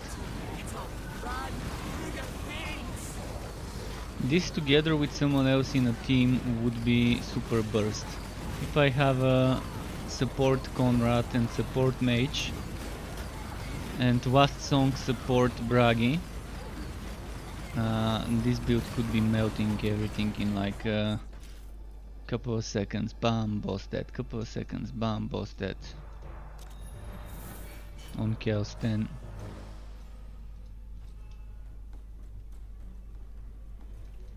Oh, and speaking of Last Song support Bragi, I need to check quickly Last Song Anvil Strike build. So after this map I'm going back to Bragi just to check that.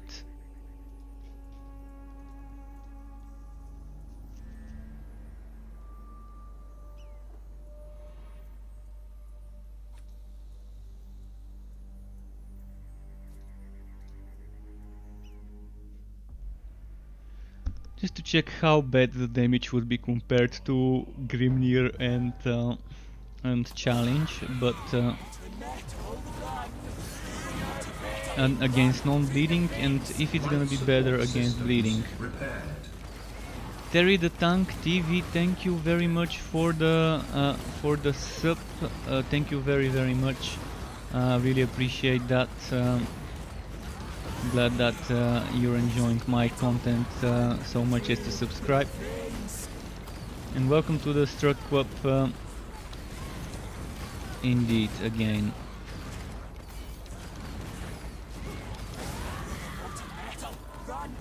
See, I'm gonna see the last song Bragi in a moment on the Anvil Strike build. It was okay when I was using Blood of the Mountain on my Spin to Win build. The Blood of the Mountain was doing amazing damage. So I'm thinking when I'm attacking a bleeding enemy, maybe the damage won't be that bad. The damage was definitely worse when I'm not attacking bleeding enemies. I was doing like 1, 2, 3 million damage Spin to Wins. Versus when I'm with the challenge, I was doing 7, 8, maybe even 9 million Spin to Win hits. But when I was attacking bleeding enemies, the Spin to Wins were going up to 4 million, 5 million, maybe even 7. So almost as much as the damage on a challenge set. But my Blood of the Mountain was getting stronger. I'm not sure if it was getting stronger than the Blood of the Mountain on a challenge set. But I wanna test it. I wanna test it and see how it would work. If Anvil Strike would be good enough to compare to the damage I'm receiving on the other sets on bleeding enemies. I know that I've tested it on non-bleeding enemies, it wasn't that good. I don't think it's gonna be that much better, but I wanna try it. I think at best it's gonna give me equal damage to a challenge set if I set up the passives correctly. At best, but probably it's gonna give me like 80% of the damage I can reach on a challenge set, which is still not bad to call it a viable set. I've always said the last song is not that it's not viable, it's just that it's not gonna give you as much damage as the other sets. And that's why I never recommend it for the Anvil Strike builds, unless you don't have anything better. I mean, if you have a full green set of that one and of the others you're missing some pieces, I would still prefer to use it. But the problem is it's harder to survive on the last song set because you don't have the healing capabilities of a heroic last bastion. You don't have the cooldown capabilities of Everpeak, and you don't have the extra damage of a Grimnir from the burning.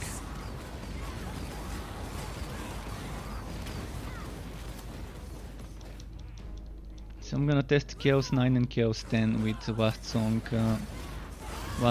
Anvil Strike, Strike of the Anvil, I mean Bragi in a moment.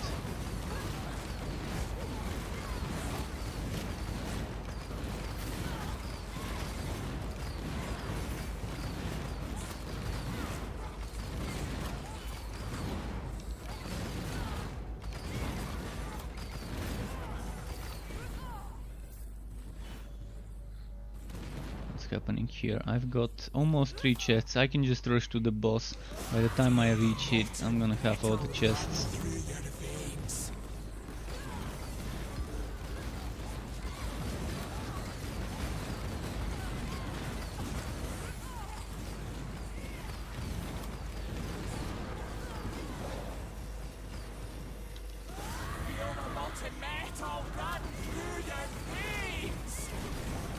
Alright, next. Trying to speed things up. I think the boss should be down here.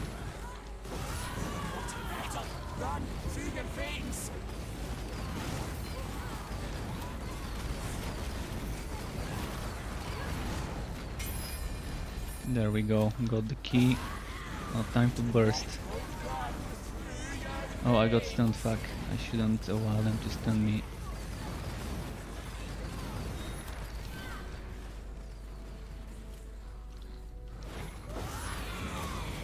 That boss dropped shit.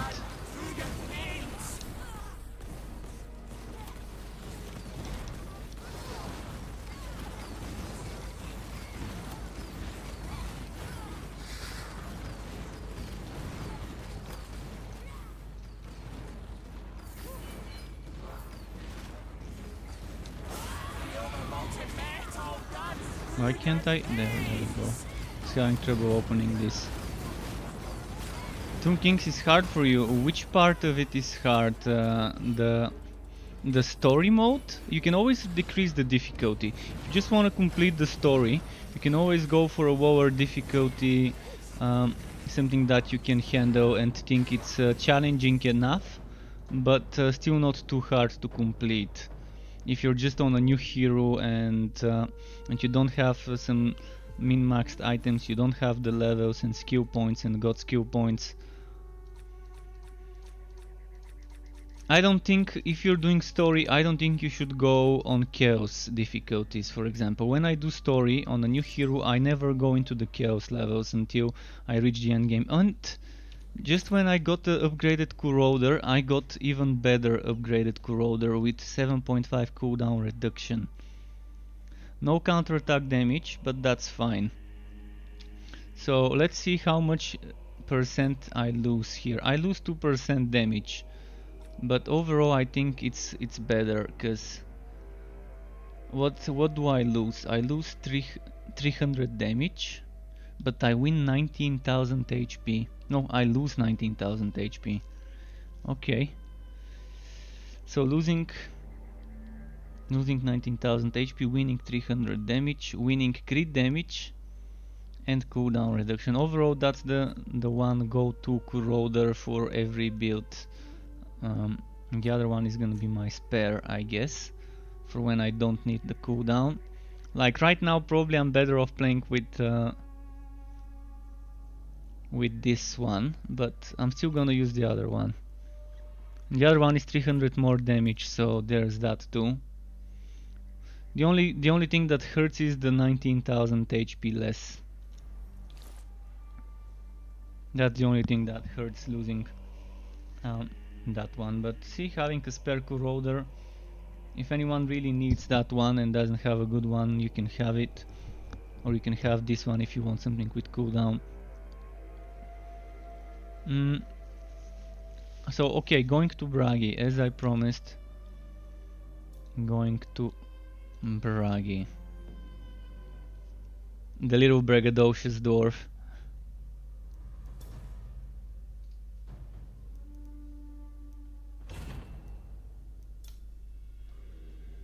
So right now he's on the challenge set. We're on Chaos 9, okay. My hunting grounds is Chaos 9.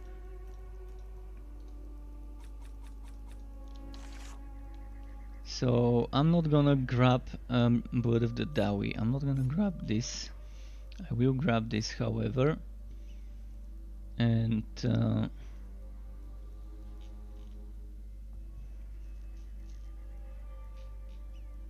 since I don't need this one,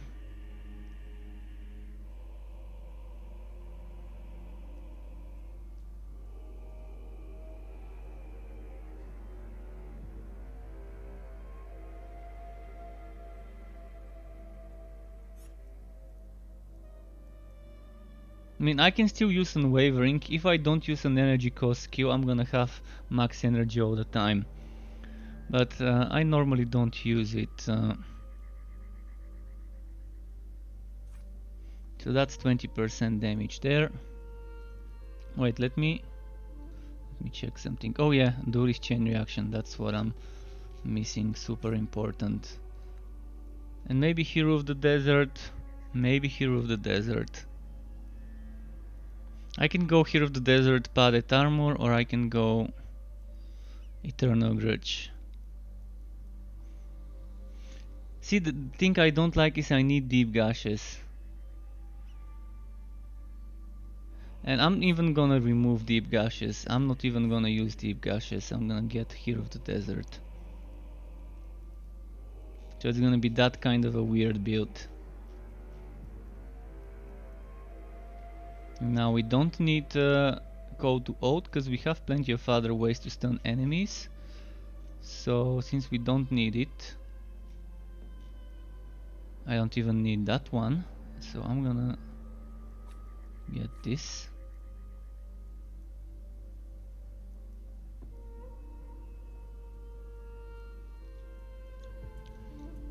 Let's go.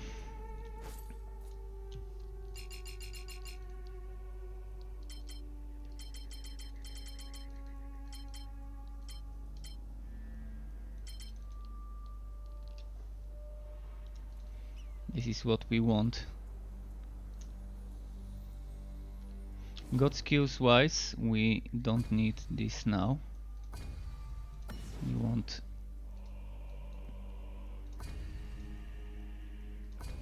this.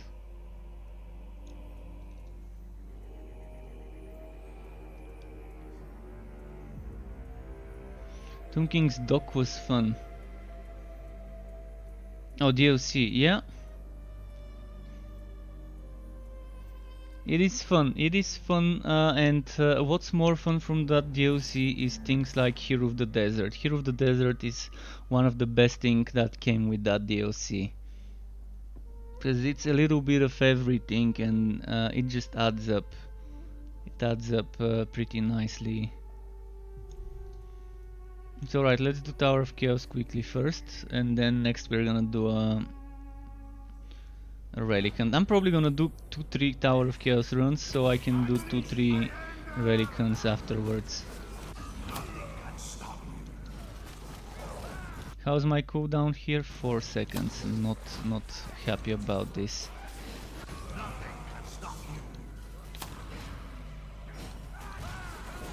Wait, am I using Mountain Pendant? Fiery Ring of Tori. What's missing cooldown? This is missing cooldown and this is missing cooldown. And the helmet is 7.8.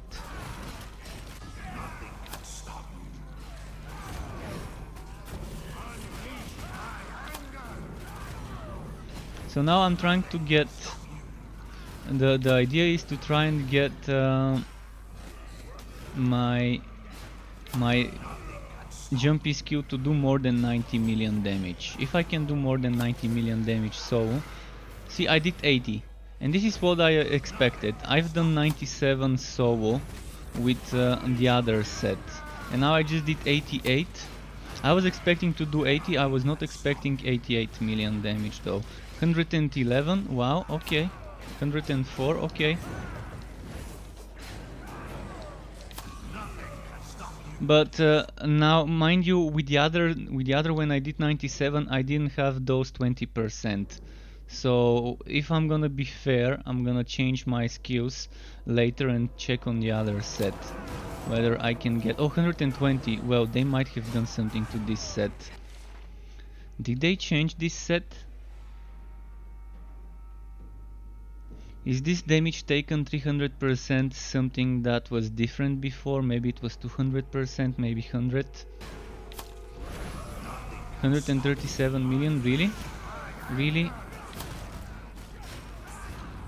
Something must have happened. Alright, I'm gonna update my build with the skills. I'm gonna update my build with a screenshot of my skills from now. Oh, I know what's happening. I'm using a different axe as well. I'm using Victor's Tribute. And that's not hurting me. It's not making me take more damage and it's not making me lose crit chance. But still, the damage is the same as its Ultimate Carnage. So this extra damage to bleeding enemies somehow got increased. I don't remember doing that much damage with the last song build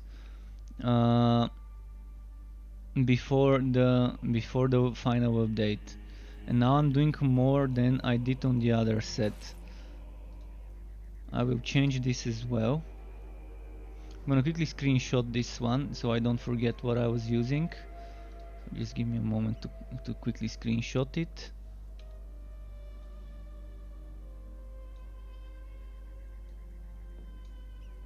Right, this has been screenshotted. I know the god skills, so I'm not gonna forget them.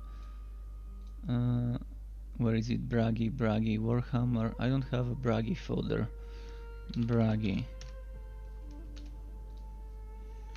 Rage Wind, and save. So that's the Rage Wind build, which we're changing now.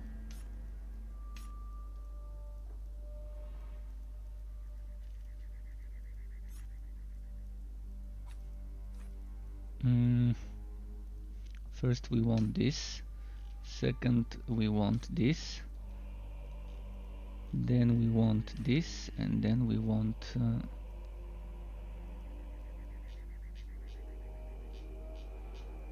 this, and what's missing? Chain reaction. And then I'm gonna test it with the other set.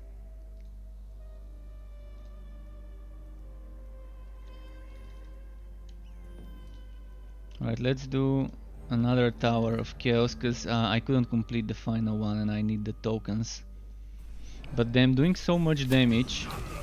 What was happening when I was testing few days ago? Few days ago, like 2 weeks ago I think, I tested Wast Song and I didn't see this much damage. So what changed? What happened between those 2 weeks and now? I was playing with the Wast Song in one of my streams. I admit I didn't play that much, but this damage I should have seen immediately.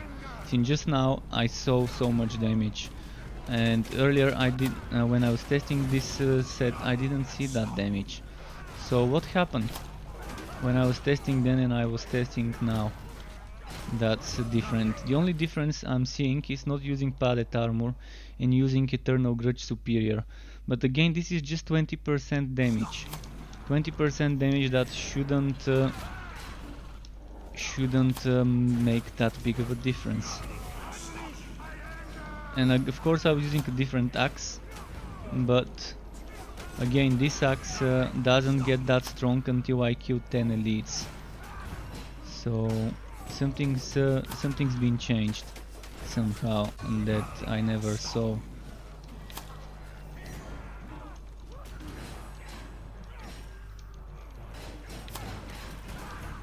But I'm loving that damage. I mean 120. Oh, I've also gotten probably more counterattack damage on this one. I need to check. With this one I've got 72,000 counterattack damage. What? Wow. How did I get that much counterattack damage? Where? Oh yeah, this Victor's Tribute has counterattack damage and this axe doesn't. So my ultimate Carnage was missing 2000 counterattack damage, which is 80% more crit damage.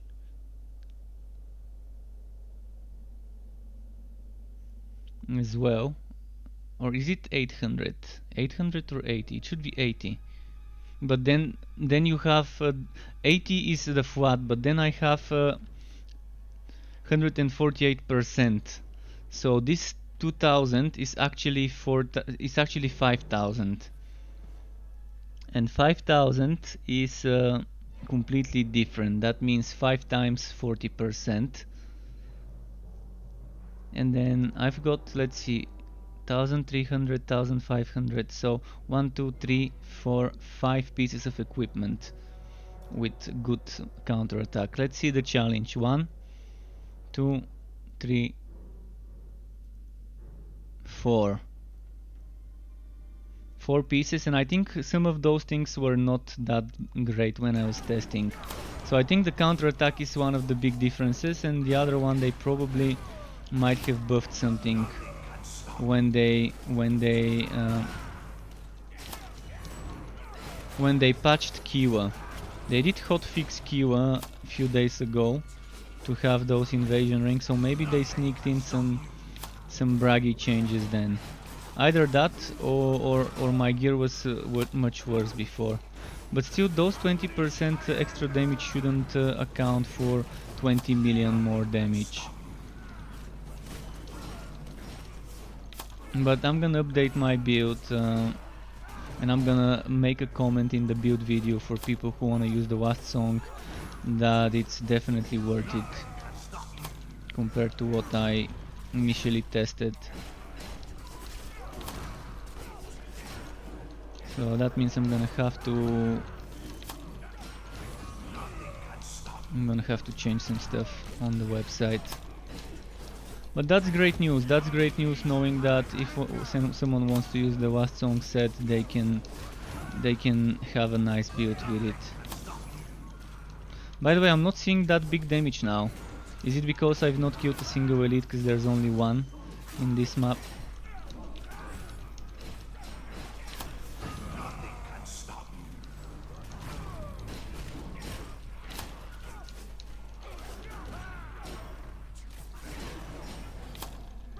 Okay, let's survive. Let's not die when he's almost dead.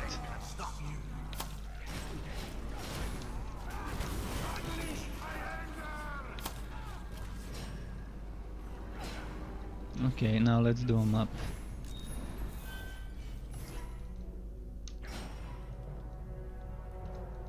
That 120 million, damn. So 120 million so with a mage boosting me on ult 1, that's gonna be over 200 million. I can already see the 200 million bragi hits when I'm playing in a team.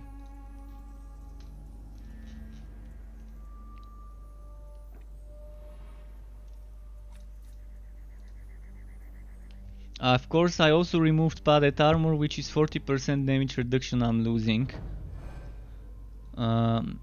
So it's kind of risky to play without it on Chaos 9 if you can't survive some things. Like I'm definitely gonna have to avoid explosions. I could tank some of the explosions before and kind of end up surviving it barely. Now I'm definitely not gonna be able to. Saints is asking if Engineer is fun. Engineer is probably one of the most fun heroes, at least for me. If you're watching, I'm not sure whether you're watching, Saints. You're asking me on the Steam chat. If you or your girlfriend is watching, I would be happy to show you a little bit of me playing Engineer with you guys if you wanna team up. Let me actually reply in the Steam chat.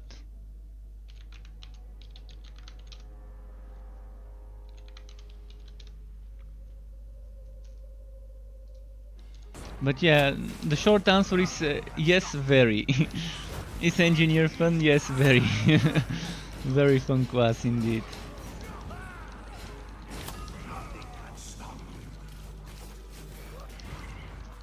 Of course, different people like different playstyles, so I might like Engineer, some people might hate it.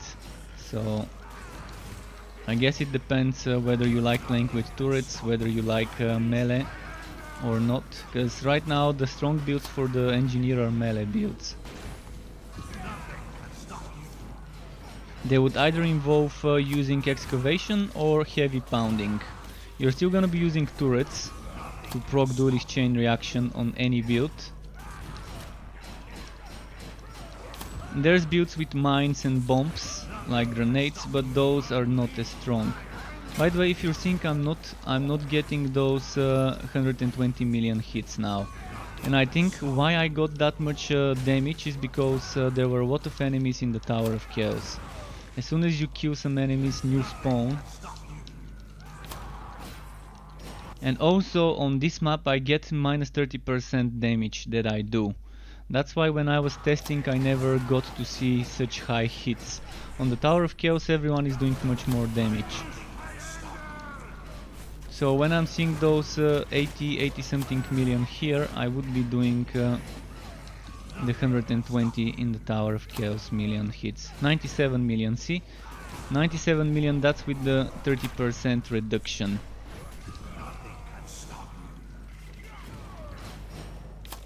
But still 97 million, 100 million plus on a Last Song build is pretty nice. They must have buffed it up. 300 million now. And what's great about Last Song is 114 million, wow. Last Song is the support build. Support not in a way that you're helping your teammates survive, in a way that you're making the enemies take more damage when they're bleeding. So everyone is doing that much damage. So if you want to play Bragi in a team, Last Song is the best set for that.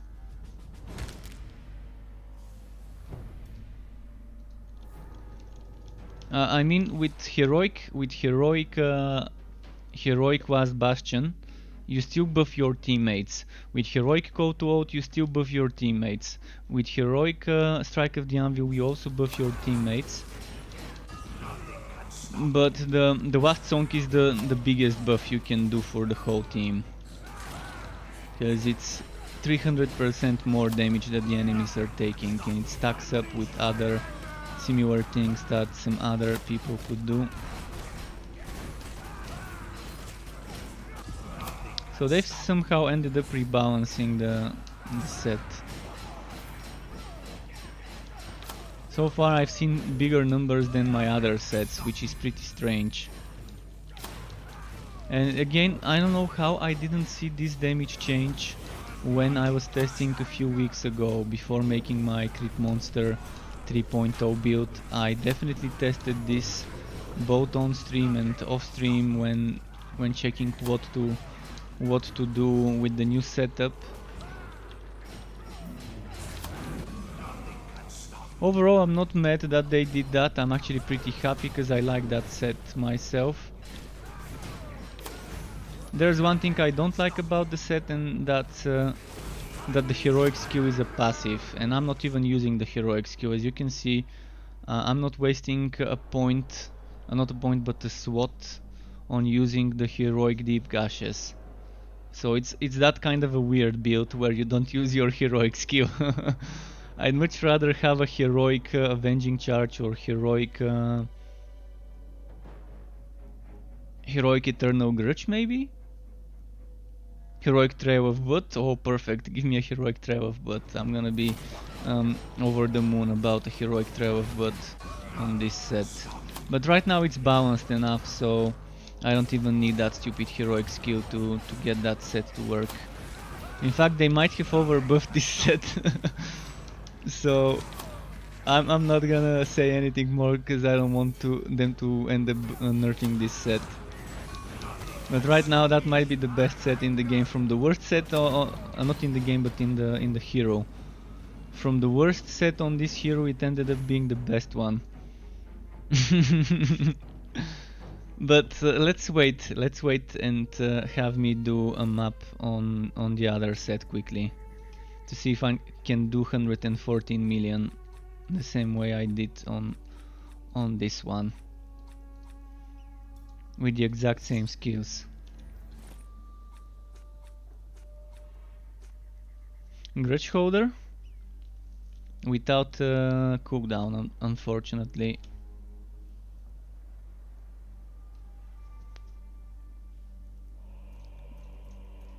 Okay, so we're going on challenge just to check the damage with replacing padded armor for Eternal Grudge Superior. Again, the same enemies. I'm gonna do the same map stuff.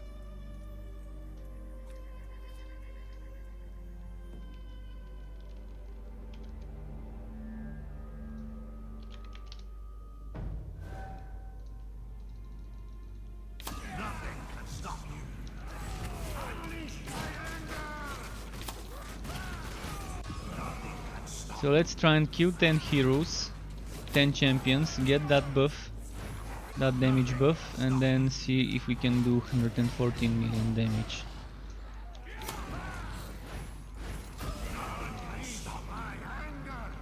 Of course, to do 114 million damage I need to have 10 bleeding enemies next to me.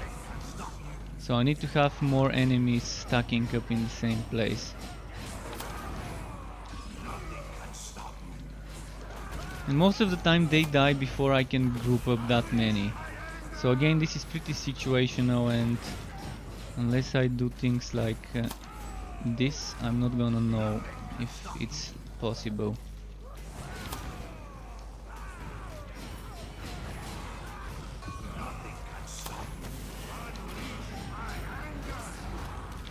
But you can see now why I say that Whirlwind is a fun build but not meta.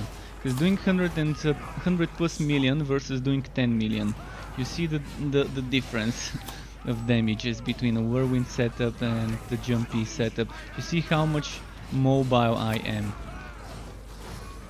on this compared to a Whirlwind that's so fucking slow. It makes you wanna slit your wrists because of how slow the Whirlwind is moving. It makes you wanna commit seppuku on behalf of your character being so slow when using the Whirlwind of Blades.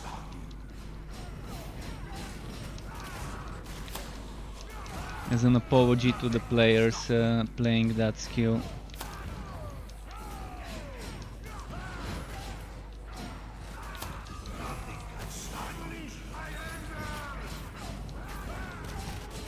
So as I said many times, the way to fix Whirlwind of Blades, make it more meta,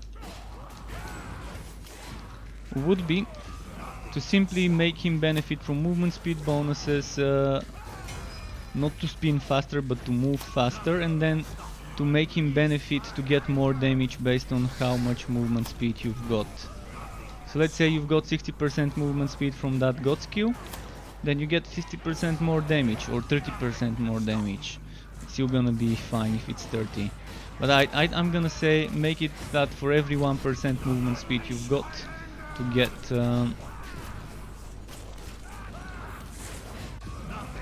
get more damage. That way I'm gonna see it being okay. I'm gonna see it being okay to lose some counter-attack damage and fighting spirit and stuff, and make a build that only takes this thing here, doesn't take those points here, and only takes fighting spirit basic, and just goes all the way to Grimnir's Bevel Mastered, and then stacks up all the cooldown reduction for a Whirlwind build. That's gonna be great because I can stack some cooldown. Let's see, I've got 1, 2, 3, 4, 5 points here. 6, 7, 8, 9, 10 points. So I can save 1, 2, 3, 4, 5. Oh wait, is there cooldown here? Only this one. 5, 6, 7, 8, 9, 10, 11, 12, 13, 14, 15, 16. Oh, wait. This is not the same build as on my other hero. I forgot, that's why I'm not doing that high damage. I forgot to get extra counter-attack damage. That's why on this set right now we're actually not testing the same stuff I was testing on the last song. Completely missing 64% counter-attack damage, and 64% counter-attack damage is a huge change. That's why my axe now makes a huge difference, because that's not gonna be 5000 counter-attack. That's gonna be 6 point something, maybe 7000 counter-attack from 2000 with the bonuses.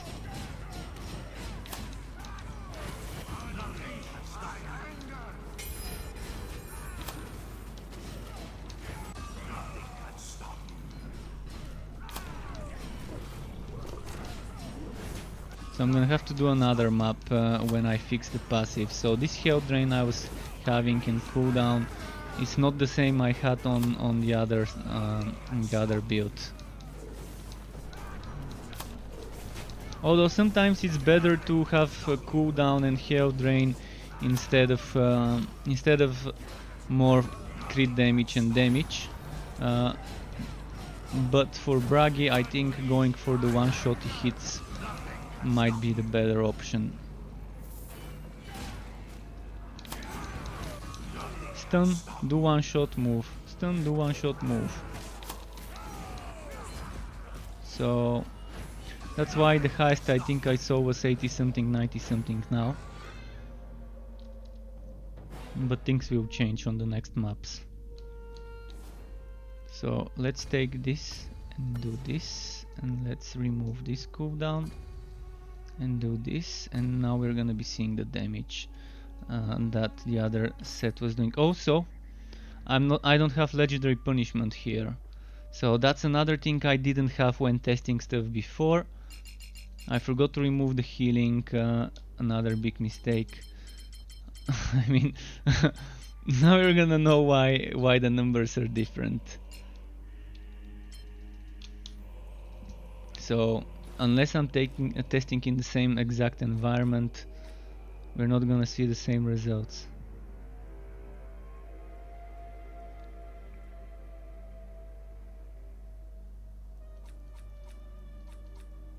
This one's pretty nice for a Whirlwind build, by the way.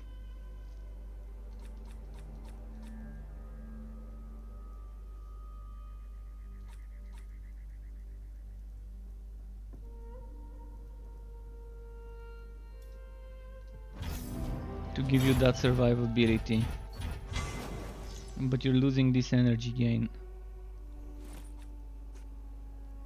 So let's see the damage now. The god skills now are 148 counter-attack damage. Okay. So what did I get by changing those god skills? 1464 as I oh no, it's not 64, it's 78% counter-attack damage more. And 78% counter-attack damage is half my counter-attack damage, kind of. So definitely a huge change with those few points there. Now I won't be surprised if I see 120 million on this set. But again, I need to find a map where I kill 10 elites before I see this damage. I won't be able to see this much damage unless I kill a few elites beforehand, I think.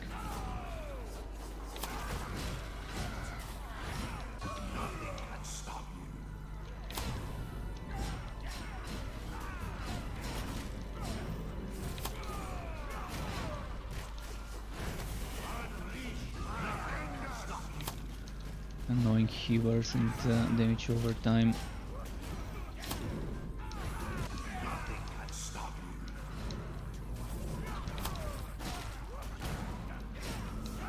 I'm not even sure what counts as nearby. What counts as nearby when it comes to the nearby bleeding enemies. I think it's within range to get hit by my stuns from the Ring of Resonance. That should count as within range. Right, let's go do a map now.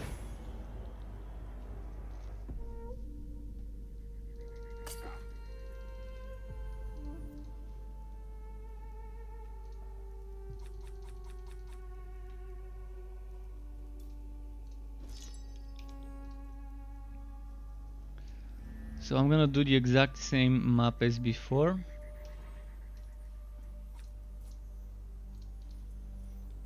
Let's see how much I can squeeze now.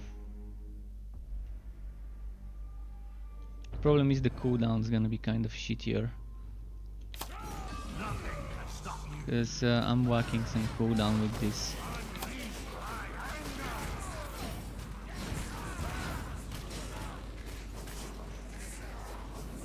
Come on, I wanna pick up the fucking... There we go.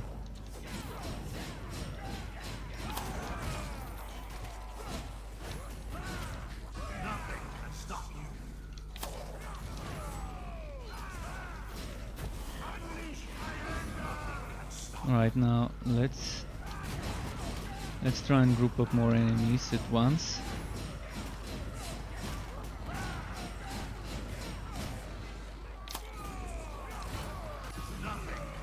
Actually, I shouldn't try grouping up more enemies at once until I get 10 buff stacks, 3 buff stacks. Where's the elites? Another elite here.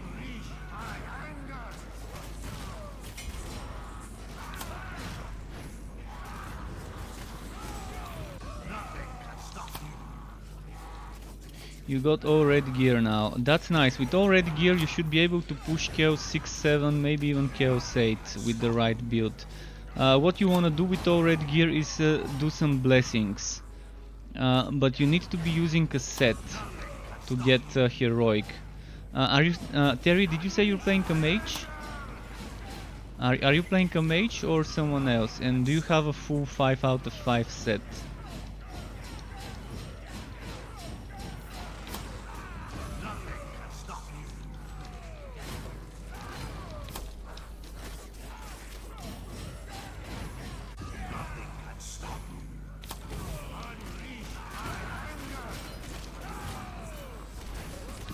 Need some more elite kills, 4 more elite kills before I can test the damage in the same environment as before.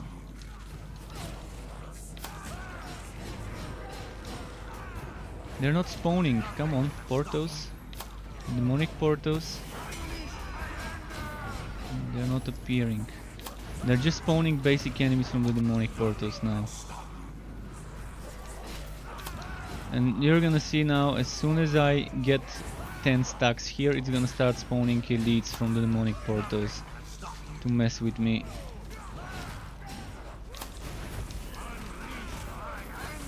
8 stacks.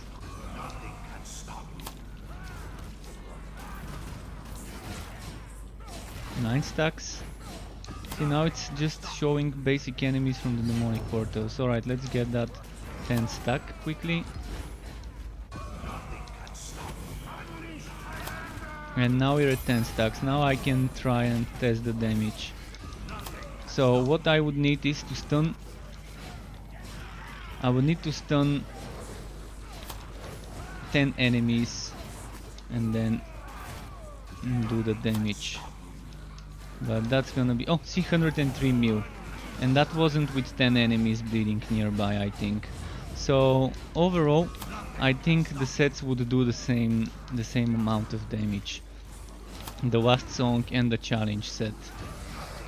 Let's see if I can get 114 million damage as I did on the Last Song set.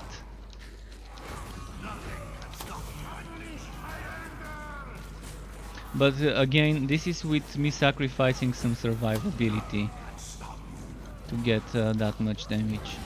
Which for Bragi makes sense if you can survive, if you're good at dodging, if you're good at your rotation. It makes sense, and that's without even using, I'm not using Call to Oath, but the survivability that Avenging Charge provides with this move out of harm's way mechanic trumps a little bit of extra damage for me.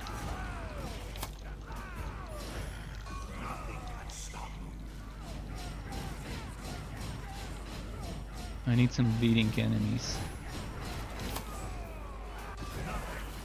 Ah fuck, I didn't have maximum counter, not counter, I didn't have maximum duelist chain reaction stacks. Kind of wasted this nice opportunity.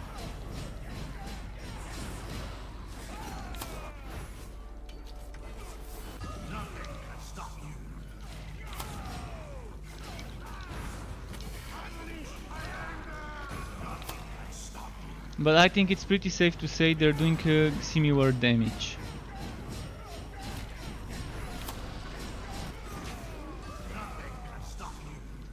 I'm gonna try to not kill the enemies. I think what I need to do is to use this so I'm not killing the enemies with my fire. Because I wanna get my stacks up without killing the enemies.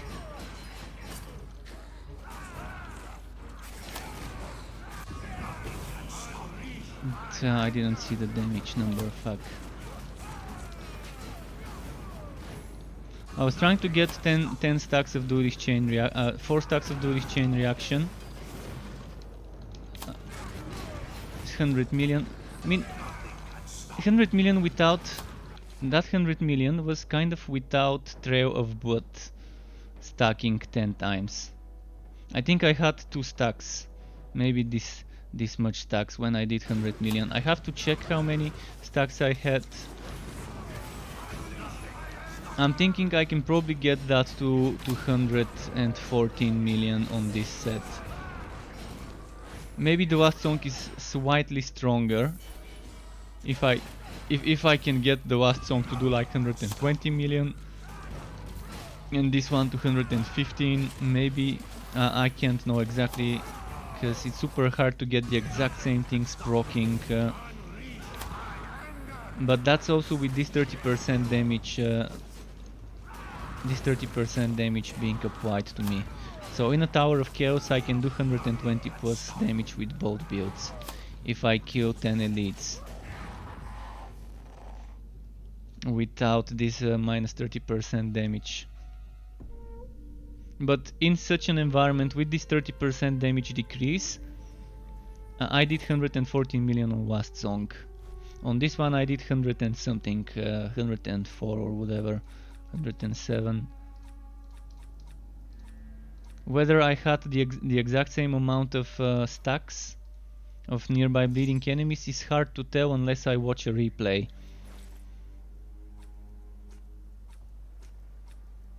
So if anyone is watching on Steam from the new viewers, if you wanna group up, now is your chance. I can kind of play any hero you need for the team. I can play a hero that would make the whole team's damage go up by a watt.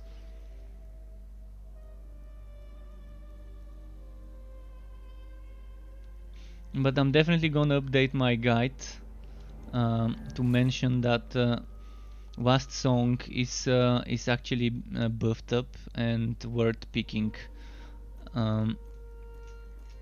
over Challenge or Grimnir or Ever Picks if you feel like it.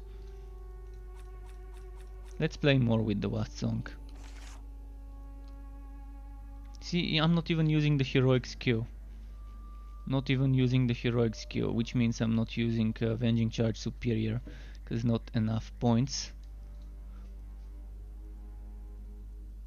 And on this one, when I'm using Superior, I still have 6 points left. 6 points left means I can upgrade Word of the Mountain.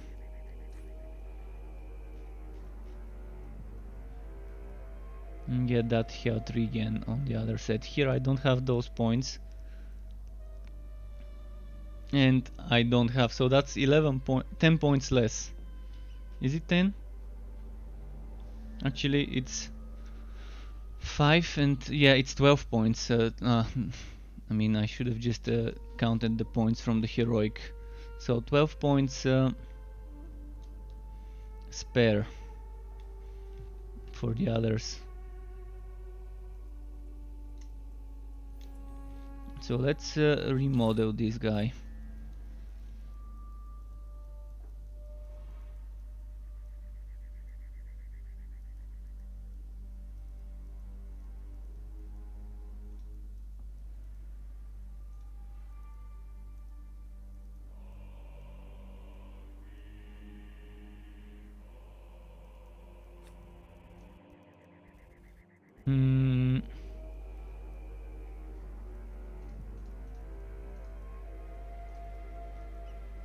Okay, that's what we're gonna use on him.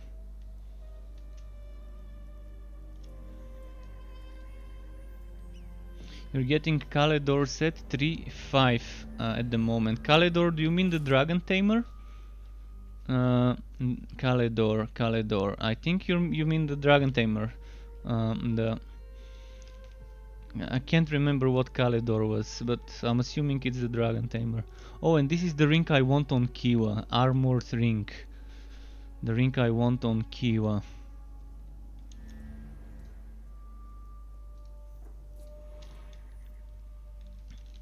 But Bragi is such a beast now, even with the last song set.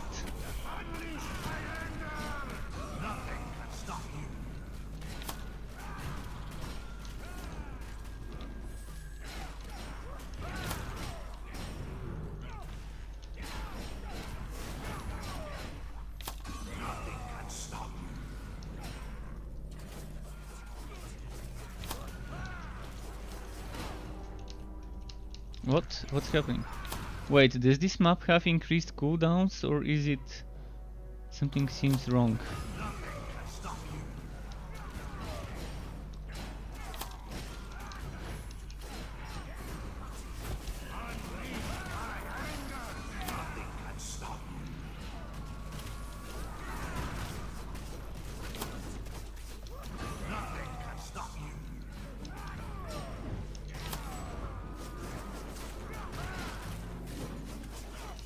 $10 million just from the axes.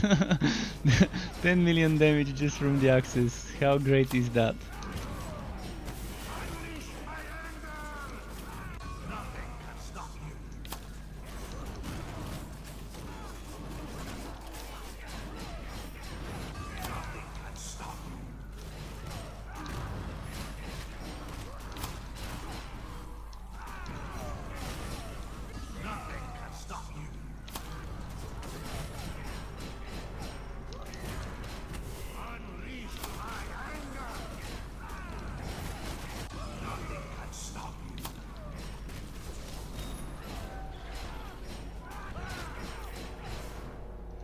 Okay.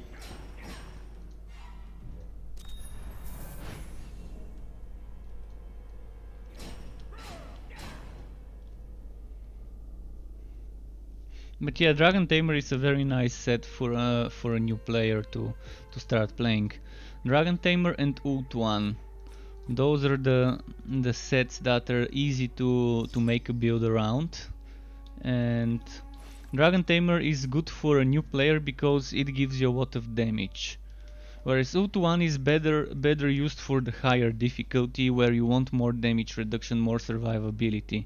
But Dragon Tamer is the one that gives you all the extra damage, and it's the most damage you can probably get on the mage with that set, excluding probably a well built damage over time build with Morvo, but that's much more difficult to make it work. I'm gonna do a few more Tower of Chaos runs to get some supplies. And now again, folks, if you wanna see me play a different class, name it. Name the class, name the set. I'm gonna switch on my next map. If I'm doing one map, I'm gonna have to finish it and then switch. But I can switch to that hero, I can switch to that set. I can show you how I play it and give you some advice of what you might change, what you can do differently if you want.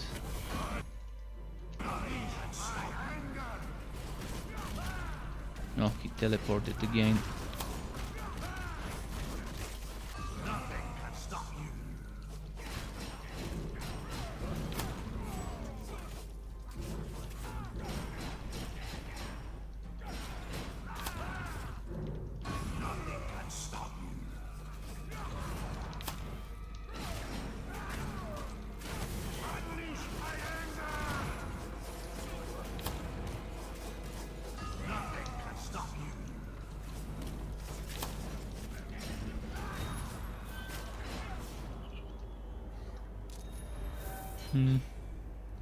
Two tokens, nice. Alright, let's do another one of those.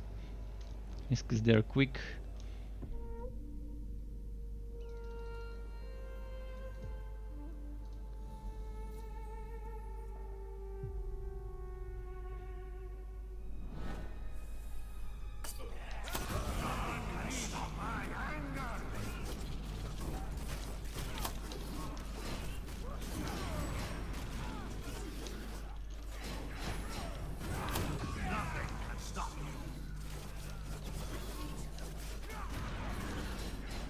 Come on, jump.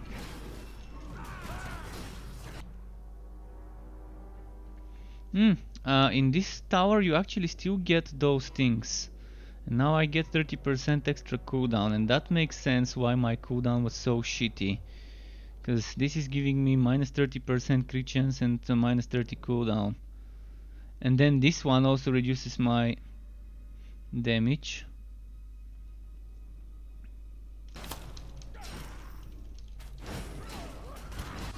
But this cooldown increase is the annoying part.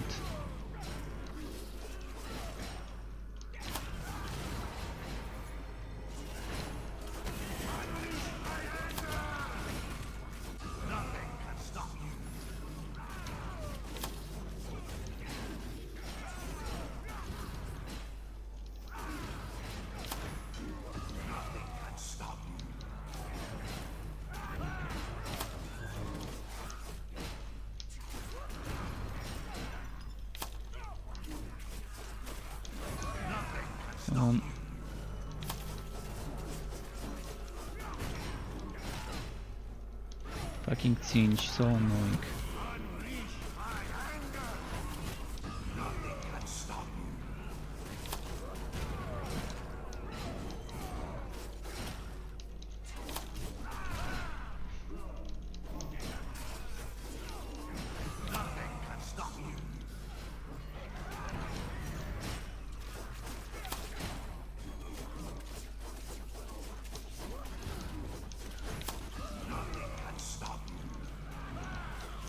Let's try something.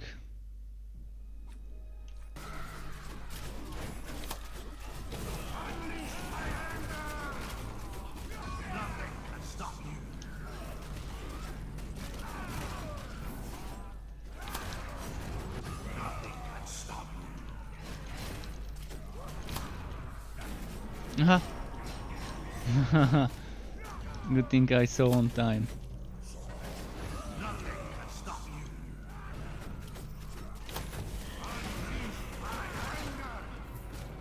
One more elite, come on.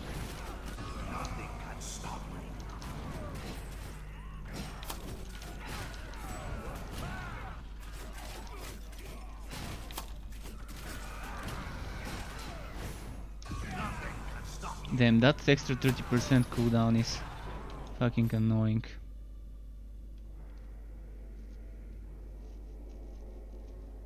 See, it makes my cooldown reduction to 15%. Because that 30% is not 30% of my current, but straight 30% deducted there. Annoying.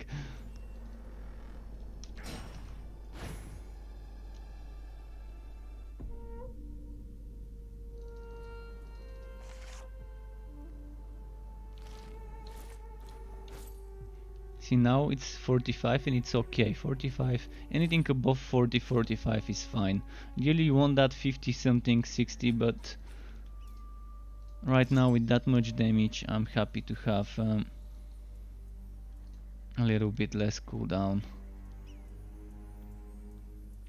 Lucky Charm, if you're starting out to play, are you on PC first? First tell me if you're on PC. If you're on PC and you have some empty slots, Lucky Charm could not be that bad, but it's much better to just, for example, you said you have red gear. What you do with your red gear, I would say change to Chaos 3 or Chaos 4. Or maybe even Chaos 5 if you can do it. Then do Tower of Chaos a few times. Just a single run collect, single run collect. Oh, you're on Xbox One. Oh, you don't have the Tower of Chaos yet. Then Lucky Charm probably is good. If you don't have the Tower of Chaos update, for a new player Lucky Charm could be okay until you get some stuff. But eventually you don't want it in your final build. For farming builds maybe because 200 wood quality can mean a lot on a non-Tower of Chaos stuff. But when you're doing 10,000 wood quality, or even 8,000 wood quality maps with upgraded relic hunts, these little bits of extra won't do you much good. 200 would not mean much when you're doing something 8,000 wood quality.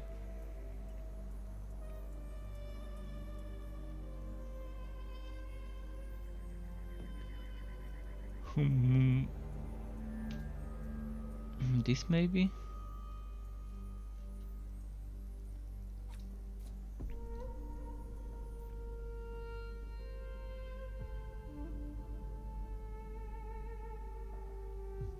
So yeah, you can get some builds without using a heroic skill and still feel like you're doing damage, because this heroic skill, if I use it, it's not gonna do anything for me right now. Each attack has a chance to stun bleeding enemies, which is not that bad, but if they're already bleeding, that means I've already attacked them and already stunned them most of the times. And bleeding does more damage, I don't need it. I'm not doing damage from bleeding. What's the debuff on this map?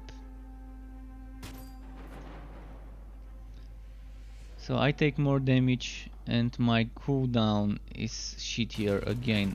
What's with that stupid annoying modifier? They kind of went overboard adding those modifiers. And not only did they add them to maps like the Relic Hunt maps, they also added them to Tower of Chaos.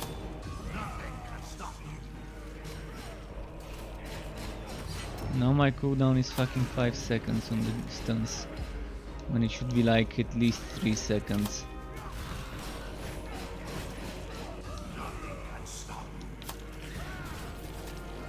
That's just forcing people to not do this map, this biome, because it's gonna give them cooldowns.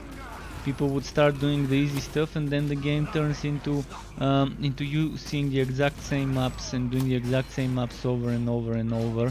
if your build depends on something that this map doesn't decrease.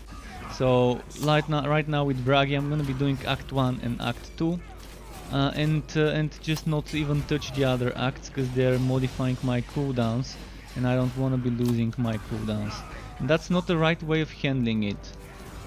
See, they did one step forward but also did one step backwards, or maybe they did two steps forward, one step backwards with the upgraded relic hunts.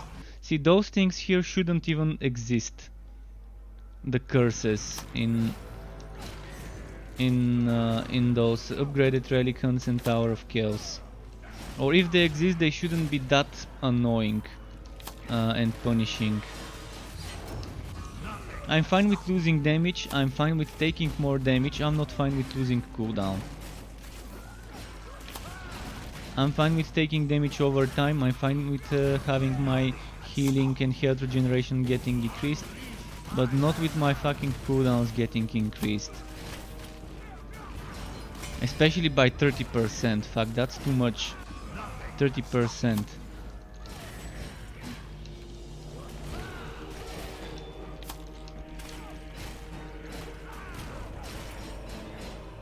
Because people would just stop doing that type of content, and you're just limiting your players to only do the content that doesn't have those annoying modifiers. Is it just not fun having to wait so much for your cooldown? One of the reasons why I wasn't doing cooldown increased maps before they did those changes. Before I was staying away from Act 3 because of the cooldowns increased. Now I stay away from Act 3 because sometimes there's not gonna be enough enemies.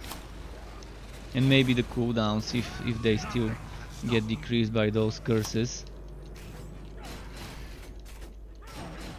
But I'm still happy the way they reworked the relic hunts and added Tower of Chaos. They just kind of went overboard with this shit, with the curses. Totally uncalled for and unnecessary. There's more other ways to get extra difficulty if you want it, like add a 5th modifier, for example. Or make the elites stronger, make the elites have more modifiers themselves. I'd much rather have the enemies get special champion only abilities that are randomized the same way it works in Diablo, for example, or in other games, rather than fucking up with my own stats.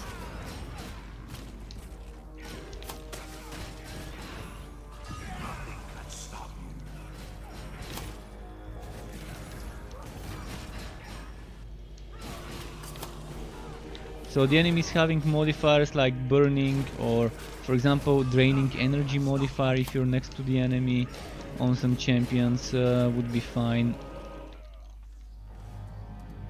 But fucking cooldown increase, so annoying.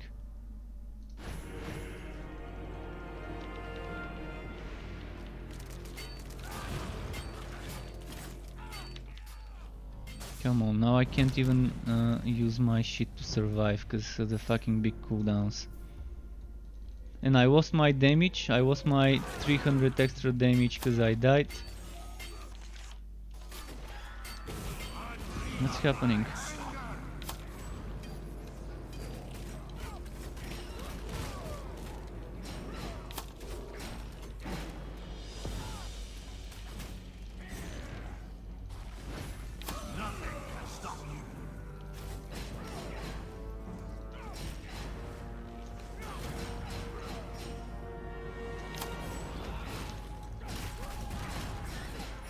Come on, fucking cooldown.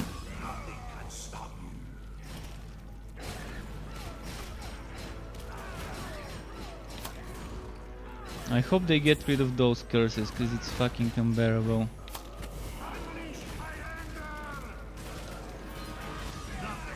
At least the cooldown one. The cooldown one is the one that doesn't belong in the game.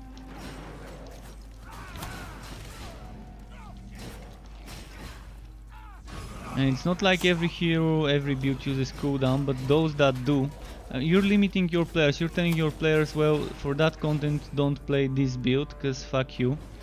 We don't want you to be playing this build when doing that content.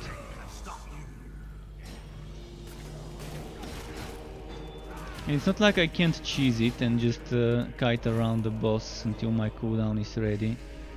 But is that fun? Definitely not fun. Alright, where's the wood?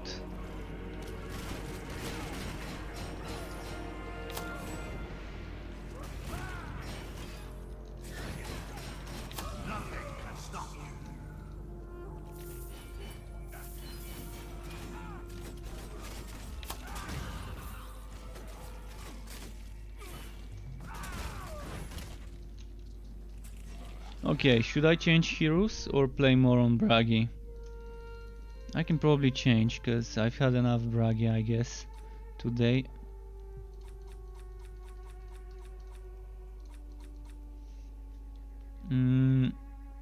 Pendant of the Rebel, that's a bad one. Gromrio, oh, 10 crit chance. 10 crit chance.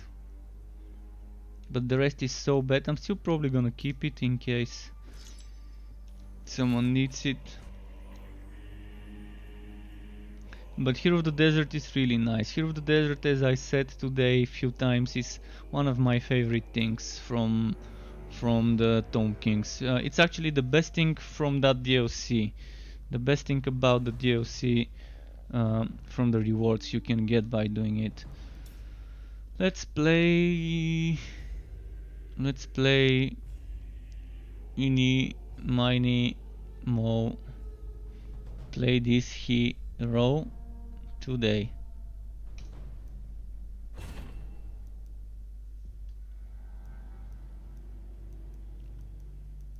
I can play a little bit of Summoner LS. I've not played Summoner LS. I'm pretty sure many people are waiting to see what I do with that build. Although there's not much changes other than on the passive side, on the god skill side for the Summoner build.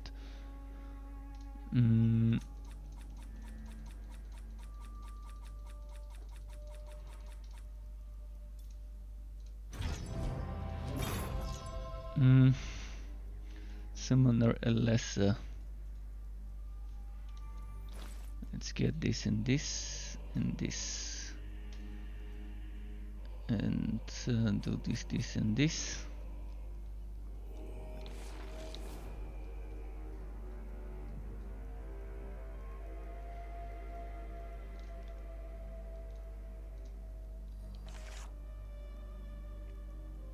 Do I want to go for padded armor on, or do I want to remove it and get something else in there?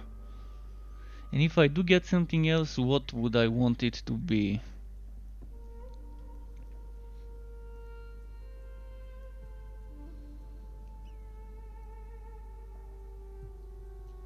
A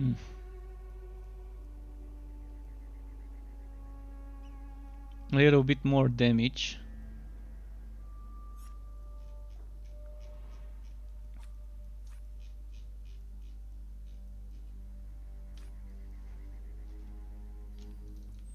Oh, the padded armor is great to keep me alive, so probably I shouldn't remove it, but I wanna see how I can do without padded armor. Oh, and what chaos am I doing? Another thing I forgot to check. I'm on chaos 9. Okay. Fuck. I'm not gonna survive this until my pets start healing me. Fuck.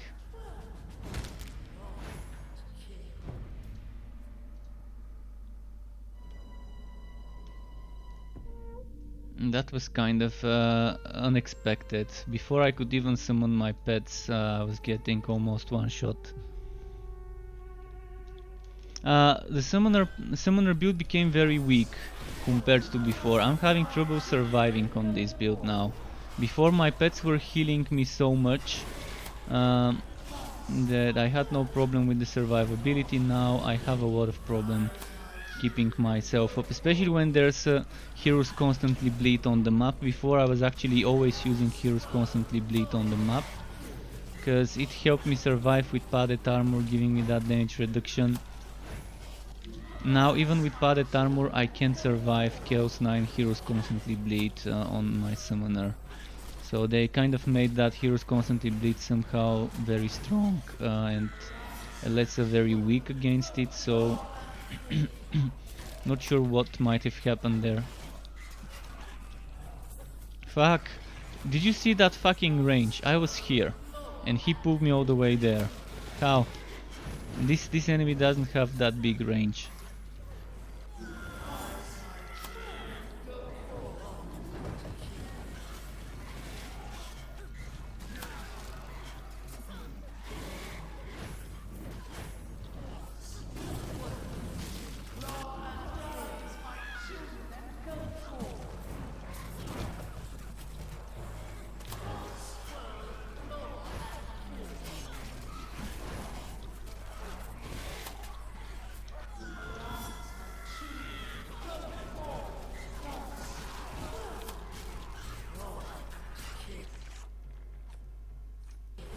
I choose this one.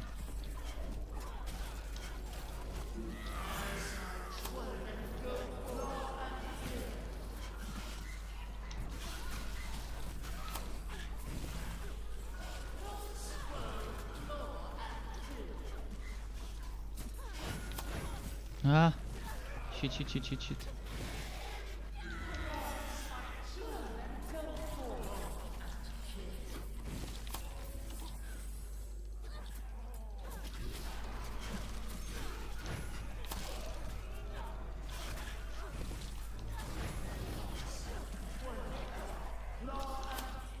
Ah, fuck, so close. Actually, I wasn't that much close, I still had to kill 4 more. Yeah, Summoner Lesser got hit so hard with the nerf stick. And I don't see where the problem is coming from. From somewhere I'm having trouble surviving. I mean, I had padded armor before and I still had problems. So, did they nerf this shit here? Hallowed Spirit Superior? Is this that got nerfed? What got nerfed? I still think a lesson needs the whole hero needs complete rework in regards to what skills and passives do. She needs more damage reduction sources. This shit is a fucking joke. Only having damage reduction on the first hit when you're at maximum HP. If you're not at maximum HP, then fuck you. And then this 10% only when there's no enemies around you. This one is only 10% and only for 4 seconds after dodge rolling. This is probably okay. This one you have to stay in one place to get this damage reduction, which is total bullshit. And then apart from those, there wasn't any more damage reduction, right?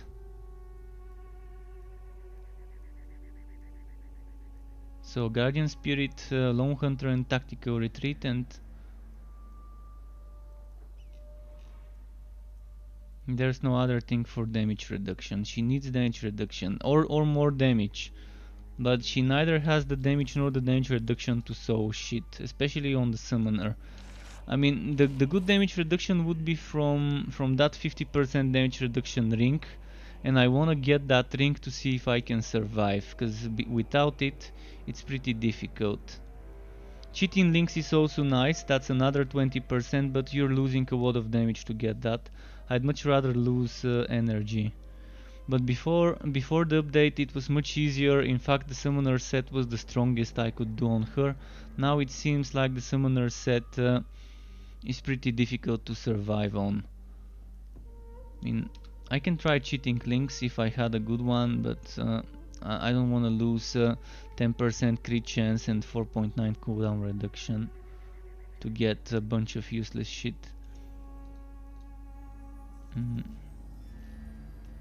Right, let's do a map.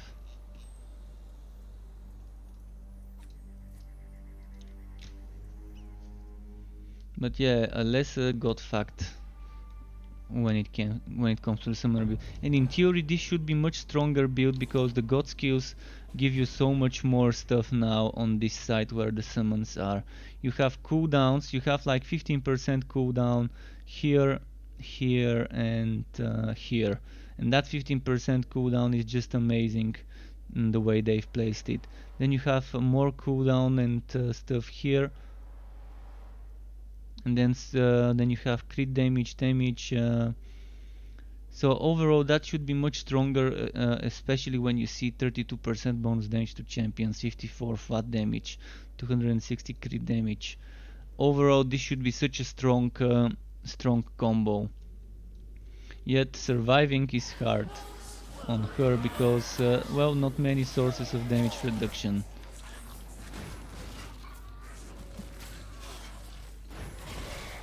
See, I'm almost dead now without even getting hit much. I'm kind of dodging all the time, trying to not get hit. And even then I'm losing HP out of nowhere without the map having heroes constantly bleed. When I'm not fighting, I'm losing HP, but I'm fighting. My pets are hitting stuff. I'm dropping stuff on the ground. So it's broken. It's not counting your pets fighting as you fighting. And that makes Summoner Elessa kind of fucked very badly. And I love pet builds in games. I love playing pet builds, and it's sad to see this one getting fucked so badly.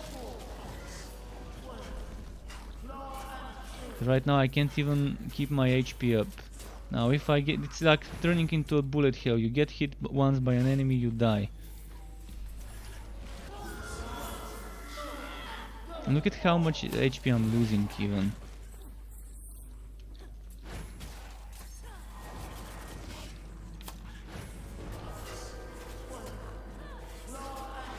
So I'm not sure how I'm still alive. Like, if an enemy hits me once, that's it. Thankfully there's no ranged enemies, so probably the main reason why I'm still alive.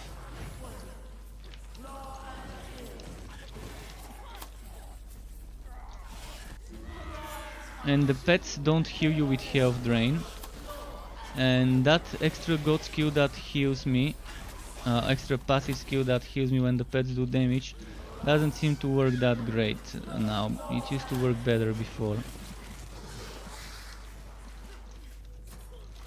I'm gonna try and get my damage reduction maxed out from pallet armor. So 3 million defense. So annoying. Let's do this. Let's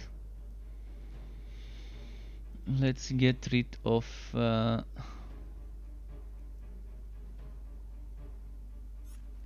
let's get rid of this and get this extra damage reduction so I can just survive a little bit more.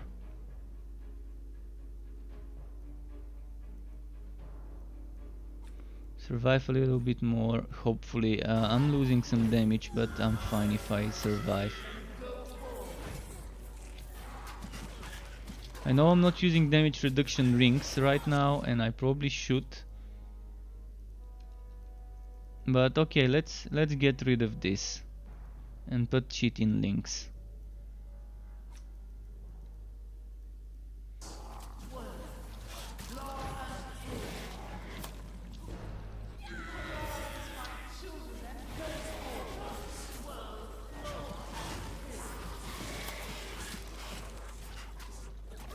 See, with cheating links I can kind of survive, but I don't have a good one.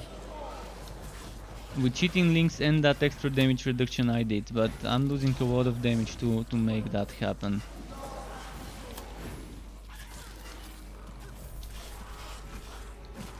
So let's say I remove pallet armor now and bring back the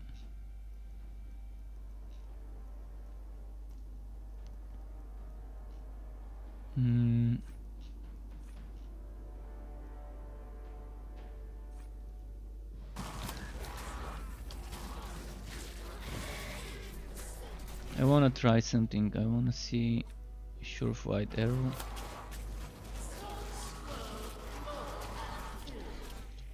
Fuck.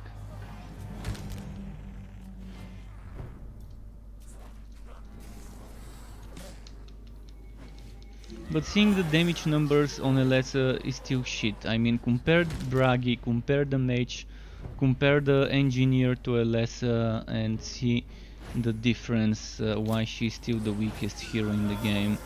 She needs a total rework. Most of her skills need a rework. Not just the passives, but the actives as well.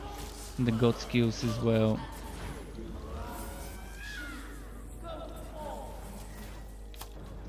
She was designed for content up to Chaos 5. When content up to Chaos 6, 7, 8, 9 and 10 was introduced, Alessa's design was flawed for those. She was never designed for that high of a content. When she was released, the hardest content was Chaos 5, and being that squishy was okay. Back then, being that squishy, you didn't need that much damage reduction back then. The other heroes had much more damage reduction, and you can just stack those. With her, you don't have much damage reduction in god skills, in skills. All the other heroes have sources of damage reduction. What they did with the last patch, there was 10% damage reduction here. They fucking removed this one. This one, only one source of damage reduction from god skills on this hero. They decided to remove it.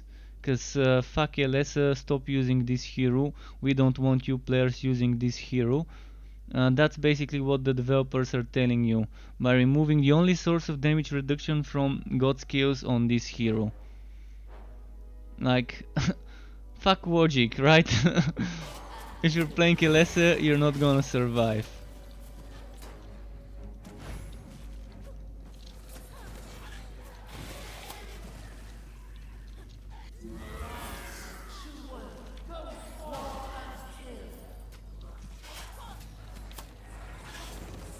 Basically, they're telling you to do one thing, and that's to use the 50% damage reduction ring that drains your energy. And I don't mind using that ring. Of course, I first need to have it to drop for me, and I still haven't seen it drop on Alessa. And I've spent a lot of hours playing her.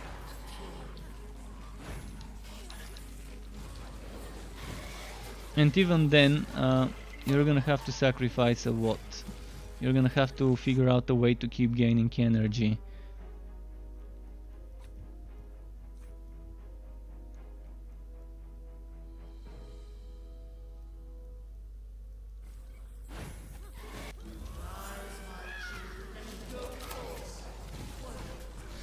Oh, come on pets, kill them pets.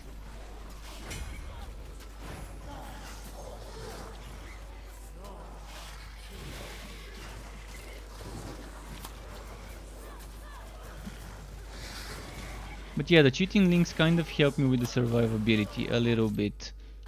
I'm still very low. Still 3 million defense max. Earlier I don't know how I had 3 point something. 3.9 and that's even with the cheating links that gives me 20. So again, a lesson needs a lot more damage reduction. Every other single hero has many sources. Even Bragi has many sources of damage reduction, although he has invulnerability as well, so he doesn't need it that much. But even Bragi has shitloads of it. The mage that does so much damage has so many sources of damage reduction as well. In the god skills there's at least 2 Fortress of Willpower and Continuity. And then there's the active god skill, that Arcane Manifestation that can give you damage reduction. There are ways to get it if you need it on the other heroes, not on Alessa. I know we have unlimited dodge rolling, but seriously, if all you're doing is playing a bullet hell, I can fucking get a bullet hell game if I want one. I don't want my ARPG to be a bullet hell where one shot and you're done. I want to be able to tank stuff and soak up some hits. There's many bullet hell games out there that I can play if I want to.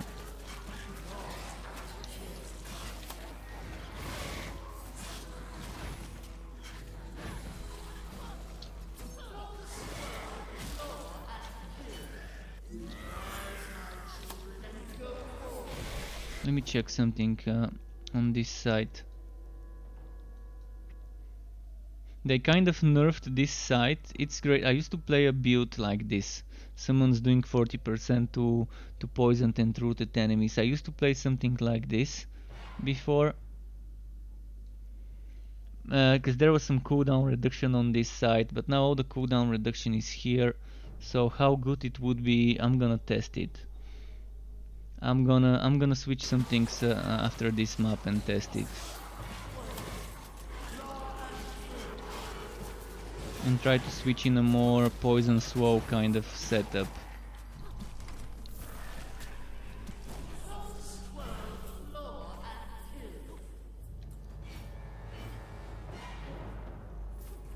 It's 11:32 p.m. here. So maybe one more hour until when I normally stop, which is 30 minutes past midnight.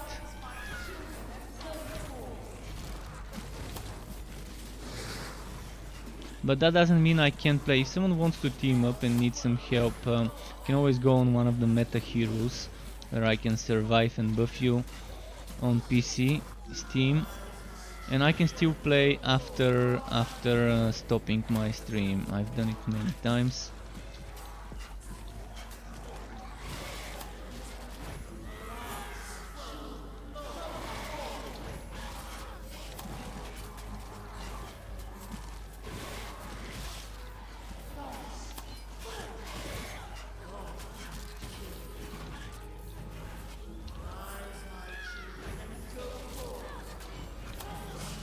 I hope I get at least a good red version of either the cheating links or the 50% damage reduction one.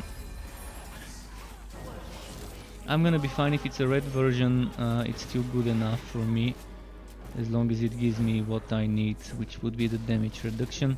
In fact, the way this damage reduction drinks is it not constantly draining your energy, it only drains your energy when you get hit. So if you play safe enough, you're still gonna have some energy left at times. So summoner builds are very strong on bosses, if you can get the summons to focus on the boss. This game doesn't have a focus attack button, pet attack, focus attack, whatever you wanna call it. It doesn't have it, so you're gonna have to kill the little guys. And you see, as soon as the little guys died, and it was just the boss, and all my pets were attacking him, he started melting a little bit faster.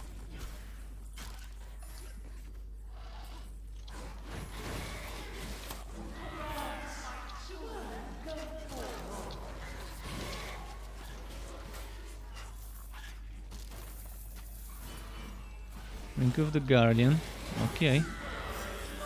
Not the one I wanted, but...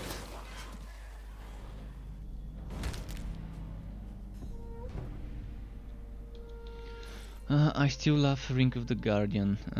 So what was my old Ring of the Guardian like? Let's quickly put it back where it was. Wait, where did it go? What the hell? Oh, there we go. Ring of the Guardian, let's check and compare.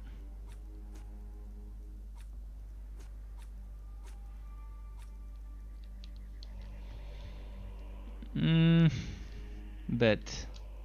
That one.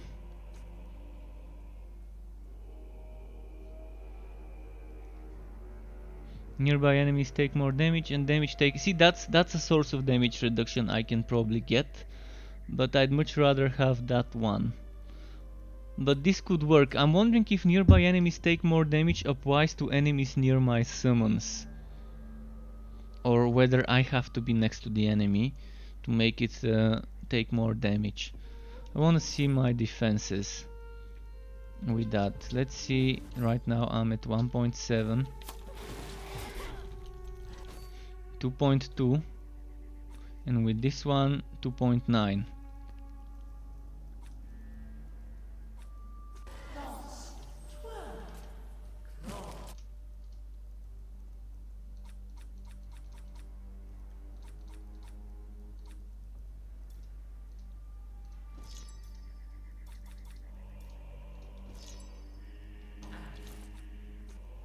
Okay. So let's put the cheating links back in play. And let's actually bless the cheating links. Cheating links, I'm gonna do the 6000 HP on it.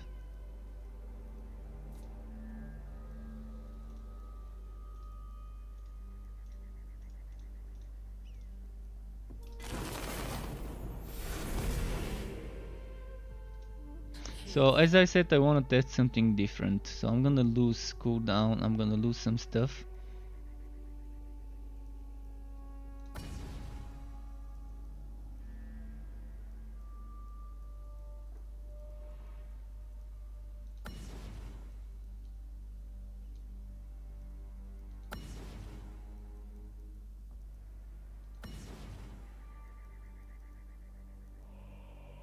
So you're getting this cooldown reduction. So I had 260 crit damage, now I have 145. I had 32 bonus damage to champions, now I have 40. So that's better.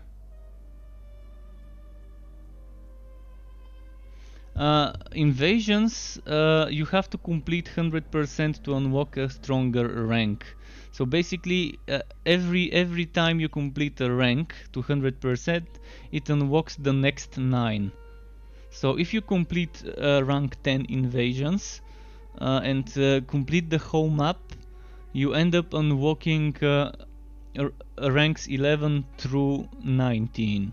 If you complete 19, you unlock 20 through 28. If you complete 28, you unlock 29 through 37, and so on. You always want to be doing the hardest rank you can, and in the invasions you can get certain passive skills that you cannot get from other places. So my flat damage was 54, it's now 44. So I lost 10 flat damage, I got 8 damage to champions. I lost 115 crit damage, but I'm getting 40% more damage for the pets. What I am losing is from deadly tips. I will be losing some possible damage, meaning I'm gonna be losing the dryads that can proc off of this, but I get one extra dryad from this compared to that one, so there's this as well to consider. Now let's do the switcheroo. Switch this one, switch this one.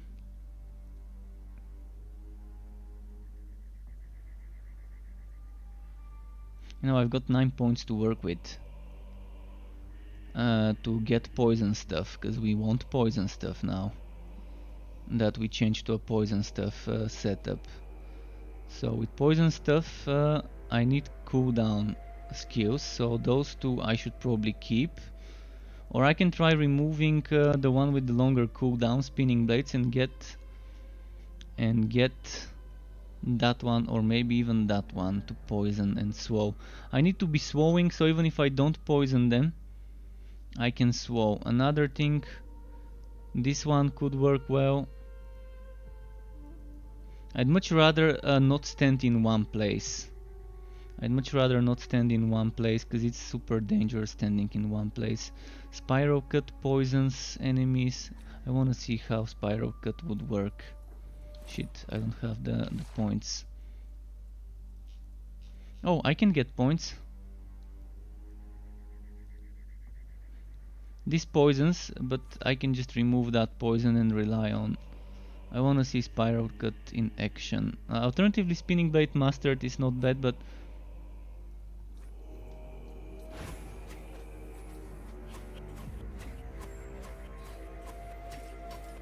would that swow and do stuff or not? Okay, let's try with this one. I'm not gonna be using this for the damage because it's shit damage, but I wanna use it for the swowing.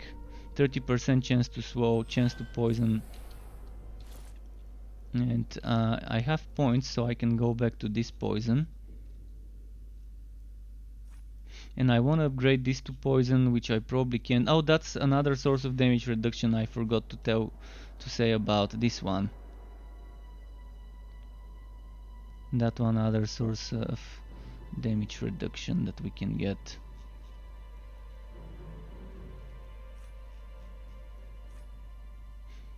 So it's not gonna be poison, but at least I'm gonna try and get that in there. And I'm not using the poison without incarnation. I maybe should. But the poison one was, where was it? Somewhere here. Where did it go?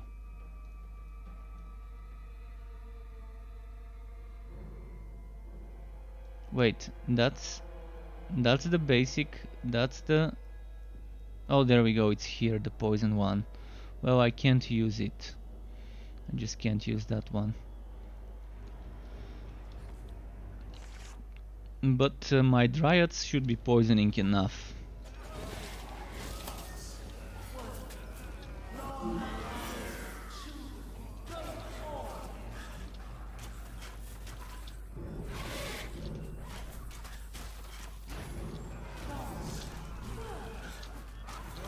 See, the delay of this skill is super bad. With Spinning Blade I can instantly cast it.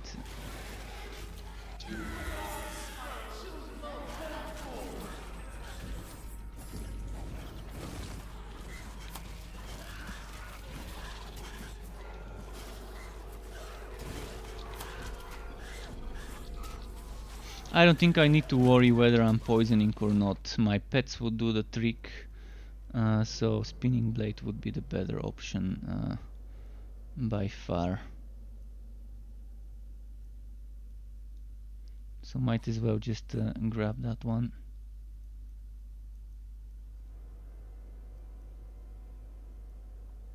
The damage... Oh, this swows them, so this works fine. It works fine if it swows enemies. This one can also swow them, so...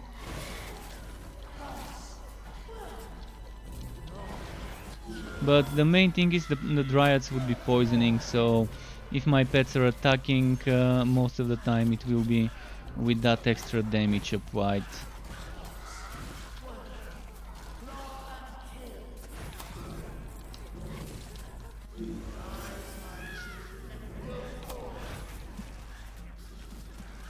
And that extra damage negates the 40% damage I lost from using the cheating links. Getting this extra 40%.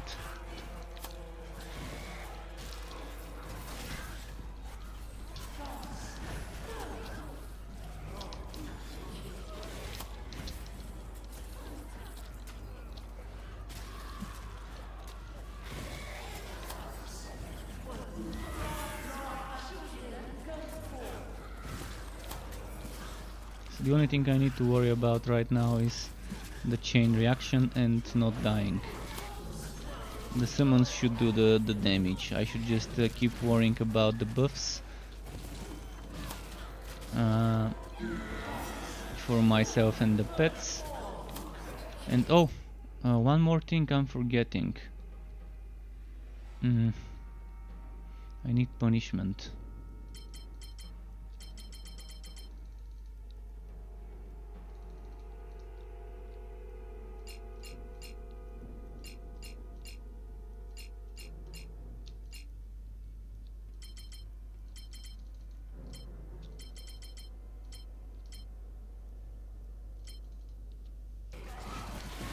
That should make my damage up to 30 million probably.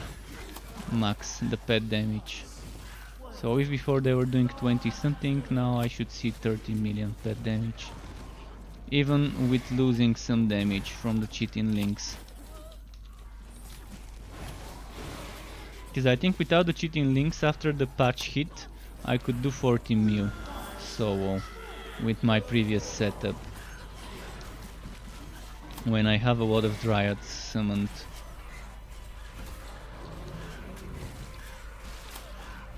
15 is what I'm seeing, but is that the maximum? Was that a crit 15 or was it a regular 15 damage?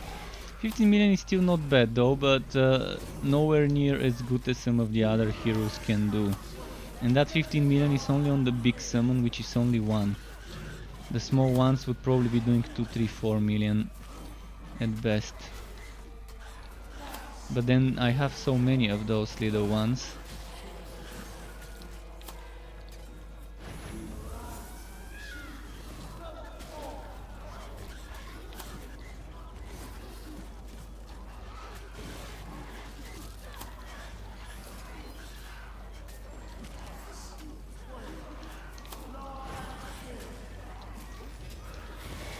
Another thing I could try is Executor's Summoner, where I'm stacking health regeneration and damage for the summons based on that. But would that really work well? Kind of have to gonna wait and see if it's gonna work well. If I were to do Executor Summoner, I really would want this one. But the things I'm taking on the way to there and the amount of points I need to go there are just kind of not gonna cut it. I'm getting 8 armor piercing and another 8 armor piercing, so 16 armor piercing is very, very tempting. 16 armor piercing and then 1, 2, 3, 4, 5. So 15% regular damage. It's not so bad. Not so bad.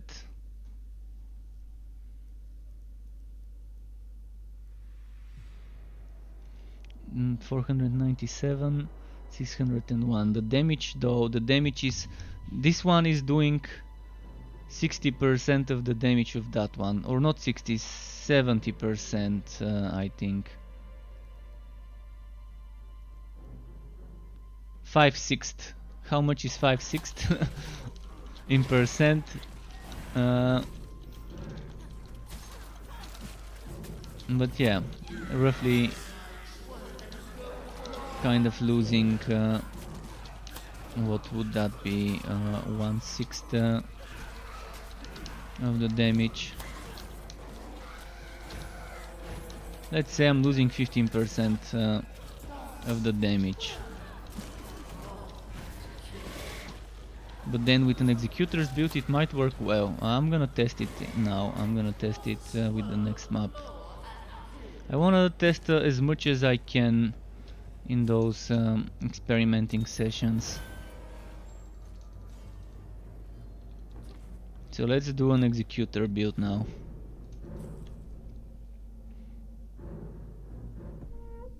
Which would allow me to survive a little bit more.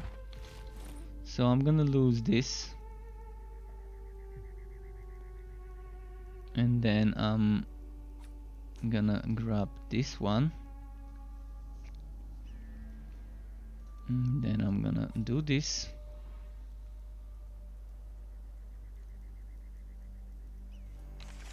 Now I need to rework the god skills. Meaning I'm not gonna have assassination superior, and that's gonna hurt my damage, because I need points to get there. I'm gonna have to make some interesting sacrifices. If I use this, that's another 10% lost. If I sacrifice some cooldown reduction, can it work? 5%.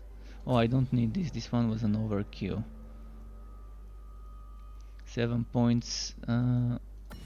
Damn, I need 1, 2, 3, 4, 5, 6 points. Boy, really. They're gonna make me sacrifice something. I can lose this.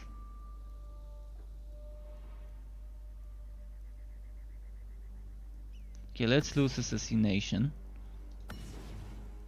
At all. Let's not use assassination, and let's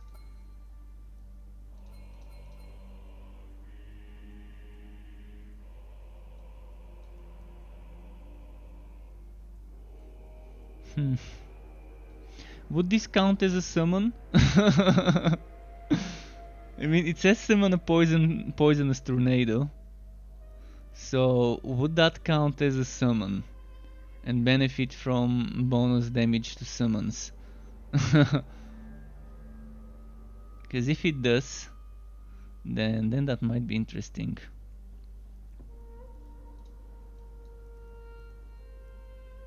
Okay, let's lose more cooldown.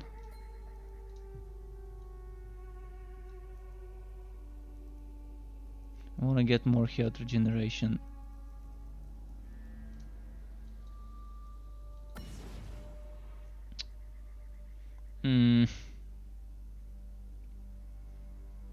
I really want that health regeneration, but 3 more points.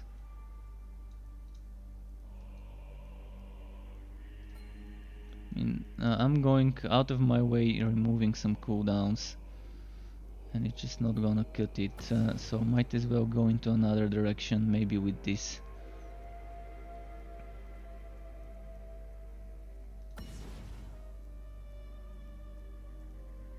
And then I've got 4 points to work with.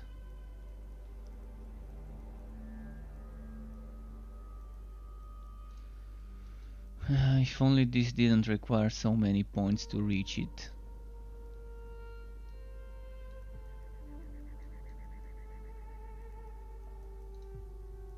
One, two, three, four, 5.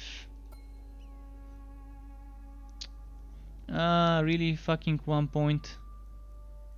Well, we're gonna get some cooldowns then.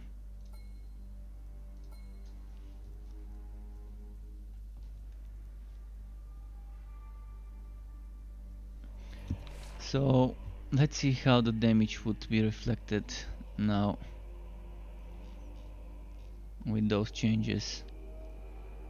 First we get this here, which means it gives us some points to work with. Second,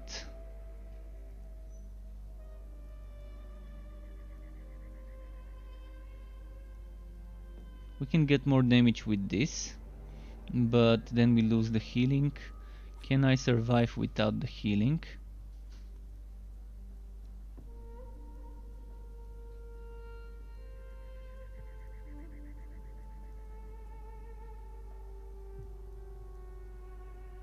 This one does poison damage. This means it's gonna get boosted by this one. But maybe I'd rather grab that one.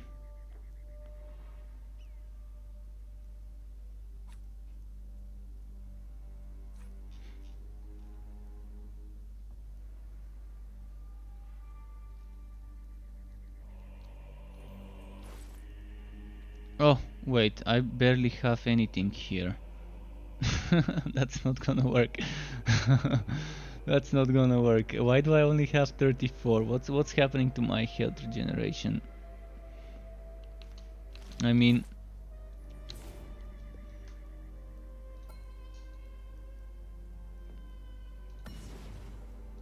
just not the way to do it. Doesn't seem like the way to do it.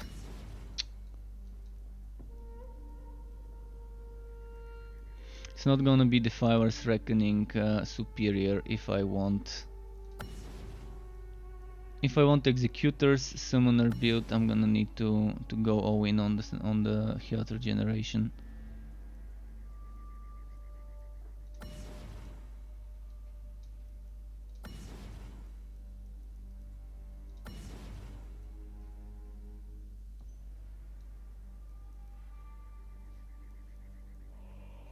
So what would be the better option? 1 point. Fuck. 1 point.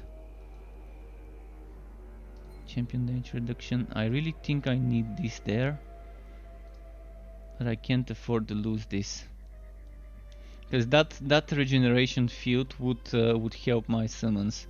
Oh, let's try it. Let's try it. See how it works. Oh, fuck. The Fire's Reckoning basic. I need that one. 1, 2, 3, 4, 5 points.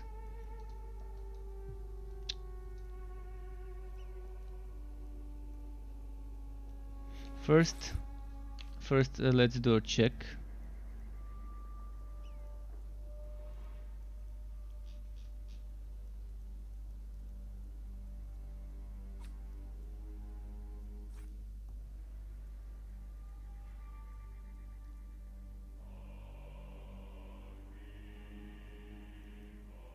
Mm.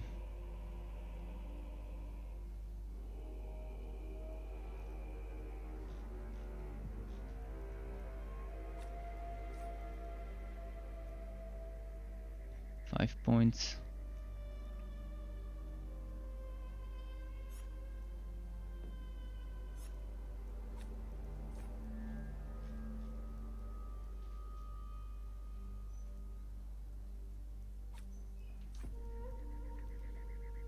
Now, the problem would be spinning blades. Would it be enough? If I don't go for the Fire's Reckoning.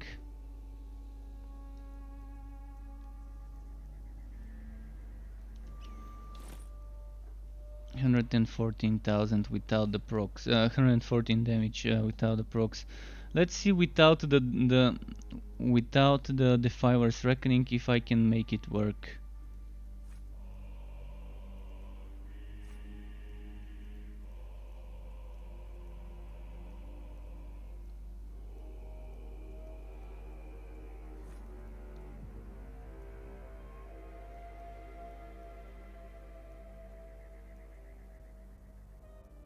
Can I make that work? I think that's pretty much it. Let's try.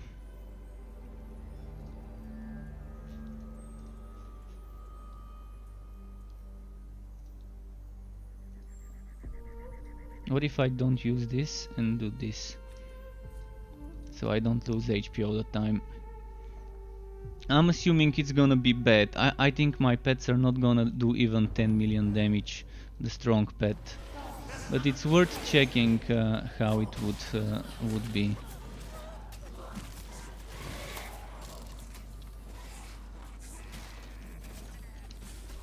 That's gonna be some sort of a hybrid build. Fuck. I'm taking a lot of damage now, trying to stay next to the pets. And not having the dryads really suffers, the build really suffers. And Winds of Fisher is very unstable health regeneration.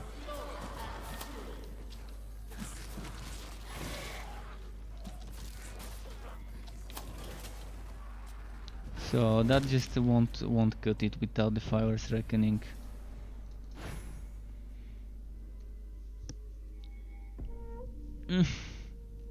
Okay, so changes.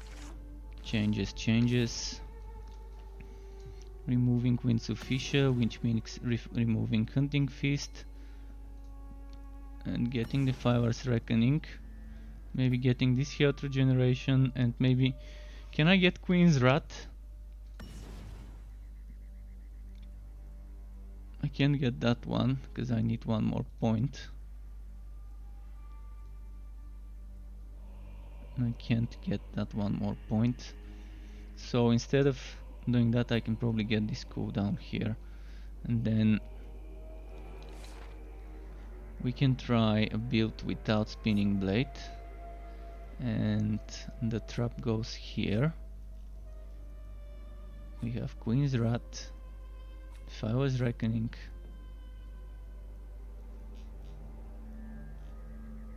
and then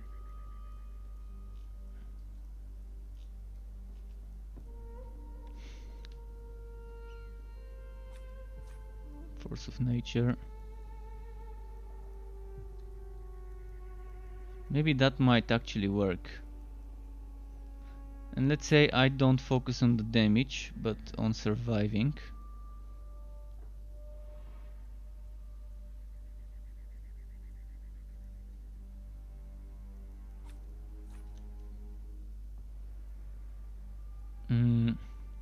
Oh, and let's get the healing pets. Let's get the healing pets, because it seems like the better option. And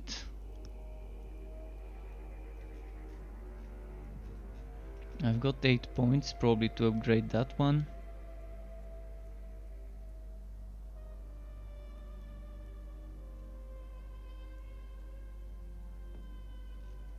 Anything else I can upgrade? I don't think so.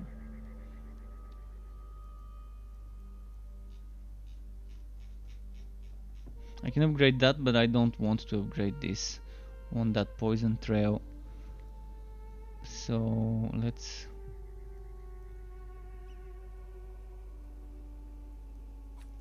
do that one.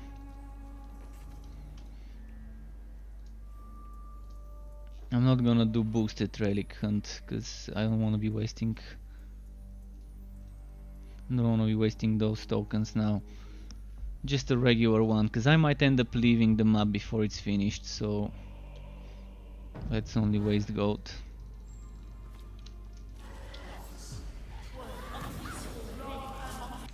Oh wait, I've misplaced those.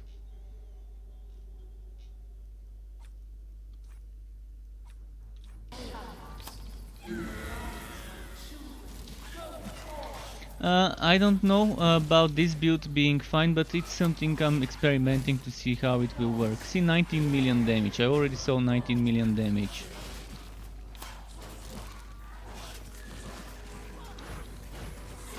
It might end up being OP though. I mean, 19 million damage is fine, but I was doing with the other build 40 million without the rework, with the rework 20 something.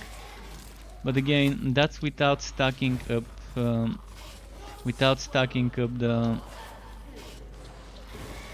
regeneration and stuff.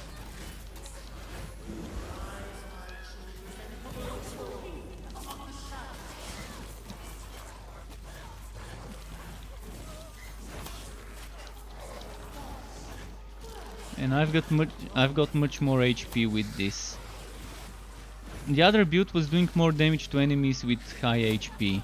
So on elites and champs and bosses, it was doing more damage. I think this one is not bad though. If someone wants to try Executor Summoner, I don't think it's bad.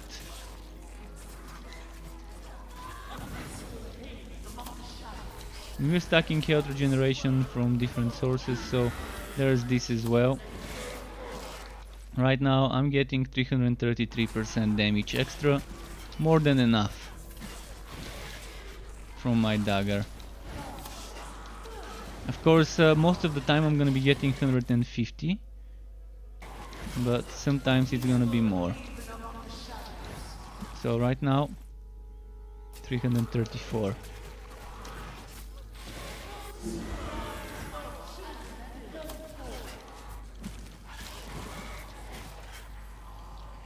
And right now 214.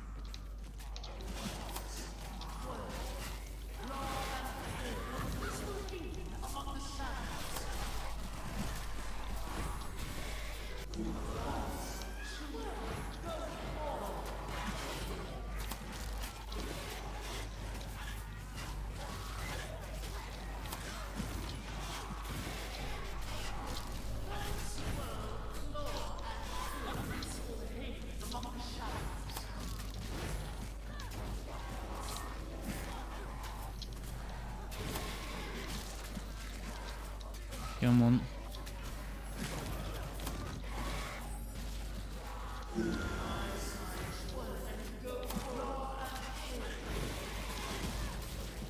So I think the highest hit I saw was 19 mil. If someone saw a higher than 19 mil, 18 mil just now, do let me know, but I'm not seeing more than 19 million. Which is not a bad number, honestly, knowing that this is the weaker pet and I got him to do 19 mil with a build where I'm trying to be more offensive, more defensive. If I want to go more offensive, there are ways to do so. For example, that one. Let's try it. Let's see how much more they can do.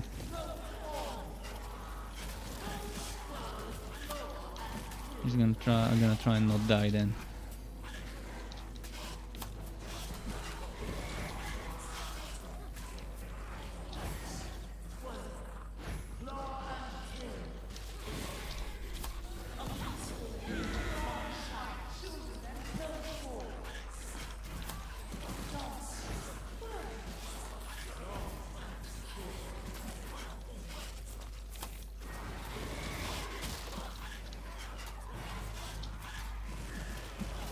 So it's a much different way of approaching the summoner build when you go for a executor's summoner rather than a regular deadly tips or tireless guardian.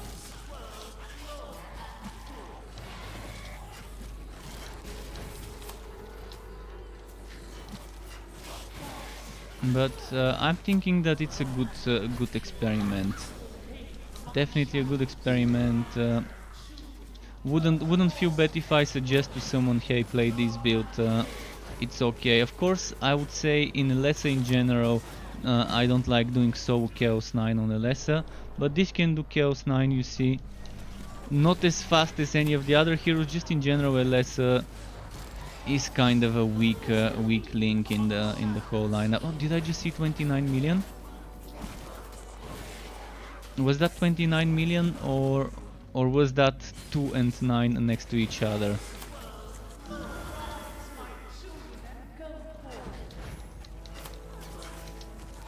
Again, Alessa is probably much stronger when you play it in team, but everyone is much stronger when you play it in a team, because you're buffing each other. And if you play in a team, you're much better off using different sets and different builds, so you can stack the different heroic bonuses and things of those sets if they are buffing ones. Even if you play the same hero, it's much better to try and play kind of different sets. I think I just saw 13 million. My eyes did not deceive me, I saw 13 million just now. And it wasn't from me, it must have been from the pets. But that is with Hallowed Spirits Mastered, which boosts the damage.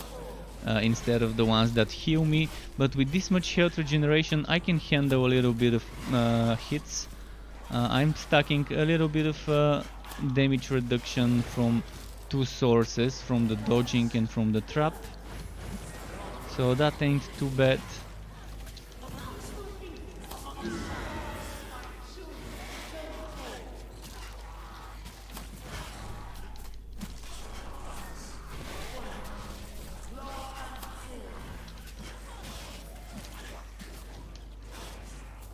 So Executor Summoner build, another weird build. Another weird build, the out of the box kind of build that people would be, Summoner, yeah, you want to be using the summon items, you want to be using deadly tips or tireless guardians. Well, fuck it, I'm gonna be using executors and stacking some HP regeneration with that. Oh, you got a Soulfire. Soulfire is okay for when you're leveling up. It might be strong because you're not one-shotting everything. Once you start one-shotting everything, there's not gonna be that many burning enemies around you. It's gonna be hard to get 10 burning enemies nearby to get the bonus of those stacks. But while you're leveling up, while on a new hero, it's great. Especially if you are using the Phoenix Herald stuff to help you burn some stuff. Shit, my hair is tickling my elbow. Just a second to move it. Downsides of long hair. Alright, there we go.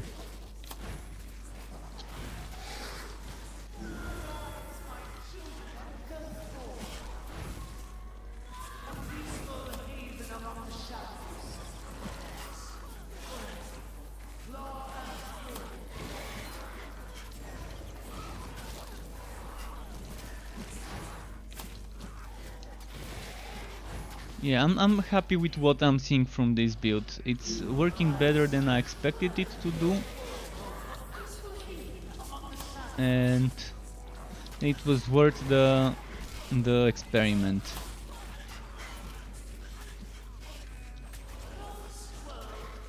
And what about my damage? Let's see how much damage does the trap I throw do. I want to see if that tons of damage I'm doing is not from the trap, for example. Because it's possible that all that big damage I'm seeing might have been from my poison trap. So okay, let's try and see it without HP regeneration bonuses. I didn't see the damage. Was that 4 million? I don't think the big damage numbers were from the trap. I think it was from the poison summon.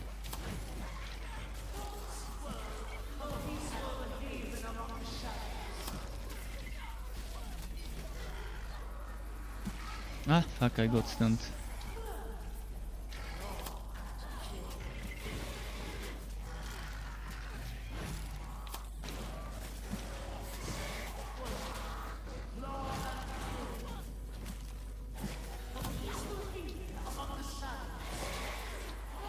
Alright, he got despawned. Those elites from the summoning portals seem to despawn themselves. Sorry, had to pause and mute myself to sneeze. If you're wondering why the sudden pause and what those sounds were, the pew pew from my headset.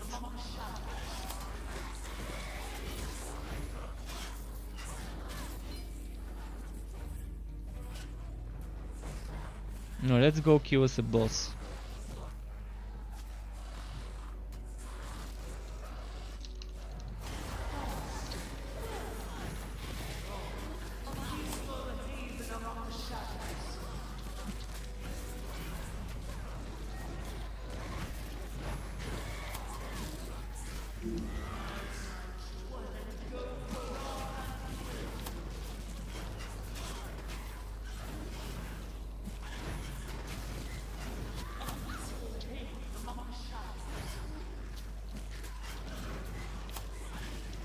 As you can see, as soon as the little guys die and it's just the boss and a few other enemies, it's much easier for my pets to focus it and to get him to die.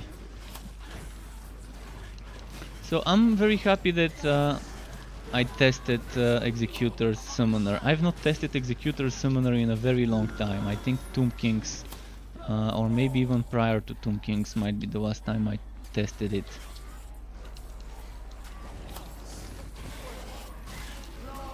And totally worth the test. Now, if only I had better stuff. Eclipse Talisman. That's the damage reduction, health regeneration decreased talisman, if I'm not mistaken. The new one. Yeah, damage reduction. Wow, health regeneration is getting decreased. That's definitely not one you want to be using with an Executors.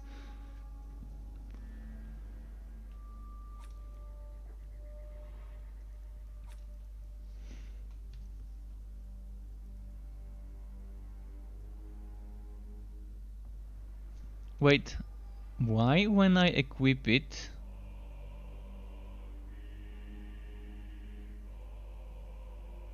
So when I have more health regeneration, I have more damage reduction.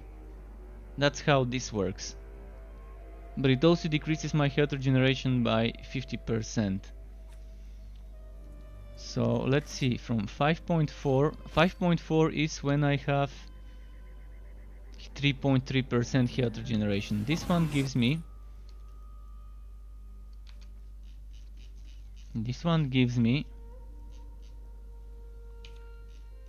from 3.3 to 6.3 health regeneration.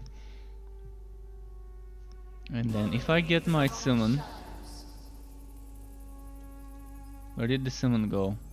Fuck, the summon didn't get summoned, but it used my cooldown.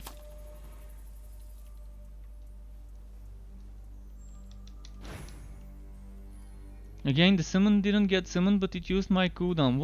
What's happening? This is BS.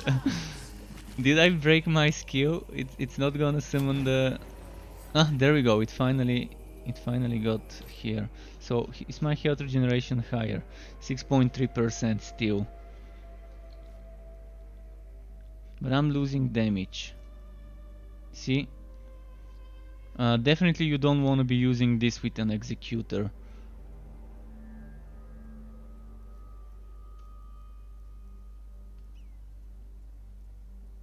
because it's reducing your health regen. See, this is such a nasty one, because this is forcing you to stack health regeneration. And normally you would be stacking health regeneration if you're playing executors. You can still try and stack health regeneration and maybe play with deadly tips. But with deadly tips, what can I get? 4, 5, 6, 7, 8, 9, 10 summons. 10 summons means 300% extra damage. And at best, I'm gonna be getting 15% damage reduction if I get my other health regeneration procs. And that's a big if, because it's very hard to stack all the health regeneration together. So I think it's very bad to use this. It shouldn't have been reducing the health regeneration by 50, maybe by 20% of what you have, or maybe by a flat number of the health regeneration, flat percent total of your not 50% of your total, but a flat, like the same way this works. This one gives me 1%, but the other one is reducing this 1% to half of it, and everything's reduced to half with the other one. It's still a new one though, which I've not seen on, unless I've seen it on the other heroes, so I knew it existed for her as well.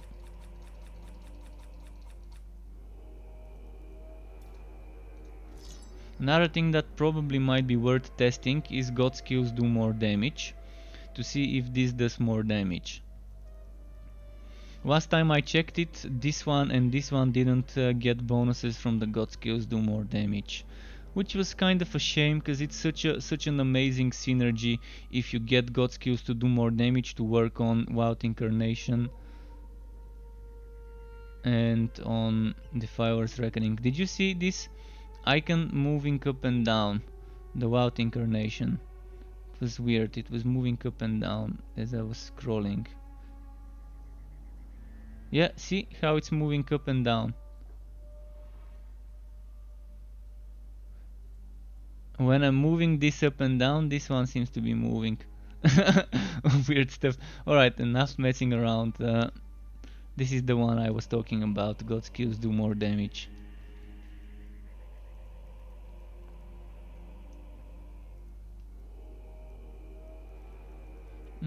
Alright, let's do a Nurgle.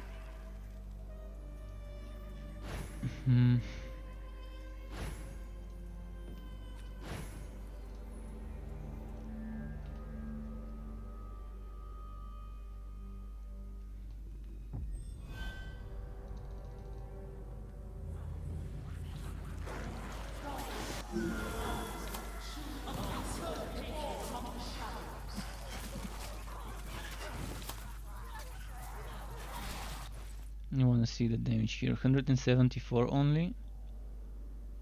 Oh, because we haven't killed an elite yet to get that extra bonus.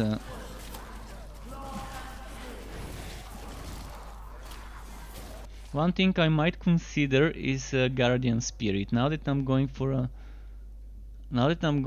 a build like that, I can consider Guardian Spirit for more health regeneration. I'm gonna sacrifice this and try and get this into the mix, which means I need points, and try and stay inside the Guardian Spirit zone.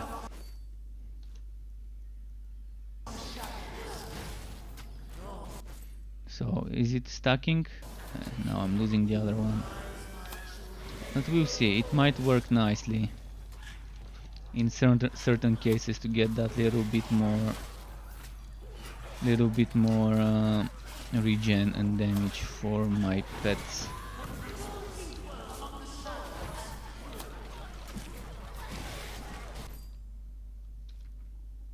%400 damage. So there will be cases where I would have that high damage for my pets. And I don't have to be next to the enemy. I can just make that field be a little bit further from them.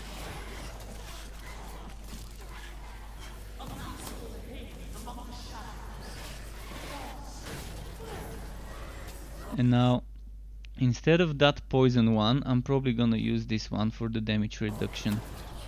Just to be able to tank in one place if I can. So how's my damage reduction? 12 million defense right now.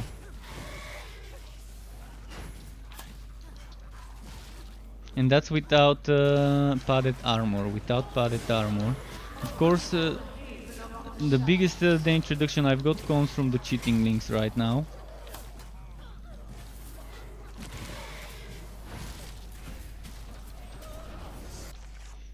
And I no longer have this damage reduction, so I shouldn't be dodging all the time, I guess.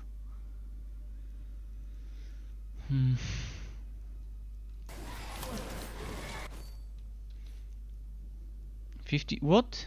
54%? Oh, this reduces my health regeneration on this map. So doing Nurgle is a bad idea, because when you're doing Executor. Because somehow I had my health regeneration debuffed. Maybe it's not this one, maybe it's something else.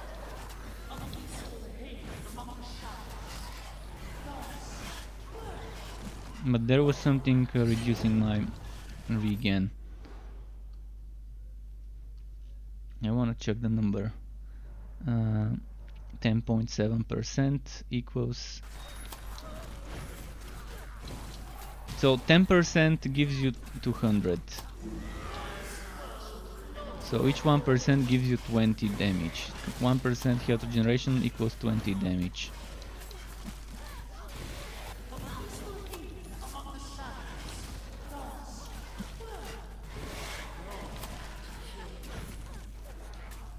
Wait, do I have HP here? HP and damage. I remember blessing something for 20,000 HP on the other build. Wanted to make sure it's not the weapon.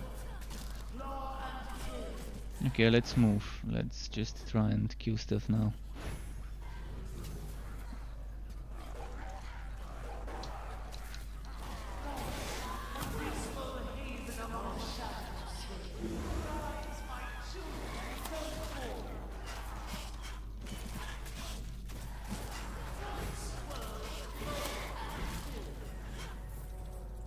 Screamer, good test. Can I survive a fucking screamer by standing in one place? So far it's kind of proving difficult to survive it with standing in one place.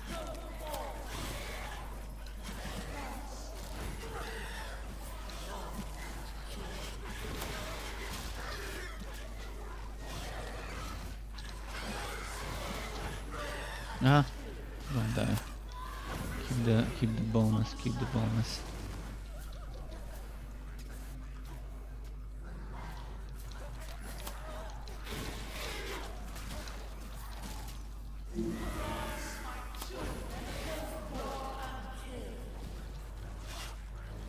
Come on.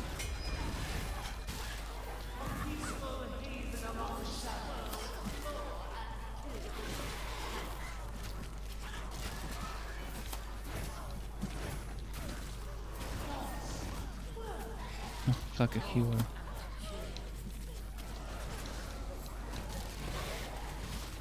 Thankfully the healer didn't heal him that much before I killed the healer.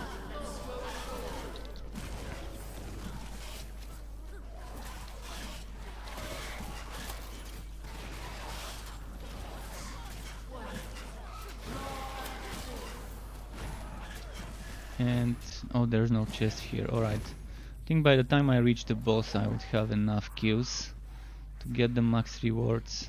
So maybe it's time to try and just focus on reaching the boss.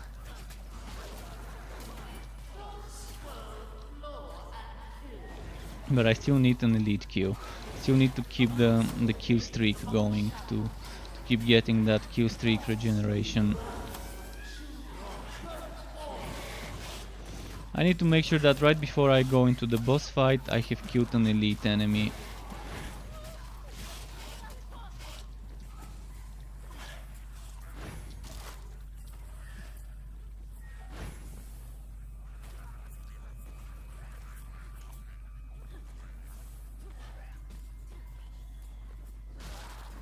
Okay, let's pull those, let's pull the other ones and do it here.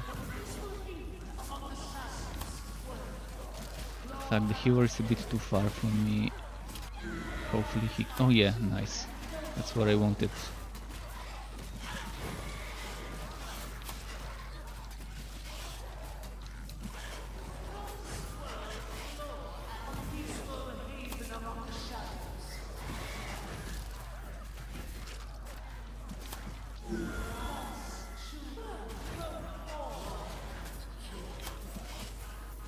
Okay, let's move. Oh, big guy. Let's kill that Chaosbane.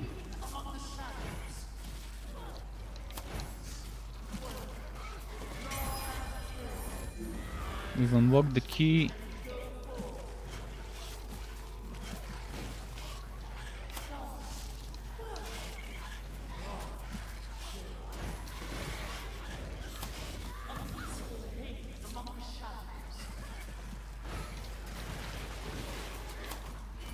I wish I didn't have to use cheating links, because without cheating links I would have had so much more damage.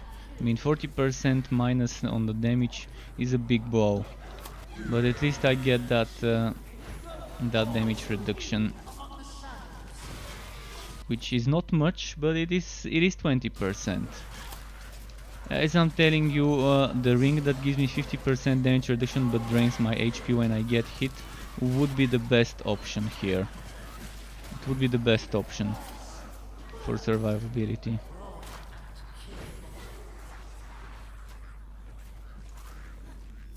And then I can replace the cheating links with that one. Problem is the game doesn't want to drop it.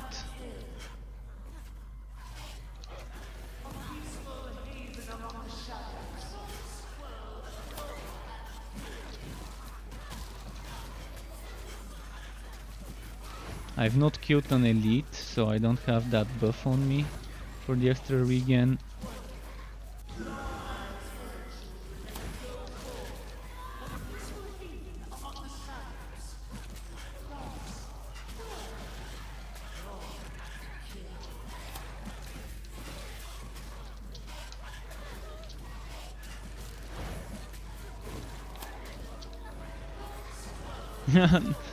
The boss will die before the elite dies.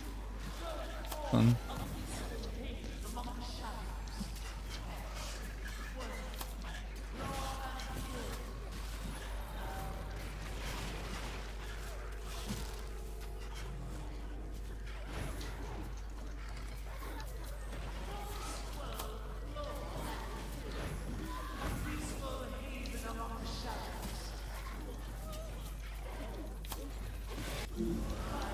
Alright, defilers, defile. Don't use loop, defile them.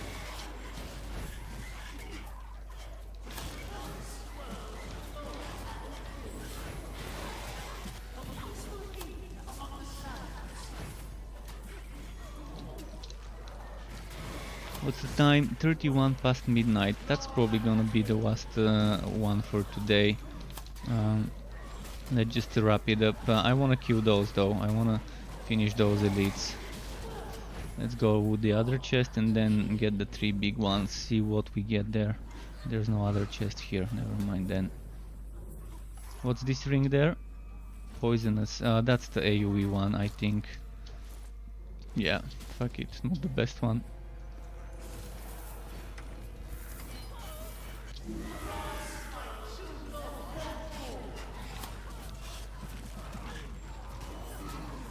So I just got a green deadly tips. We gotta check it out, see what it gives. Cooldown, crit chance, crit damage, HP. 5 out of 6 good stats. And this one, cooldown, crit chance, crit damage, armor piercing. Again 5 out of 6. The difference is This one's HP, this one's armor piercing. And I'd take the HP over armor piercing any day. So it's an upgrade. I mean, this one's cost reduction, this one's energy, but this is fewers. Doesn't matter on a similar build whether you have more energy or cost reduction. But yeah, so far pretty happy with what I've seen, with what's happening. Another summoner build I want to experiment with is the counter attack. The ambush summoner, physical damage ambush summoner, ambush assassin summoner maybe one might call it. I think I had an ambush assassin build before for summons. Basically it's gonna be using this, and this one would get around 100% when I get counter attack damage, more damage. It's gonna be interesting to try it. It's not gonna be now though, some other time. But I'm wondering how I'm gonna get the Fire's Reckoning and at the same time have the other stuff I had before. But this one is a fun setup that people can try as a more survivability summoner. See, I've got 397,000 HP because of all the HP that's coming from those places, and all the HP regeneration and everything ends up being pretty nice. So thanks everyone again for tuning in. There will be some more. I'm not sure whether it's gonna be tomorrow or not, but eventually there will be some more Chaosbane. Hopefully I've got some time tomorrow to make another build video. What it would be, probably for the braggy builds I was experimenting with. So thanks again for watching. Until next time, and keep it cool.